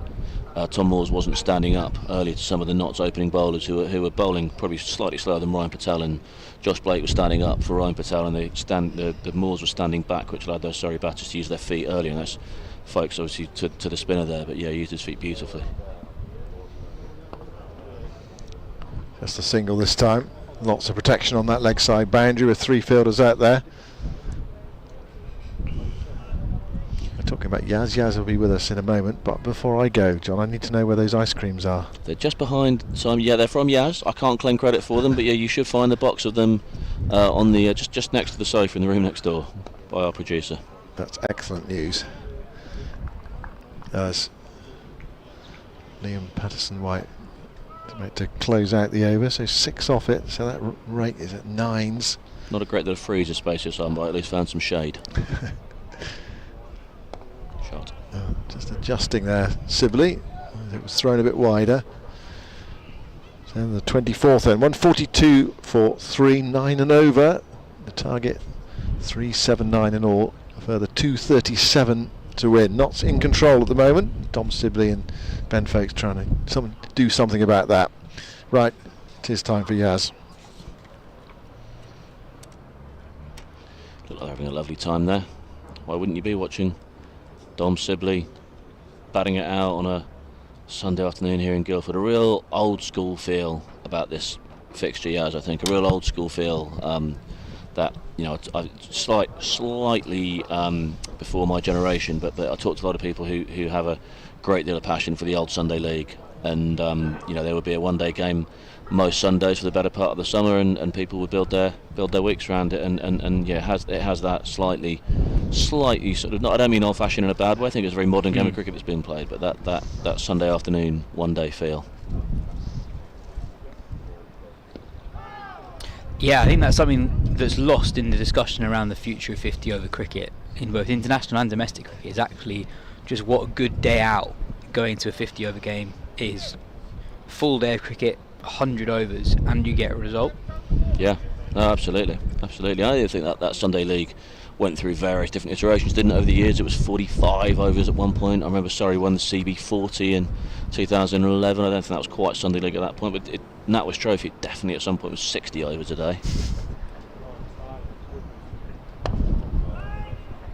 I heard someone downstairs as I was taking a lap of the ground referring to this as a T50, which again is I guess is a sort of practical way of referring to the format, but certainly not a label I'd heard before. But it's got to be F50, surely. Yeah, 50-50. Yeah, the 50. Yeah, that makes it sound like I'm paying £2 in a non-league football ground. Yeah, making sure you donate to the club coffers by entering the 50-50 draw at half time.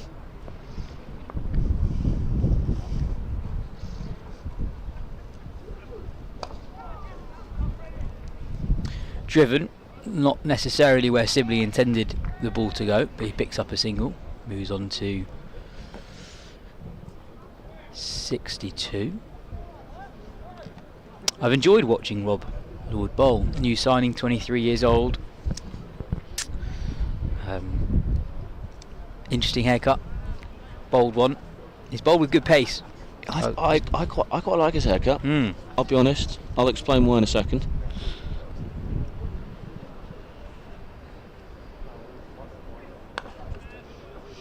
But he's bowled really well, bowled good pace. I was looking at, clocked at 85 miles per hour there. Probably the fastest bowler on show today.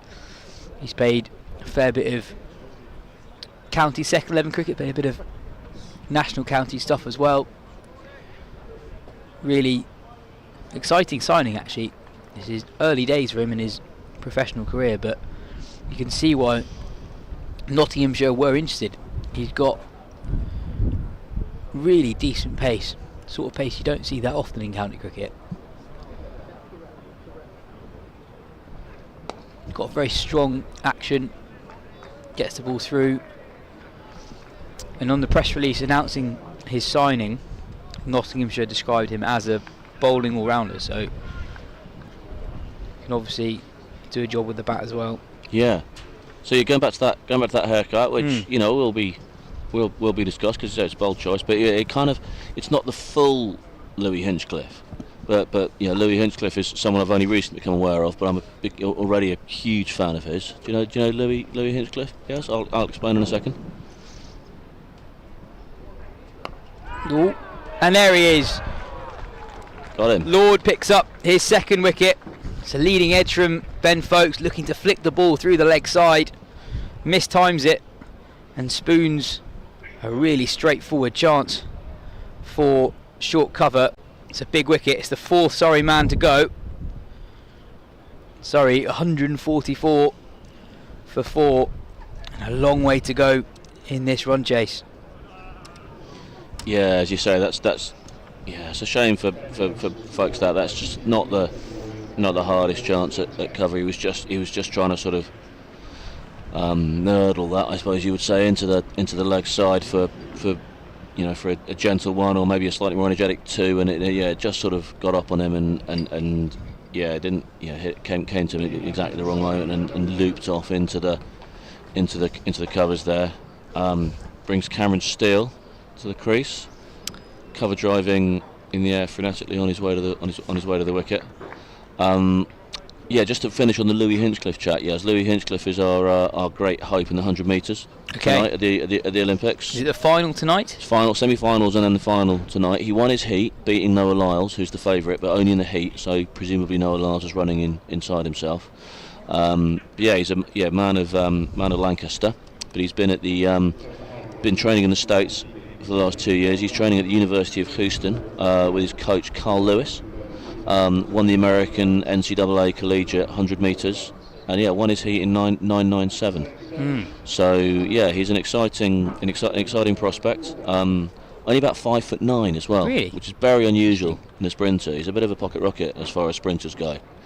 I think any medal tonight is probably asking a little bit much at this time of his career, but he's certainly hitting his straps at exactly the right time, and he's an exciting young prospect. I also bring heartbreaking news actually from the Olympics as well. That Tommy Fleetwood has just failed in his bid to win Olympic gold. I think he bogeyed one of the last couple of holes, 17 and 18, and he's gone round in 66 today, which is still a hell of a good round. But yeah, ended 18 under par, one shot behind the inevitable Scotty Scheffler, who has gone round in 62 to win the Olympic gold in 19 under, a bronze for Japan's the legendary, the great Hideki Matsuyama. But yeah, no, I think that's you don't get many chances to win Olympic gold, and I imagine Tommy would. I haven't seen it. I've just been following it on my phone. Whether Tommy would probably want some of that back, I think. But yeah, another good day, I think, over in the over in Paris Ring. I think there's for GB. There's been a silver in shooting. I think another couple of bronzes in bronze in the dressage, a bronze in the gymnastics as well, and the vault. And then another big night on the. It's the last night of the swimming tonight, and it's my favourite bit actually. In the middle of the Olympics on the Saturday night and the Sunday night, when you have track and field and swimming simultaneously. You have swimming in the first week, track and field in the second week, and that middle weekend, the swimming's coming to a close and track and field's just starting. So you're flipping between the track and the pool. It's absolutely brilliant. Well, Patterson White to continue after the drinks break. Big appeal. Oh, Patterson White really liked it. It did. Bowling around the wicket to the right-handed Sibley. We saw him get one to just hold its line against Rory Burns earlier. Yeah.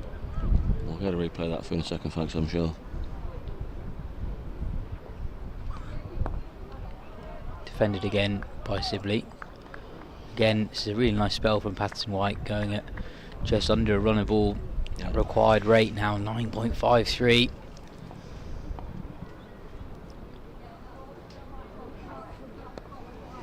It is 3 dots in a row. Pressure building.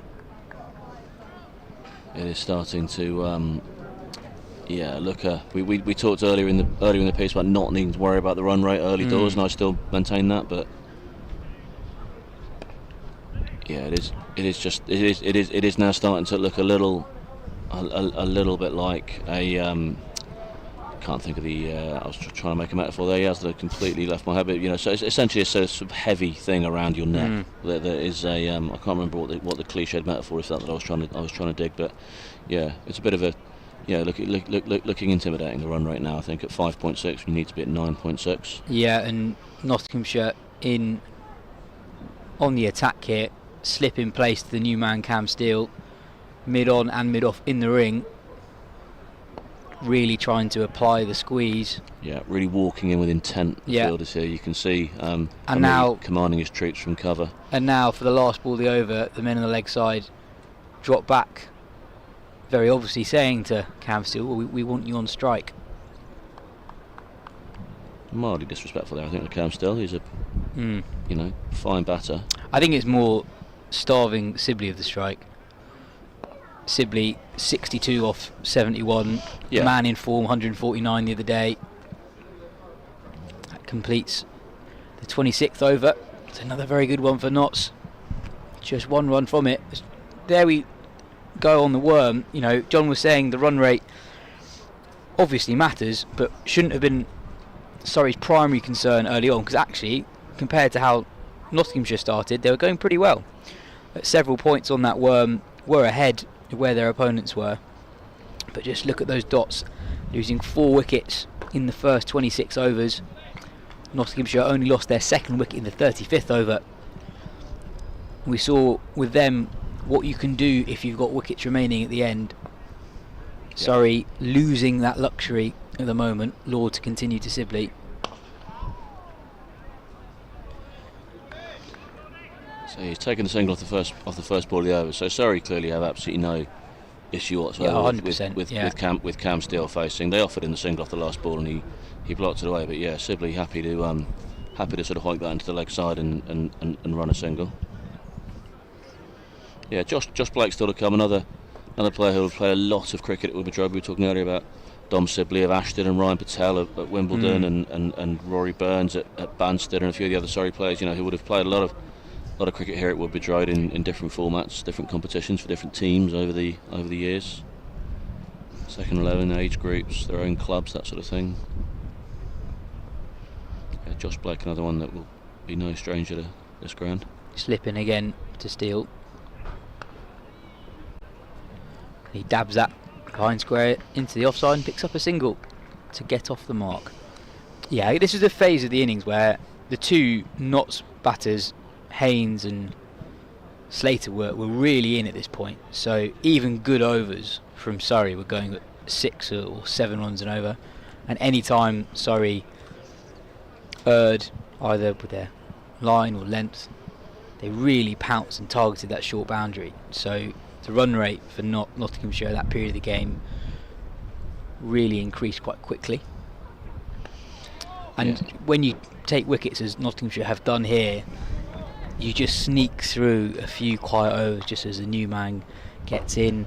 The established batter is wary that you don't want to lose 2 quick wickets and have 2 new men at the crease. Yeah. I was going to say, prior to this, the last 2 overs, just been 2 runs from the last 2 overs, plus the wicket of Ben Foakes. So I was going to say that Surrey haven't quite been able to pick those singles in the field in the way that Nottinghamshire were at this period. But then actually this over, to be fair, every ball they've picked a single really nicely. The other thing Nottinghamshire did really well is overs that threatened to look like overs that Surrey would be happier with. Nottinghamshire just nicked it off the last ball several times. There were loads of boundaries with the 6th ball of the over. To turn overs like this, where you think it's sort of in the balance, neither side minds it too much. But yeah, that required run rate, 9.9 runs and over. Yeah, similar to that. As before, I still think the key concern for Surrey now is to try and not lose another wicket anytime soon. But I think they would, if one of these 2 last balls could find its way to the rope, I think that would be that'd be a big tick. Good sharp bouncer from Lord. Really good spell, going at pretty much just 5 runs and over, which in the context of this match is some going. Just have a look at that run rate, the required run rate. Every time there's a dot ball, it really does shoot up. 9.9 to 9.97 runs and over just from that solitary dot ball. Another one here from Lord and it'll be above 10.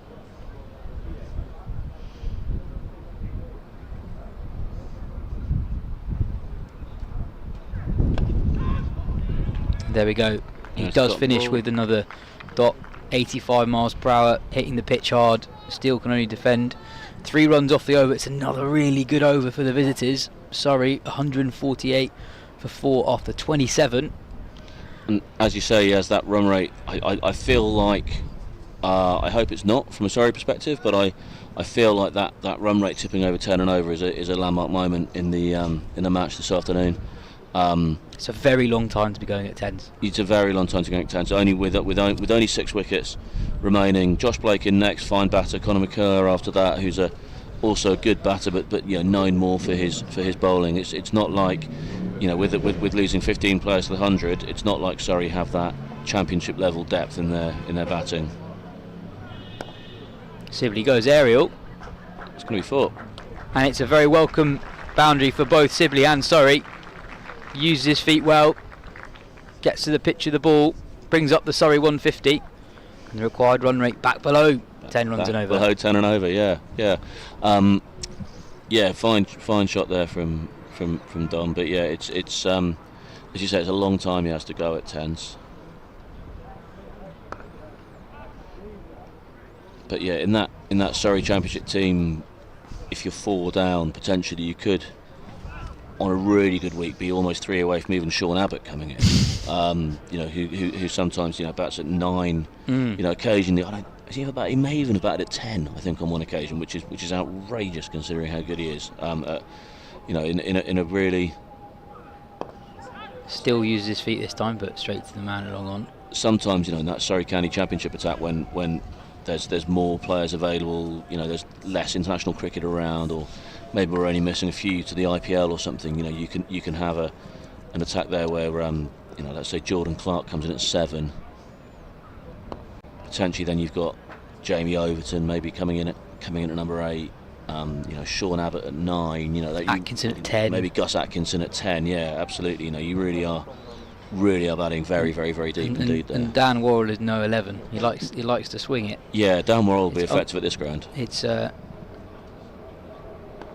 rarely orthodox. Yeah, it's rarely orthodox. But I think if he Worrell can was be here, very effective. Yeah, if Worrell was here, I think he would be he'd be measuring up the trees on the left-hand side. I think it's fair to say. But yeah, that's obviously the Surrey County Championship attack, which hopefully we'll be getting back to 22nd of August, first Championship game back in that final home swing.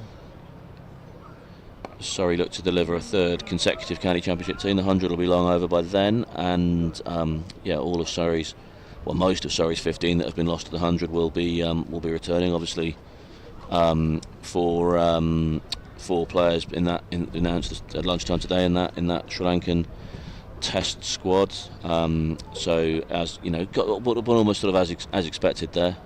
Atkinson, Smith, Pope, and Dan Lawrence, who may get a game. But yeah, a lot of those fine players who are currently dotted around the country playing for different 100 teams, will return, and that depth will return. But yeah, so right now for Surrey, that's not as much as the case as it sometimes can be.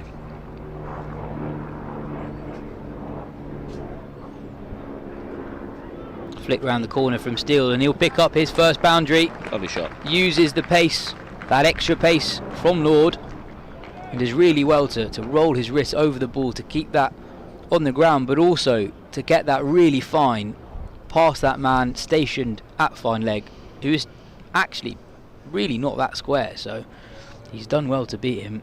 Yeah. Another welcome boundary. Combination of that extra pace from Lord and the fast outfield, and a deft touch there from Cam Steele. But yeah, that'll frustrate the bowler. He'd have thought, I don't think he ideally wants to bowl there, but he'd have thought he would have got away with it. He'd have thought he had his cover out there for that, and Cam Steele was able to get it fine enough just to get that boundary. Lord picks up his third. It's a fine edge from Steele. Moores takes a straightforward catch behind the stumps. And Nottinghamshire have another wicket in this middle over period. That ask now for Surrey. 219 runs required from here with just 5 wickets in hand. Sibley's looking good, but he'll need support. Yeah, Cam Steele just getting that fine edge through there, looking to run it into the offside for a strike rotating single after hitting that first ball for 4. Tom Moores taking an absolutely world-class catch to dismiss Ben Geddes earlier on. Less of a world-class effort needed there. That just took that through as if Steele hadn't touched it, but yeah, clearly he did. So yeah, as you can see here, yeah, he just that little look behind him. He knew that there was willow on leather there as it passed. As you say, brings Josh Blake to the crease. He's been fun to watch this season, striking over 120 in the Metro Bank One Day Cup. Really enterprising. He's been very proactive at the crease. Yeah. We've seen inventive stuff literally from ball one, actually, so it'll be exciting to see how he goes here. And to be honest, it's what Surrey need. I think if they're to get back into this game, they need a pretty swift and prompt momentum change. Take a look briefly at that scorecard. Rob Lord now with 3 wickets, 3 middle order wickets. Yeah, Geddes, Foakes and Steele. He's really ripped out the heart of this Surrey top order, hasn't he, Rob Lord? And he's bowling with good pace. Yeah. And we saw pace actually be quite difficult to defend from a fielding point of view earlier in the day. So he's bowled with really good control as well as pace. And he greets Josh Blake with a bumper. Yeah, I don't think there are any words there, but he followed through fairway down the track on Josh Blake's first ball. Just makes him, just in case Josh Blake wasn't aware that Rob Lord was having a day of it.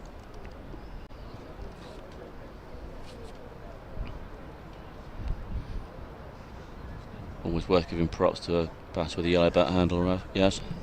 Reminds me of my childhood hero, Robin Smith. Yellow grey necks. Again, Lord just hammering the middle of the pitch, just back of a length at good pace. Quickest bowler on show today. Yeah, and there's no prospect really for Surrey either of getting rid of him and just sort of trying to hold out and block him out and removing him from the attack. He's only bowled the 6.4 overs, still got 20 deliveries to come, and if they did adopt that plan of action, the run rate would be such that I think it would be a long way back. So they've got to this pair really, you think, have got to try and work out a way to try and get at him at some point in these last 3 overs. Look at that carry, flying through to Moores behind the stump at head height. Well, we were talking earlier, weren't we, in the start of this innings, that when they were taking pace off the ball with Luke Fletcher, in particular Luke Holman, we were talking about the lack of pace and maybe questioning whether Moores should be stood up in the same way that that Josh Blake was to Ryan Patel. But yeah, Lord is getting healthy carry here.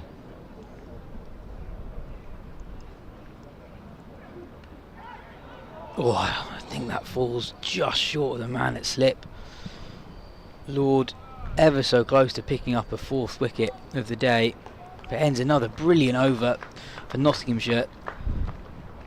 Just 4 runs from it, and the wicket of Cam Steele. Take a look at the replay. Genuine edge from Blake.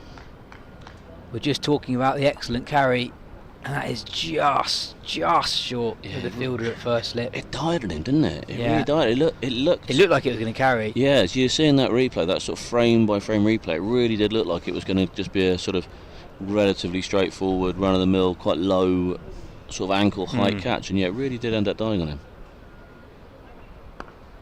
Shot. Sibley cuts that one into the offside, but it's just a single. Brings Blake back on strike, the required run rate. Now around 10.5 runs and over.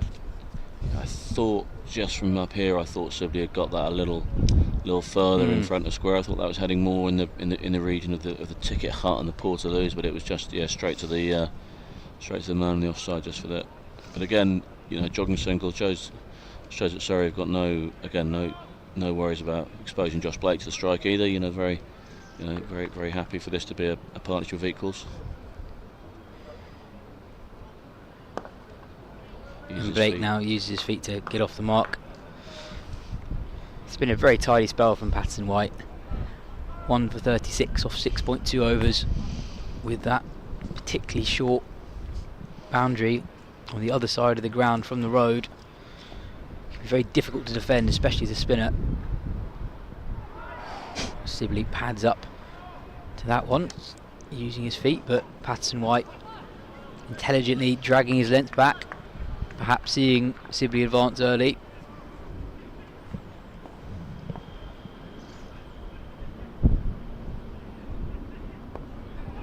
And this one a bit slower.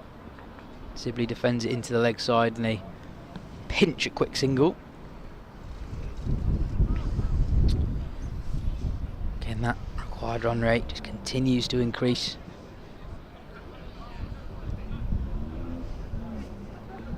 This will be fun though. If Blake stays in for a while, he will change how this game feels very quickly. Yeah, absolutely agreed. I think if Surrey can reach 200 with, let's say, 13 or 14 overs left in the game, still with 5 down, that means these two will have put on a decent piece of fielding there off his own bowling to keep it just a 3 from the over. That means these two would have put on around about 40, so they'll be much more well set, and that I think could be a good kind of mini goal for Surrey to launch off. We talked in the first innings about the concept of doubling the score. Yes. After 30 overs, if Surrey did that right now, wouldn't be enough. It would be, it would have them close, but it wouldn't have them close enough. But just look at the worm there. Look how those two lines are veering away from each other at the moment, flattening out the brown worm. Exactly. Not pretty much double their score from 30 overs. Surrey first of all have to go some way to doing that themselves, and even doing that would leave them a good 55-60 runs short at the moment. Sibley uses his feet, goes aerial, but that's gone straight into the air. And Lord takes a good high catch. It's his 4th of the day. What a performance from the Nottinghamshire newbie. Fair play to him. He must have called loudly for that one, because the keeper had enough time to get under that on at least 3 occasions, I think. But yeah, Lord made the call, took the catch off his own bowling, and yeah, Dom Sibley has to go 72 off 81 balls, and yeah, with him you think most of Surrey's lingering hopes. I wouldn't completely rule this out, but I think it's unlikely. You can see there, yeah, keeper originally coming, but must have been called off, and yeah, did the work off his own bowling. Yeah, it's what pressure does. Sibley had to take on the big shot. He had to do something to change the state of play. Nottinghamshire, look, with Lord and Patterson White bowling so well in tandem, getting that required run rate to not quite spiral out of control, but pose difficult questions of Surrey, and it forces Sibley into an expansive shot. And also, again, we talk about the extra pace of Lord, the extra pace and bounce that's come through really high to Sibley, chest high, made it a very difficult ball to pull. And 4 for 34 for the new Nottinghamshire signing. At the moment, he's only got a contract until the end of the season. You'd imagine that will be extended. Yeah, I don't know what Nottinghamshire's depth is like in terms of post bowlers, but he's certainly making a very good case for himself at the moment this afternoon, isn't he?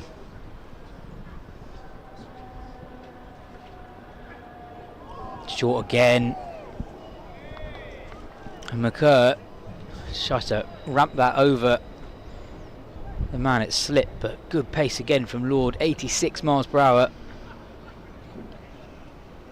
Yeah, I mean, given the state of the outfield, his pace in the outfield, and the dimensions that we've previously discussed, I think if he had got any better than that would have been absolutely flying towards the boundary at 86 miles an hour. But sadly for Connor, didn't quite make contact. Early call. It would not surprise me at all if there's a injury in the 100 that we see Lord called up to a 100 side. We've seen it before. Yeah. If you've got pace, word spreads quickly. Yeah, that is absolutely true. Pace is very much the in vogue quality at the moment, isn't it? It's another dot ball. Yeah, we've seen it with Jon Turner, who sort of came out of nowhere. Yeah. He had a season and a bit of really high quality performances in the One Day Cup. Got, I think, what was regarded as a relatively surprise call up to the 100. He played a bit more cricket than Lord has now, but if you possess that sort of pace, people do get interested very quickly. Yeah, no, absolutely. It's the Rob Key philosophy, I think, is writ large, isn't it?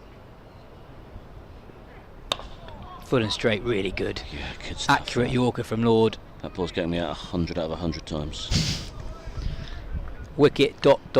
Brilliant start to Lord's 8th over here, and showing really good fitness as well. This is as quick as he has bowled all day. Yeah. He's bowled 8 of the first 31 overs. It's a warm day here in Guildford. Yeah, it's such a big opportunity for him, isn't it, to get a contract like this, with a big club like Nottinghamshire until the end of the season, and clearly he knows what he's capable of, and excited to show it. So yeah,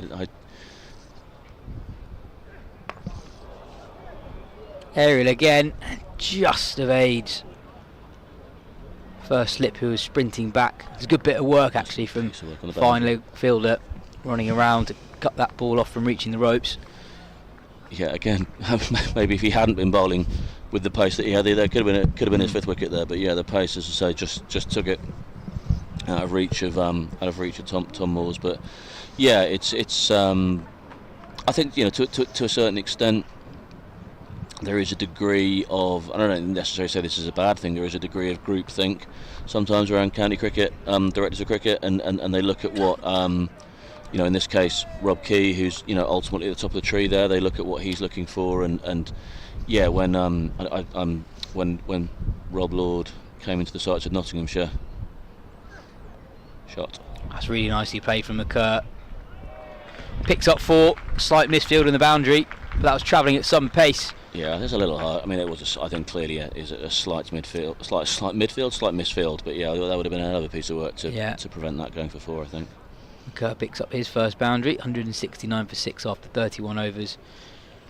It sort of also shows. Held themselves to high standards. I think Lyndon Jones would have liked to stop that, but I think he would have got a richly deserved round of applause for doing so. Also, I find it interesting when you see cases like Lord's take place in front of you. This guy didn't have a professional contract a month ago. Right, yeah. The sort of talent, he's 23 years old. Obviously players develop at different ages, but the talent that is out there sometimes that doesn't get picked up by counties until relatively late on. And I think someone like Richard Gleeson, who ended up playing for England and in the IPL, capable of bowling 90 miles per hour. Shot. Oh, brilliant reverse sweep from Blake. We talked about the invention he liked to show at the crease. There it is in action. Yeah, Richard Gleeson was working for Chance to Shine, I think, as a community coach when his first class career or first team career. Yeah, he was 27 when he debuted for Northants. Yeah, I think it's worth remembering. That really is. There's a strong narrative in English ball across most big mainstream English sports, football, cricket, rugby, tennis, etc. That if you're not playing, succeeding at a professional level by the time you're almost like 20, 21, that's it. Not off you go and find another way in the world. But it really. Cricket, I think, there are so many different ways for a cricketer to come through. So many different ways, there you can, if you really commit to it. Yes, there are players like Jamie Smith, who clearly from a young age have been identified within a county's age group system as having that special factor, that X factor, that special something. Shot. Driven firmly down the ground, and McCurt will pick up his second boundary. It's also the second boundary of the over. That's more like it from a Surrey point of view. Yeah. 3 boundaries in the space of 5 deliveries. But yeah, I think it's important. If you're watching this, listening to this, and you're you either are in this situation yourself, or someone who is. It's important to remember that there are very, very many different ways of becoming a professional cricketer, and shot. And that's 4 more. Really good use of the crease from McCurt, getting right back, almost treading on his stumps, but creating space for himself to free his arms and turning that ball into one that is probably a little bit shorter than it actually was. Not the first time in this campaign that we've seen McCurt go quite well with the bat, actually. Clearly a very good ball striker. Ooh, well bowled from Patterson White. Sneaks in a slightly quicker Yorker.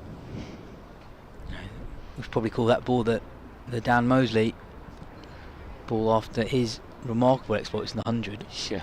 Taking 3 for 3 off the final 10 balls, rolling 9 out of 10 of them as attempted Yorkers. Yeah. But I mean, Surrey clearly well behind in this game still, but I think we can give that over to them. Yeah, definitely. 13 off the over. Required run rate of 11s. So just on that one over in isolation, I think we can give it to Surrey and let's see where we go from there. Lord to continue and bowl his 9th over. On his 9th over, 4 for 40 thus far, 28 dot balls for Rob Lord compared to only just 5 boundaries that have been hit. So yeah, really, as I say, bowling his way to a bit more attention here, I think. Bit of width this time, but Blake doesn't quite get that away. Yeah, he might have. It shows how fast he's been bowling, because I looked at that and just thought, that might be a slowie or whatever. It still went through at 81.5 miles an hour, but it did seem from the hand noticeably slower than what he's been bowling for the last couple of overs. So yeah, there's really demonstrates the pace that he's bowling with.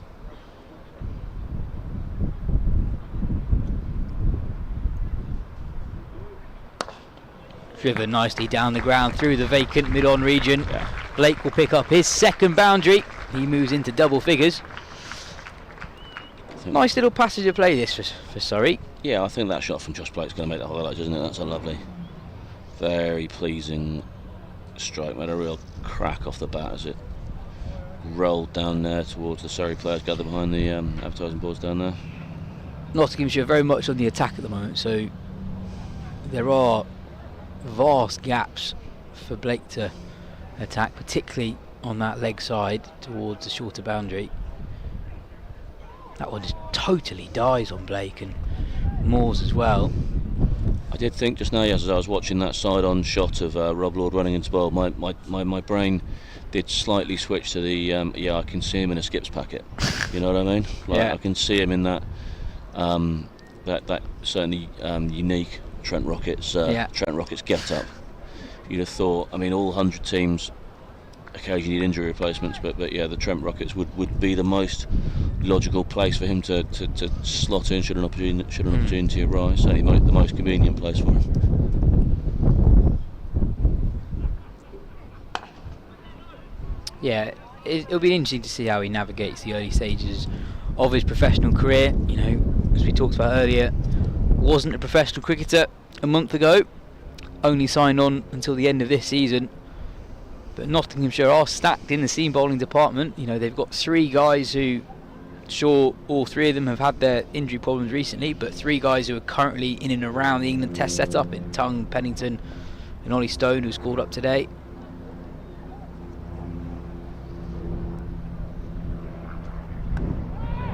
Pulled straight to the man at deep fine leg, and Lord has his 5th. What a performance from the Nottinghamshire youngster. His first 5-wicket haul in 50 over cricket for Nottinghamshire. He's bowled his heart out today. Really impressive performance, bowled with really good pace.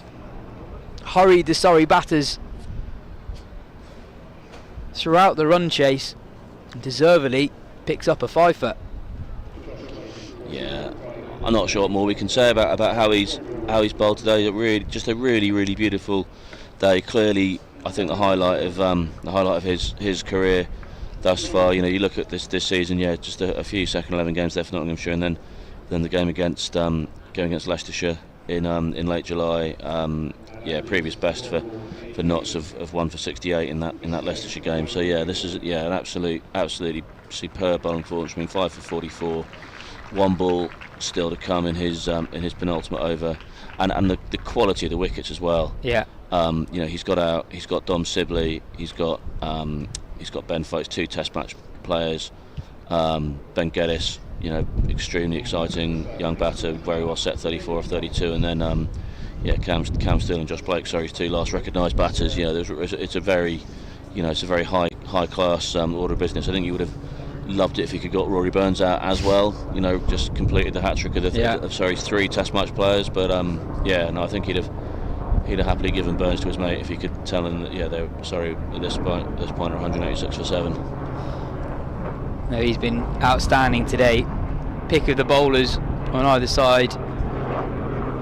5 for 44 from 8.5 overs.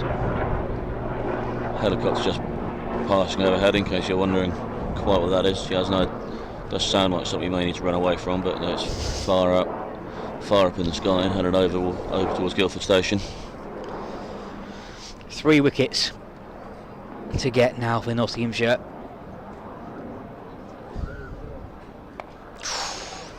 Oh, that is so close from being dragged on to Nathan Barnwell's stumps.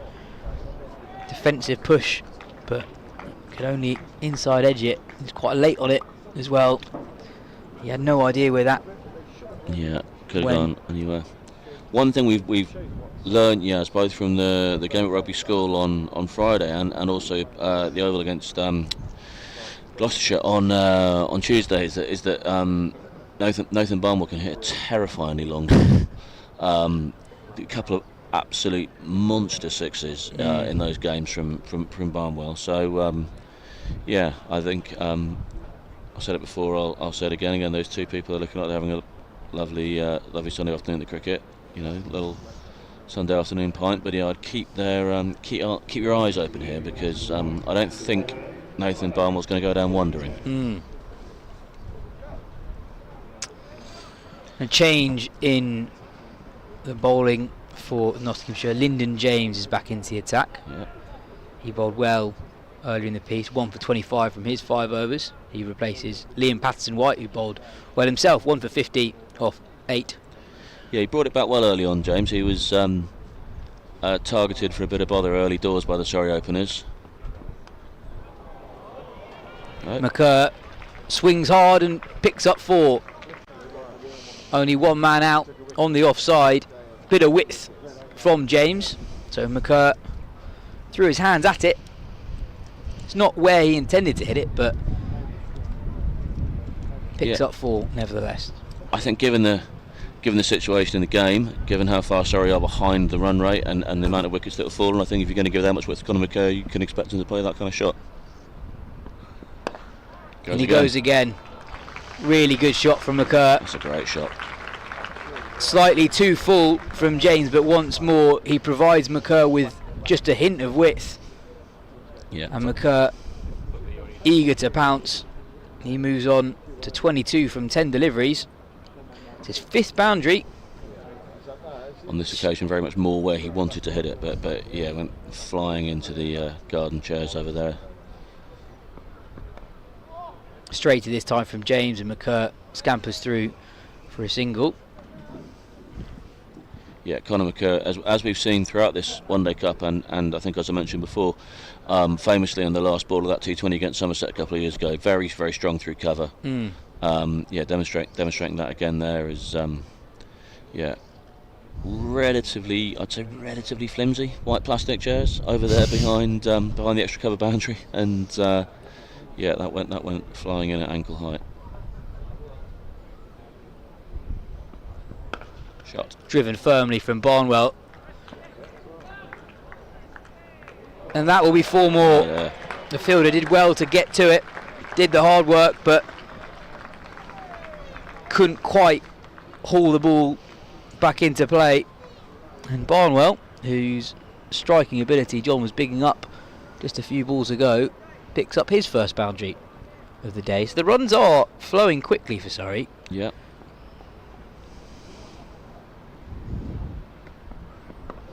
As I say, neither of these two batters I think are likely to go down quietly.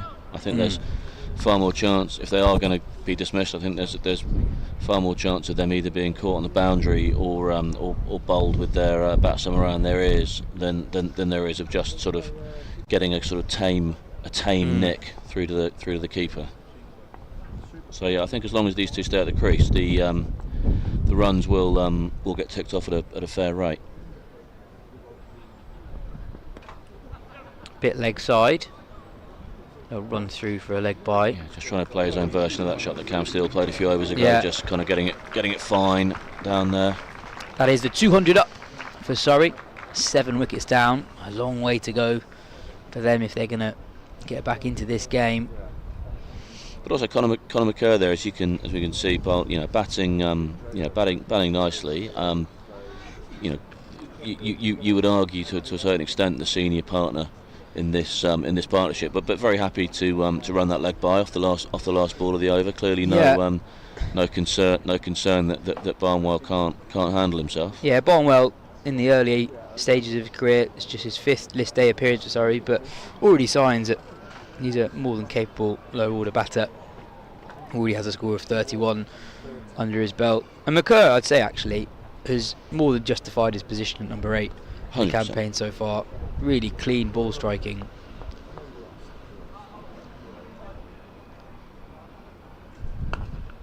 Lord bowling his 10th over of the day, 10th and final over. Yeah, we talked 15, 20 or so minutes ago about whether just trying to block Rob Lord out of the attack and ultimately just see him away and then attack someone else was possible.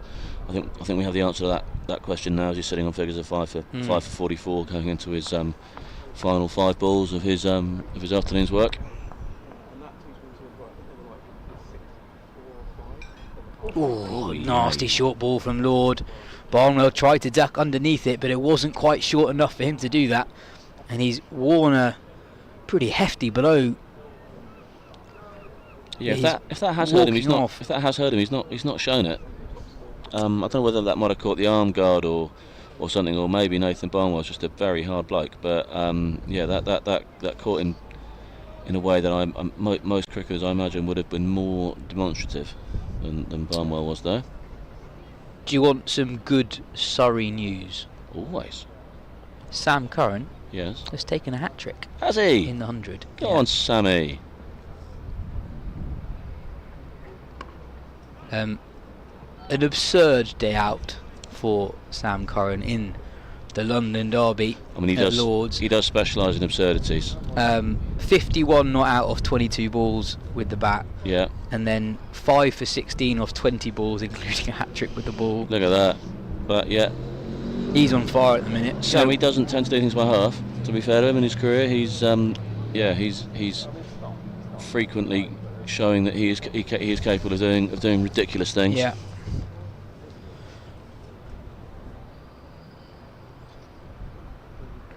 Short again from Lord. I think we're seeing signs that he's tiring, and understandably so. It's been an epic spell into his 10th over now. 5 for 44. Yeah, as I say, this is he's coming through first professional contract, really, age 23.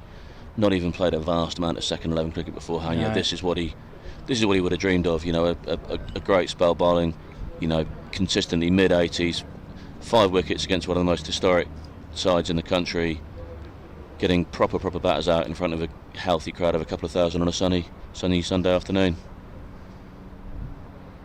Fair play to him.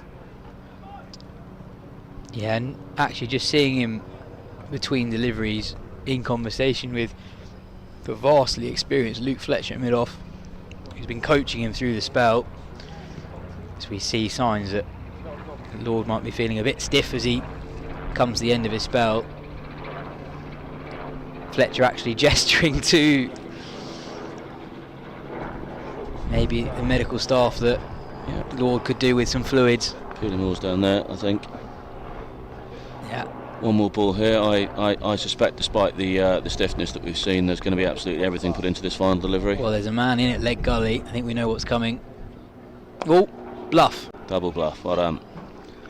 And that ends a genuinely outstanding spell of bowling from Rob Lord. In just his second professional appearance, he finishes with figures of 5 for 45. He receives a warm round of applause from the healthy crowd here in at Guildford today. He's actually just walking off the field, I think. Yeah, and you could see, suffering I think from he was cramp.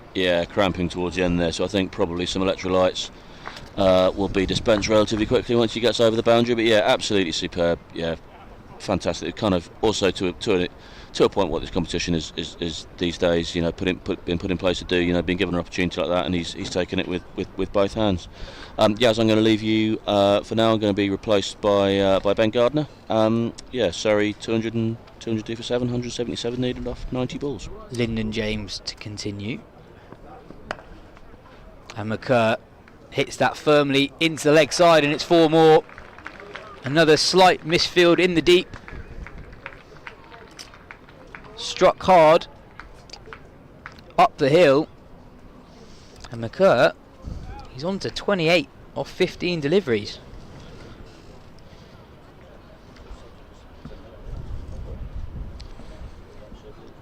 Some good thwacking, isn't it, Yas?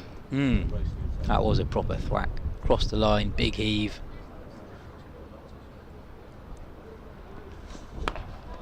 Oh, he's waited well for that one. Slower ball from James. And Barnwell runs hard and ensures they pick up 2. McCurr moves to 30. It's the 4th time in 5 innings he's passed 25 this season, or he's reached 25. because he was out for 25 in his first 2 innings. Well, he's looked really good with the bat this season. You know, on paper at the start of the campaign, you think that McCurr, probably not known as an all-rounder, possibly a spot high at 8, but he's totally justified. He's totally justified his position there. And actually played a couple of different innings as well. Was it against Yorkshire that he sort of dug in a bit more? Or no, in the game after that, in the game they collapsed, I think. Yeah, he's done well with the bat and ball actually this season. But sorry, they've just lacked a little bit of rhythm in the batting department. Just a few guys not quite at their best, heading towards a 5th defeat in as many games.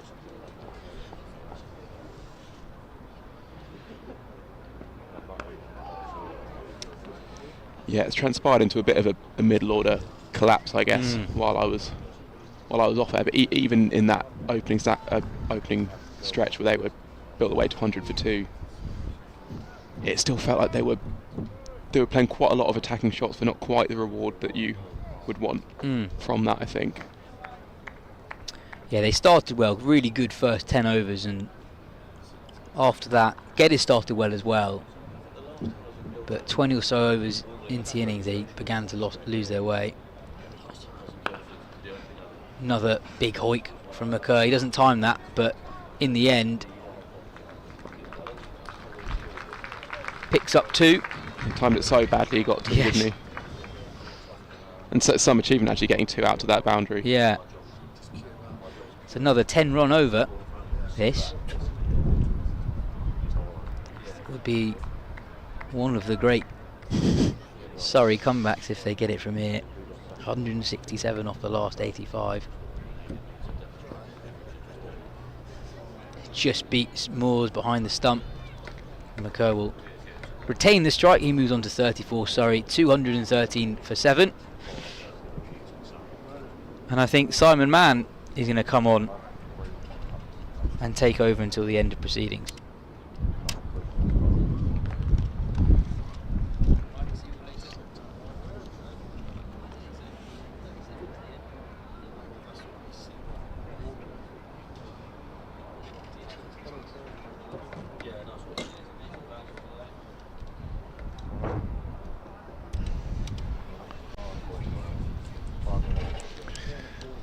Well, one excellent spell that was from Tom Lord for Nottinghamshire. 5 for 45, his second list day game. He's now being replaced by Toby Petman. 15 overs left, 166 to win, 3 wickets in hand. Good game to win from here if you're Surrey. Yeah, but I would say if you are watching the stream, don't go away, because either way there's going to be excitement. Exactly, yeah. I mean, the way they're going and the way they're swinging, the run rate is not going to be the problem. So more likely they'll swing and find someone on the fences. That's going out towards wide long on. They're looking for 2. They're coming back for the second. They don't have much interest in batting out the overs, these two. But you've got to go for it, haven't you? Well, exactly. It's the only option. Yeah. There's nothing to be gained from just batting out the overs. Well, I suppose a bit of batting practice, but do you need batting practice in August? Yeah.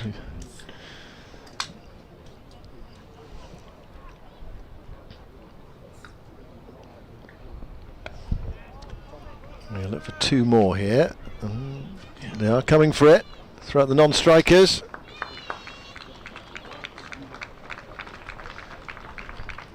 And it's not a total lost cause yet. It's unlikely. It's huge odds against. But small ground, you start to connect. I was telling you about a game between Surrey and Kent off air at the Oval. A bit of good fortune there for Conor McCurr, who's 38 from 22. Where Matt Coles for Kent nearly won a game from a similar situation. I don't know whether you found it, have you? I'll have a look and find it. Yeah, see if you can find it. This is also a new list A best for Conor McKerr. Matt Coles that day came in at number 9 for Kent in an impossible situation. I reckon he made 100 in no time. They very nearly won the game. In fact, they should have won the game.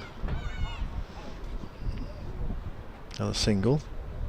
The problem is when you get into a winning position from an impossible position, often you just lose your nerve. You think, how did this happen? We're suddenly favourites, and then you blow it. Mm-hmm. Yeah, batting's the easiest thing in the world when the game is gone. I mean, actually, you mentioned Louis Kimber a little while earlier, and that's what happened in that innings as well. That brilliant double 100 earlier this season. Just as it came within reach, you just feel yourself tighten up. Yeah. I have found the scorecard for that you game. Have you? By the way, yeah. Yeah. So I think it was a bit reduced by rain, so it was some Duckworth-Lewis equations involved in it. yes, so Kent needed 251 from 40 overs. Yep. And they were 101 for 7. When Matt Coles came in. Yes, and then he hit 100 off 73 balls. And got it down to needing 18 to win off 2 and a bit overs. So yeah, so they were right in with the chance from nowhere, really. Yeah. So they wanted about 140 when he came in, something like that. Yeah, exactly. Yeah, or 150. Even. 150 when he came in. Yeah. And what over did he come in? That's helped on its way. That'll be at least 2. He came in after the first ball of the 21st over, so with 19.5 overs to go. Needed 150 to win. Yeah. With 3 wickets left. Yeah, exactly. Yeah. Well, actually, this chase is a bit harder,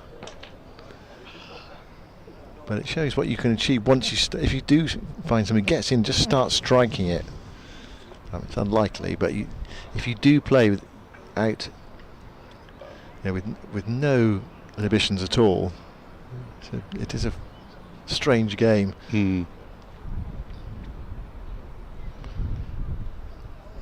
So 13 overs left, 159 required. Fielding sides, they would hope to win 100 games from 100 from this position. Yeah, exactly. Just every now and again there's one that makes you think, hold on a second, what's happening here? And then you probably still win it, but you just get a bit of a fright. So Liam Patterson-White coming back into the attack. You see there from the worm. Surrey are behind. It's the wickets that are really damaging them, and that's the problem with a chase like this. You have to play too many shots. Well, there's a decent shot. That's going for 6. It's a good start to the over. Conor McKerr targeting that short leg side boundary. All of a sudden, one hit away from a maiden list A 50.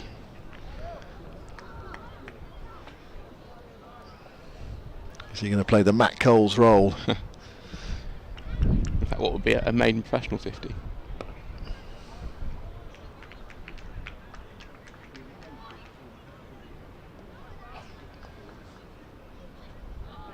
My memory of that game with Matt Coles is he just kept on swinging.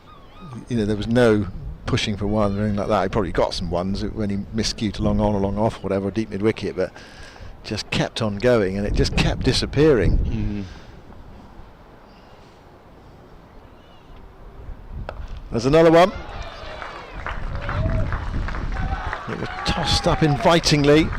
Invitation accepted by Barnwell. Yeah, it's been Conor McKerr who's been doing the bulk of the damage in this partnership, but it's never going to take long for Barnwell to free his arms. We've seen a bit of that already in this competition.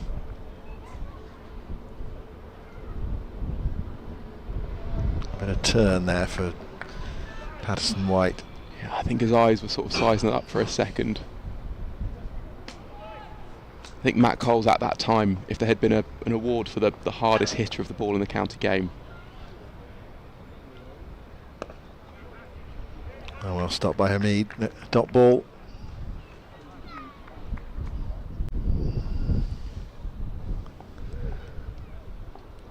Well, 13 off the over. Here's the last ball.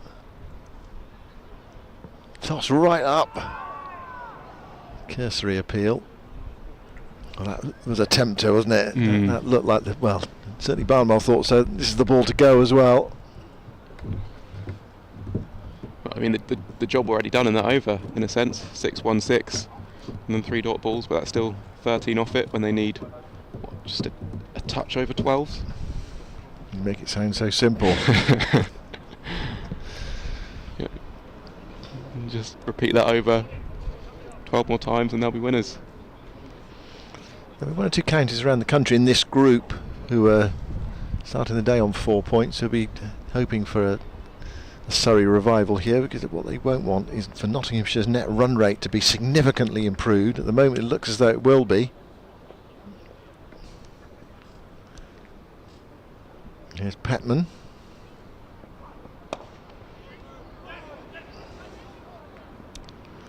And McKerr goes to 47. I don't know whether there's something going on out there in Conor McKerr's brain which says, do you fancy the idea of a list A half century or a half century in my senior career? So the extravagant strokes just from the last 2 balls have been put away.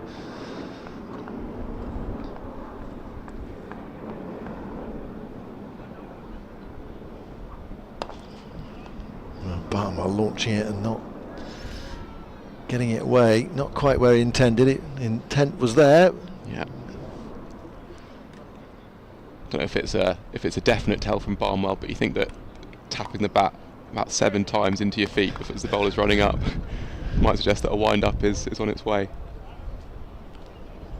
He so nearly gave Surrey victory against Warwickshire on Friday. 13 off 7. Yeah, he struck I can't remember if it was 1 or 2 clean balls in that Gloucestershire game as well.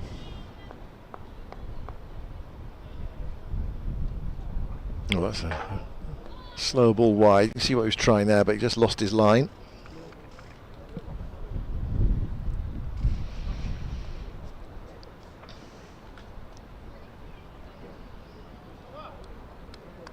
Maybe at the end of this over we'll go around the grounds and see what else is going on in Group B of the One Day Cup.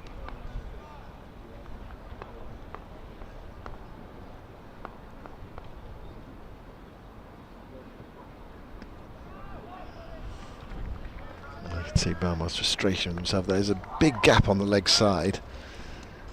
Just get something on it and you're going to get a single, possibly even 2, at the edge of the circle. See by the slower ball, just couldn't nudge it away.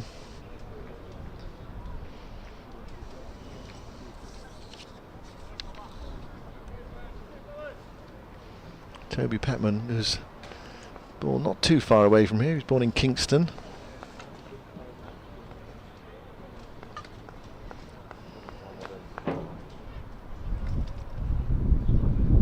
Wow, that one is a no ball. Don't think he even needed the square leg umpire there to say that one was overhead height. Oh, there we go. 50 partnership raised with 2 no balls.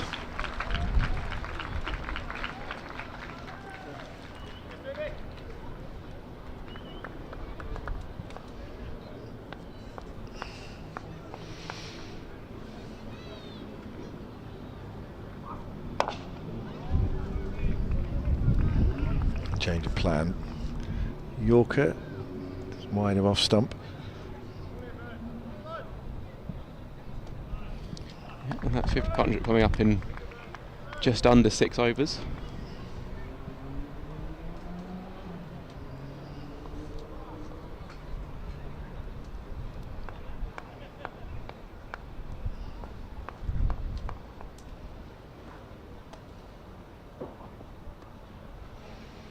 He's managed to get that away. Should only be a single. No real timing in that stroke. Just struggled a bit there. Tom Patman changing his paces and lengths, as you need to do, of course, if you're not to be lined up. It's one of those where it's at the moment an 8 ball over with those 2 extra in there. But actually, if you are sort of changing things up, you prefer to bowl the wide than the ball that gets hit for 4, don't you? So you don't mind erring too much in one direction. Oh, hit really hard. Take a bit of that, and there's Conor McKerr's half century. And it's come in very good time as well. 27 balls. And while he's there, and Nathan Barnwell is there, the game is not absolutely done.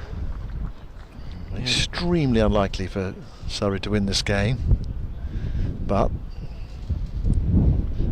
certainly some fun to be had anyway. Yeah, and it's one of those situations where 1 or 2 cheap overs and then all of a sudden the required rate really climbs, but that last ball boundary has meant that that wasn't a cheap over. 9 runs still from it. I mean, slightly below the rate they needed, but that's still okay. And McKerr is almost, he's gone from having fun to going a bit more seriously, whereas Barnwell is still swinging. This is going to be an interesting over. Last over from Patterson White. Pinch a single off the first ball. Home at the non-striker's end. You feel this is an over there. Well, both batters might be tempted to try to access that short leg side boundary. 3 on the rope. In fact, there's a change now.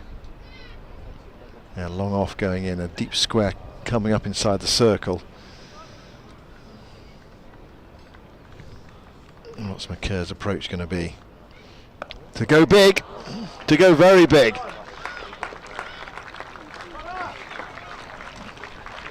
There's been a few contenders for biggest of the day, but I think that might just have taken top spot.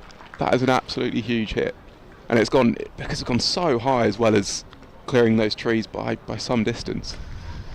Out come the box of balls again.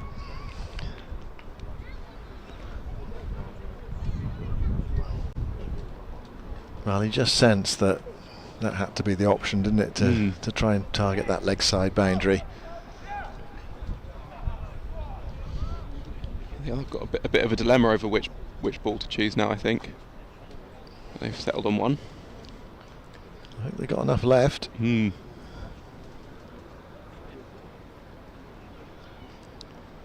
fact, that might not be the last time this over as well that McKerr or Barnwell has a go for those trees.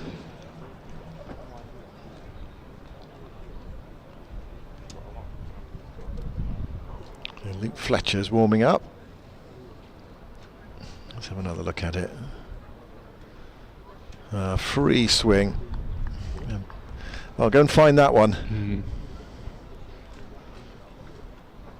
Yeah, because with that man coming out from deep square and going straight, you almost wondered if the hard flat sweep was the option, but he's just said to those, there's 2 men on the boundary line, I'm just going to go over you, and I mean, it's cleared them by some way. There's been a change in the field. The deep cover's gone to more to deep extra cover.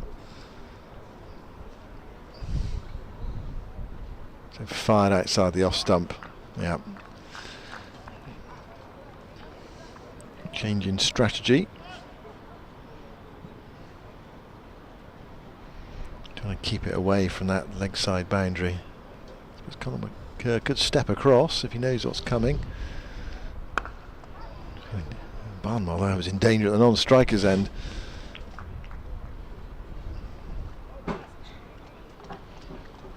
Actually, that was just an illustration when sometimes players go off a bad light with spinners on. You realise that it's not just the players, sometimes it's the umpires as well who are in danger when it's hit so hard.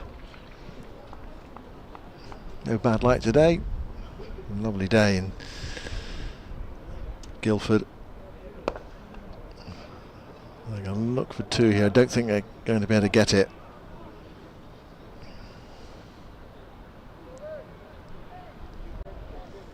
Yeah, and I think they're backing with this field that neither of these 2 lower order batters have the reverse sweep they can play.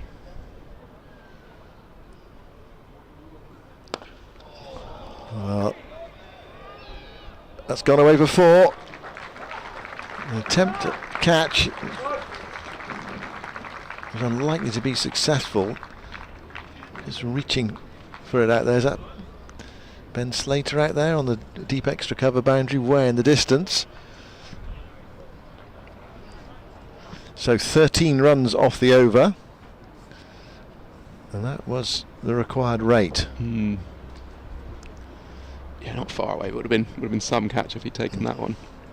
124 to win off the last 10.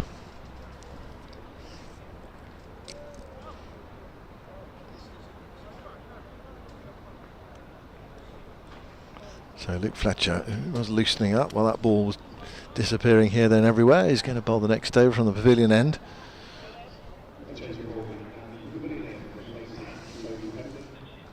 What a luxury to have for Notts to go to such an experienced bowler like Luke Fletcher at this stage of the game.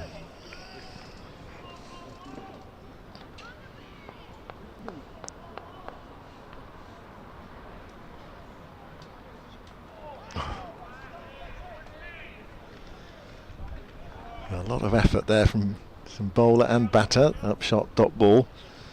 Fletcher rushing in and taking the pace off, banging it into the surface. If Barnwell had connected with that, he would have landed in the petrol station at deep mid wicket. A couple of cars going in there at the moment to fill up.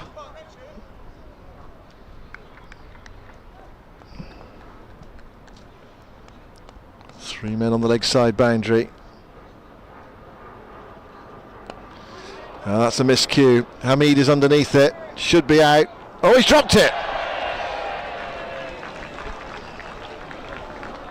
Well, there was a bit of swirl on that curve from the miscue.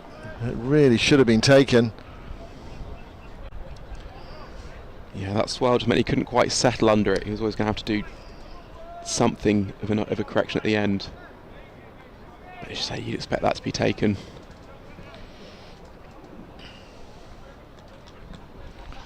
He got a single.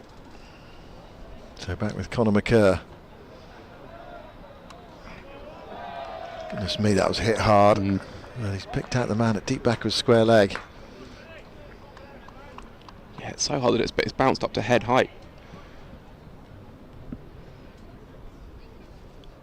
One of those where if it had been just a yard or more either side, it would fall all the way, but it's not had to run too far to get there.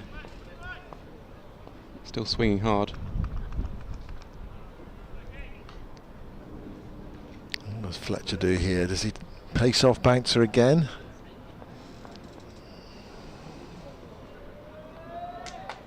Nope. But this time it's taken. Well, one reprieve, but not this time. And Fletcher gets his wicket. Catch taken low down at short third. Barnwell goes for 17. And Surrey lose their 8th wicket. Yeah, he's been looking to play on the batter he knows are going for the big shots. I think that was another pace-off ball, but fuller this time, and so Barnwell, who perhaps had been setting himself back to target that leg side, and throws his hand one outside the off stump, gets a thick edge which just about carries that man on the ring. It's Tom Lord with the catch. He's having a good day. He's filling the scorecard. 5 wickets.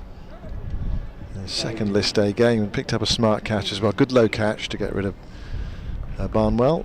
And Majid is on his way. Yusuf Majid, who was the victim of that brilliant relay catch that ultimately won Warwickshire the game on Friday at rugby school.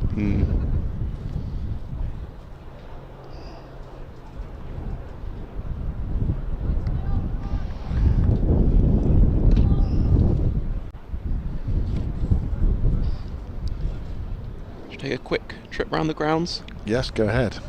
So in Group B, 3 games ongoing. Glamorgan against Essex. Glamorgan 1 wicket away from wrapping up victory there. Essex still need 96 to win, so expect Glamorgan to win there. And Warwickshire are just 22 runs away with 6 wickets in hand. Ed Barnard 134 not out on that game. He's having a very good tournament, but an exciting game going on between Sussex and Leicestershire. Sussex chasing a similar total to this game, chasing 364, but 235 for 4, sitting just over 12 and over. But Tom Haynes is 91, not out. So the key there is in the wickets column, isn't it? But you'd still think probably odds against, but yeah. Right, so Majid is out there. 122 required inside the last 10 overs.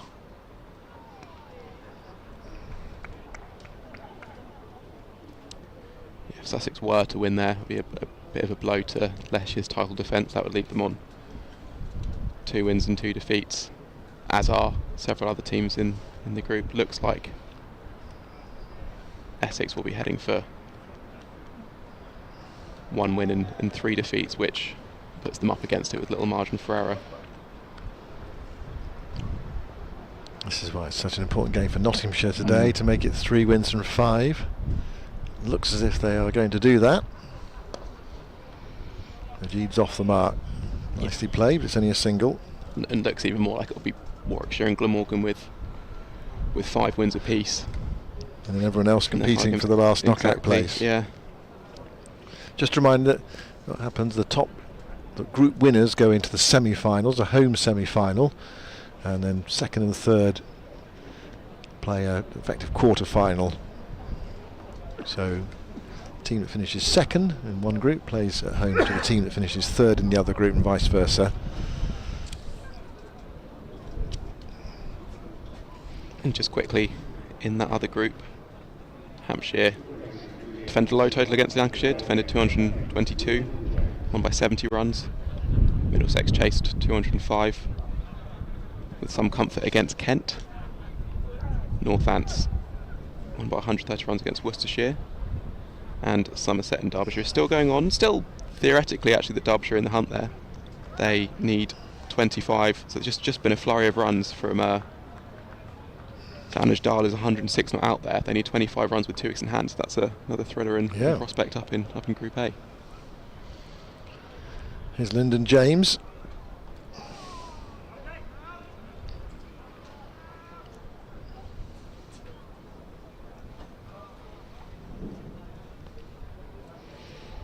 Just James Taylor to come after this.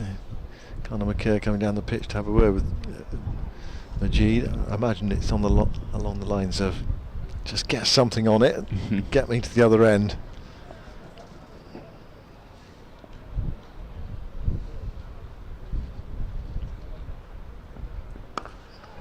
Well, he's done it.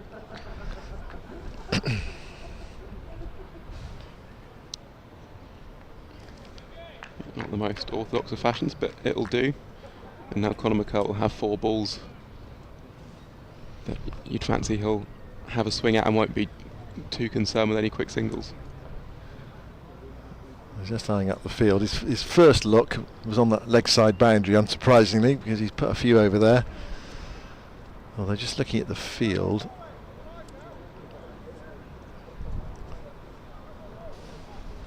we've got 5-4 offside field, so he's going to try to keep the ball away from straight. You presume it's going to be outside off stump. Deep cover, deep backward point, long off. Yeah, wide of off stump, there we go. Really hard again. Only a single again. Yeah, there was I think a slight move across from McKerr there as well, but it was so wide that was the only area he could access. I suppose perhaps he was trying to go just slightly squarer over the head of the man at cover.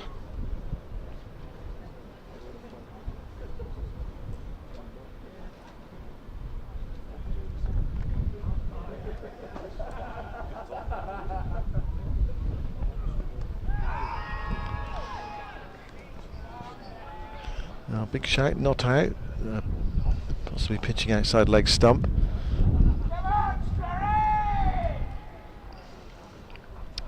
McKerr might just be thinking as well, 36 runs away. That 118 off 50 balls, that looks a long way away with just the 2 weeks in hand, but 36 more runs for 100 possibly.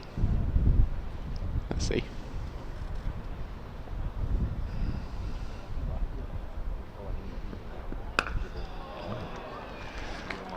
Well, that's 6 of them. He does hit it hard.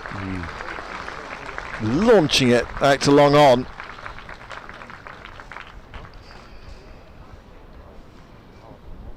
He knows it's going to be wide of off stump. He brings in plenty of bottom hand and power. Yeah, it's a really keen strike because he has gone slightly across there but not looked to go 2 leg side with it. Last ball of the over. takes the single.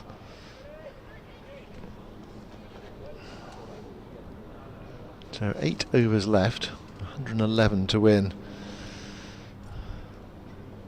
Seen it done in the IPL, normally with about 8 wickets in hand though at this stage, or 7 wickets. Normally with someone like Dhoni at the crease in his earlier days, not so much of late. Well, have you seen they're actually trying to, or Chennai Super Kings are trying to change the rules in the IPL so that if you've been retired for a certain period of time, they can keep you on the books as an uncapped player. So they want to have Dhoni as an uncapped player on their roster, so they can it allows them an extra spot for another star Indian, basically. And I think the other franchises are not so willing to allow them to do that. Unsurprisingly. Yeah.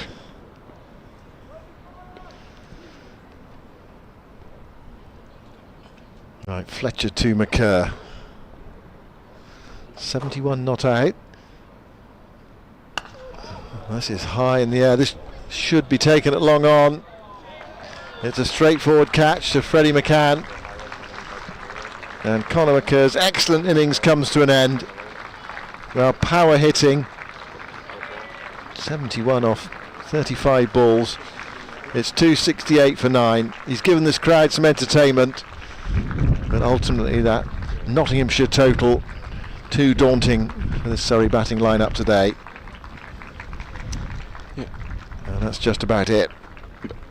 Nice from the Nottinghamshire fielders. Got a pat on the back from Luke Fletcher, the bowler, and I think Lyndon James gave him a little fist bump as he talked across the way. He has played really well, and that's the kind of innings actually that his season with the bat has sort of deserved. He's had a few starts, but down at number 8, you don't get the chance to bat for length of time. Not that he's batted for any length of time today, only 36 balls for that 71. But he's shown in this campaign that he is, as well as being a very handy bowler, almost an attack leader really in this Surrey side, that he qualifies really as a bowling all-rounder now, and that is another thing for Surrey to take with them from this campaign.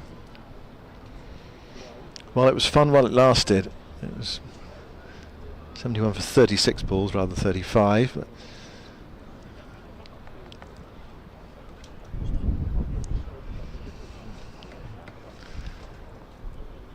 the way he was going, 100 was in sight. The way he was striking it, we got there rapidly.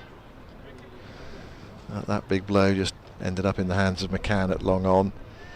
So James Taylor's at number 11, 268 for 9. It's been a day filled with sixes. 10 for Surrey so far in their innings, 12 for Notts in theirs.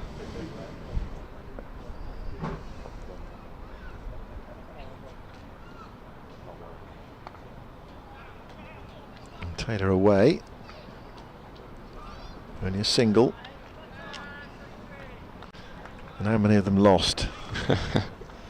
Probably 3 or 4 have been lost in the trees. I suppose it depends if you mean permanently lost or reclaimed by. Yeah. Some have gone into the trees. You thought, oh, that's lost, but they've managed. Someone's been able to find it at the back there. You have it sometimes in non-league football, don't you, where you get, employ some local youngsters to go and collect the balls. Would you pay like £1 a ball or something if they go into the river behind the ground? It's amazing how a financial incentive can get the ball back.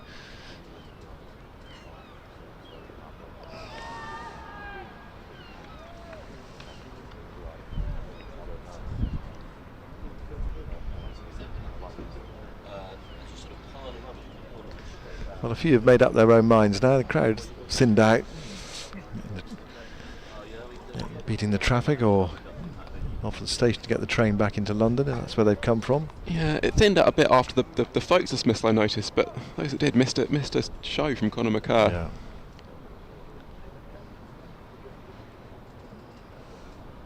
It's always worth waiting until the big hitters are out.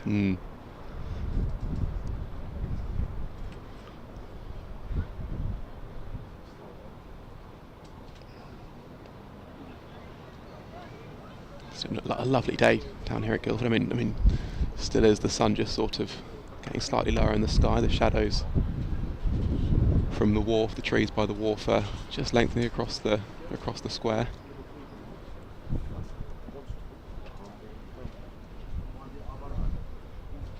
It's been a pristine day of outground cricket.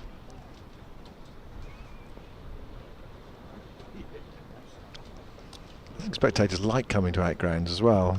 Perhaps not every day, but every now and again. Luke Fletcher just exploiting that slower ball bounce. It's so difficult to judge quite how fast the ball's going to come down, and therefore playing a venomous attacking shot.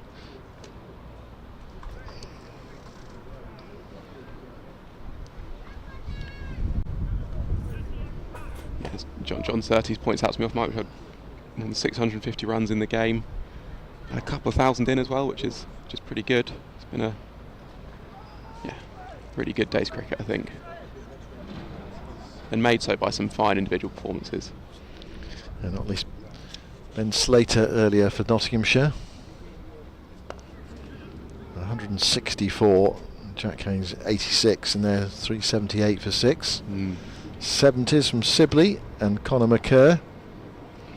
5 from Rob Lord as well. And when you think as well, you know, that a young guy, it's what his second professional game, gets hit for 12 in that first over and comes back, bowls smartly as well as with, you know, real sort of skill and speed, I think, at times. Sort of corrects his line after that first over when he was hit over the offside to target Surrey straight, and some proper wickets in there too. You think back to that Tom Moore's catch, which was a brilliant catch, but also, you know, a genuine edge, having cramped and get us for room.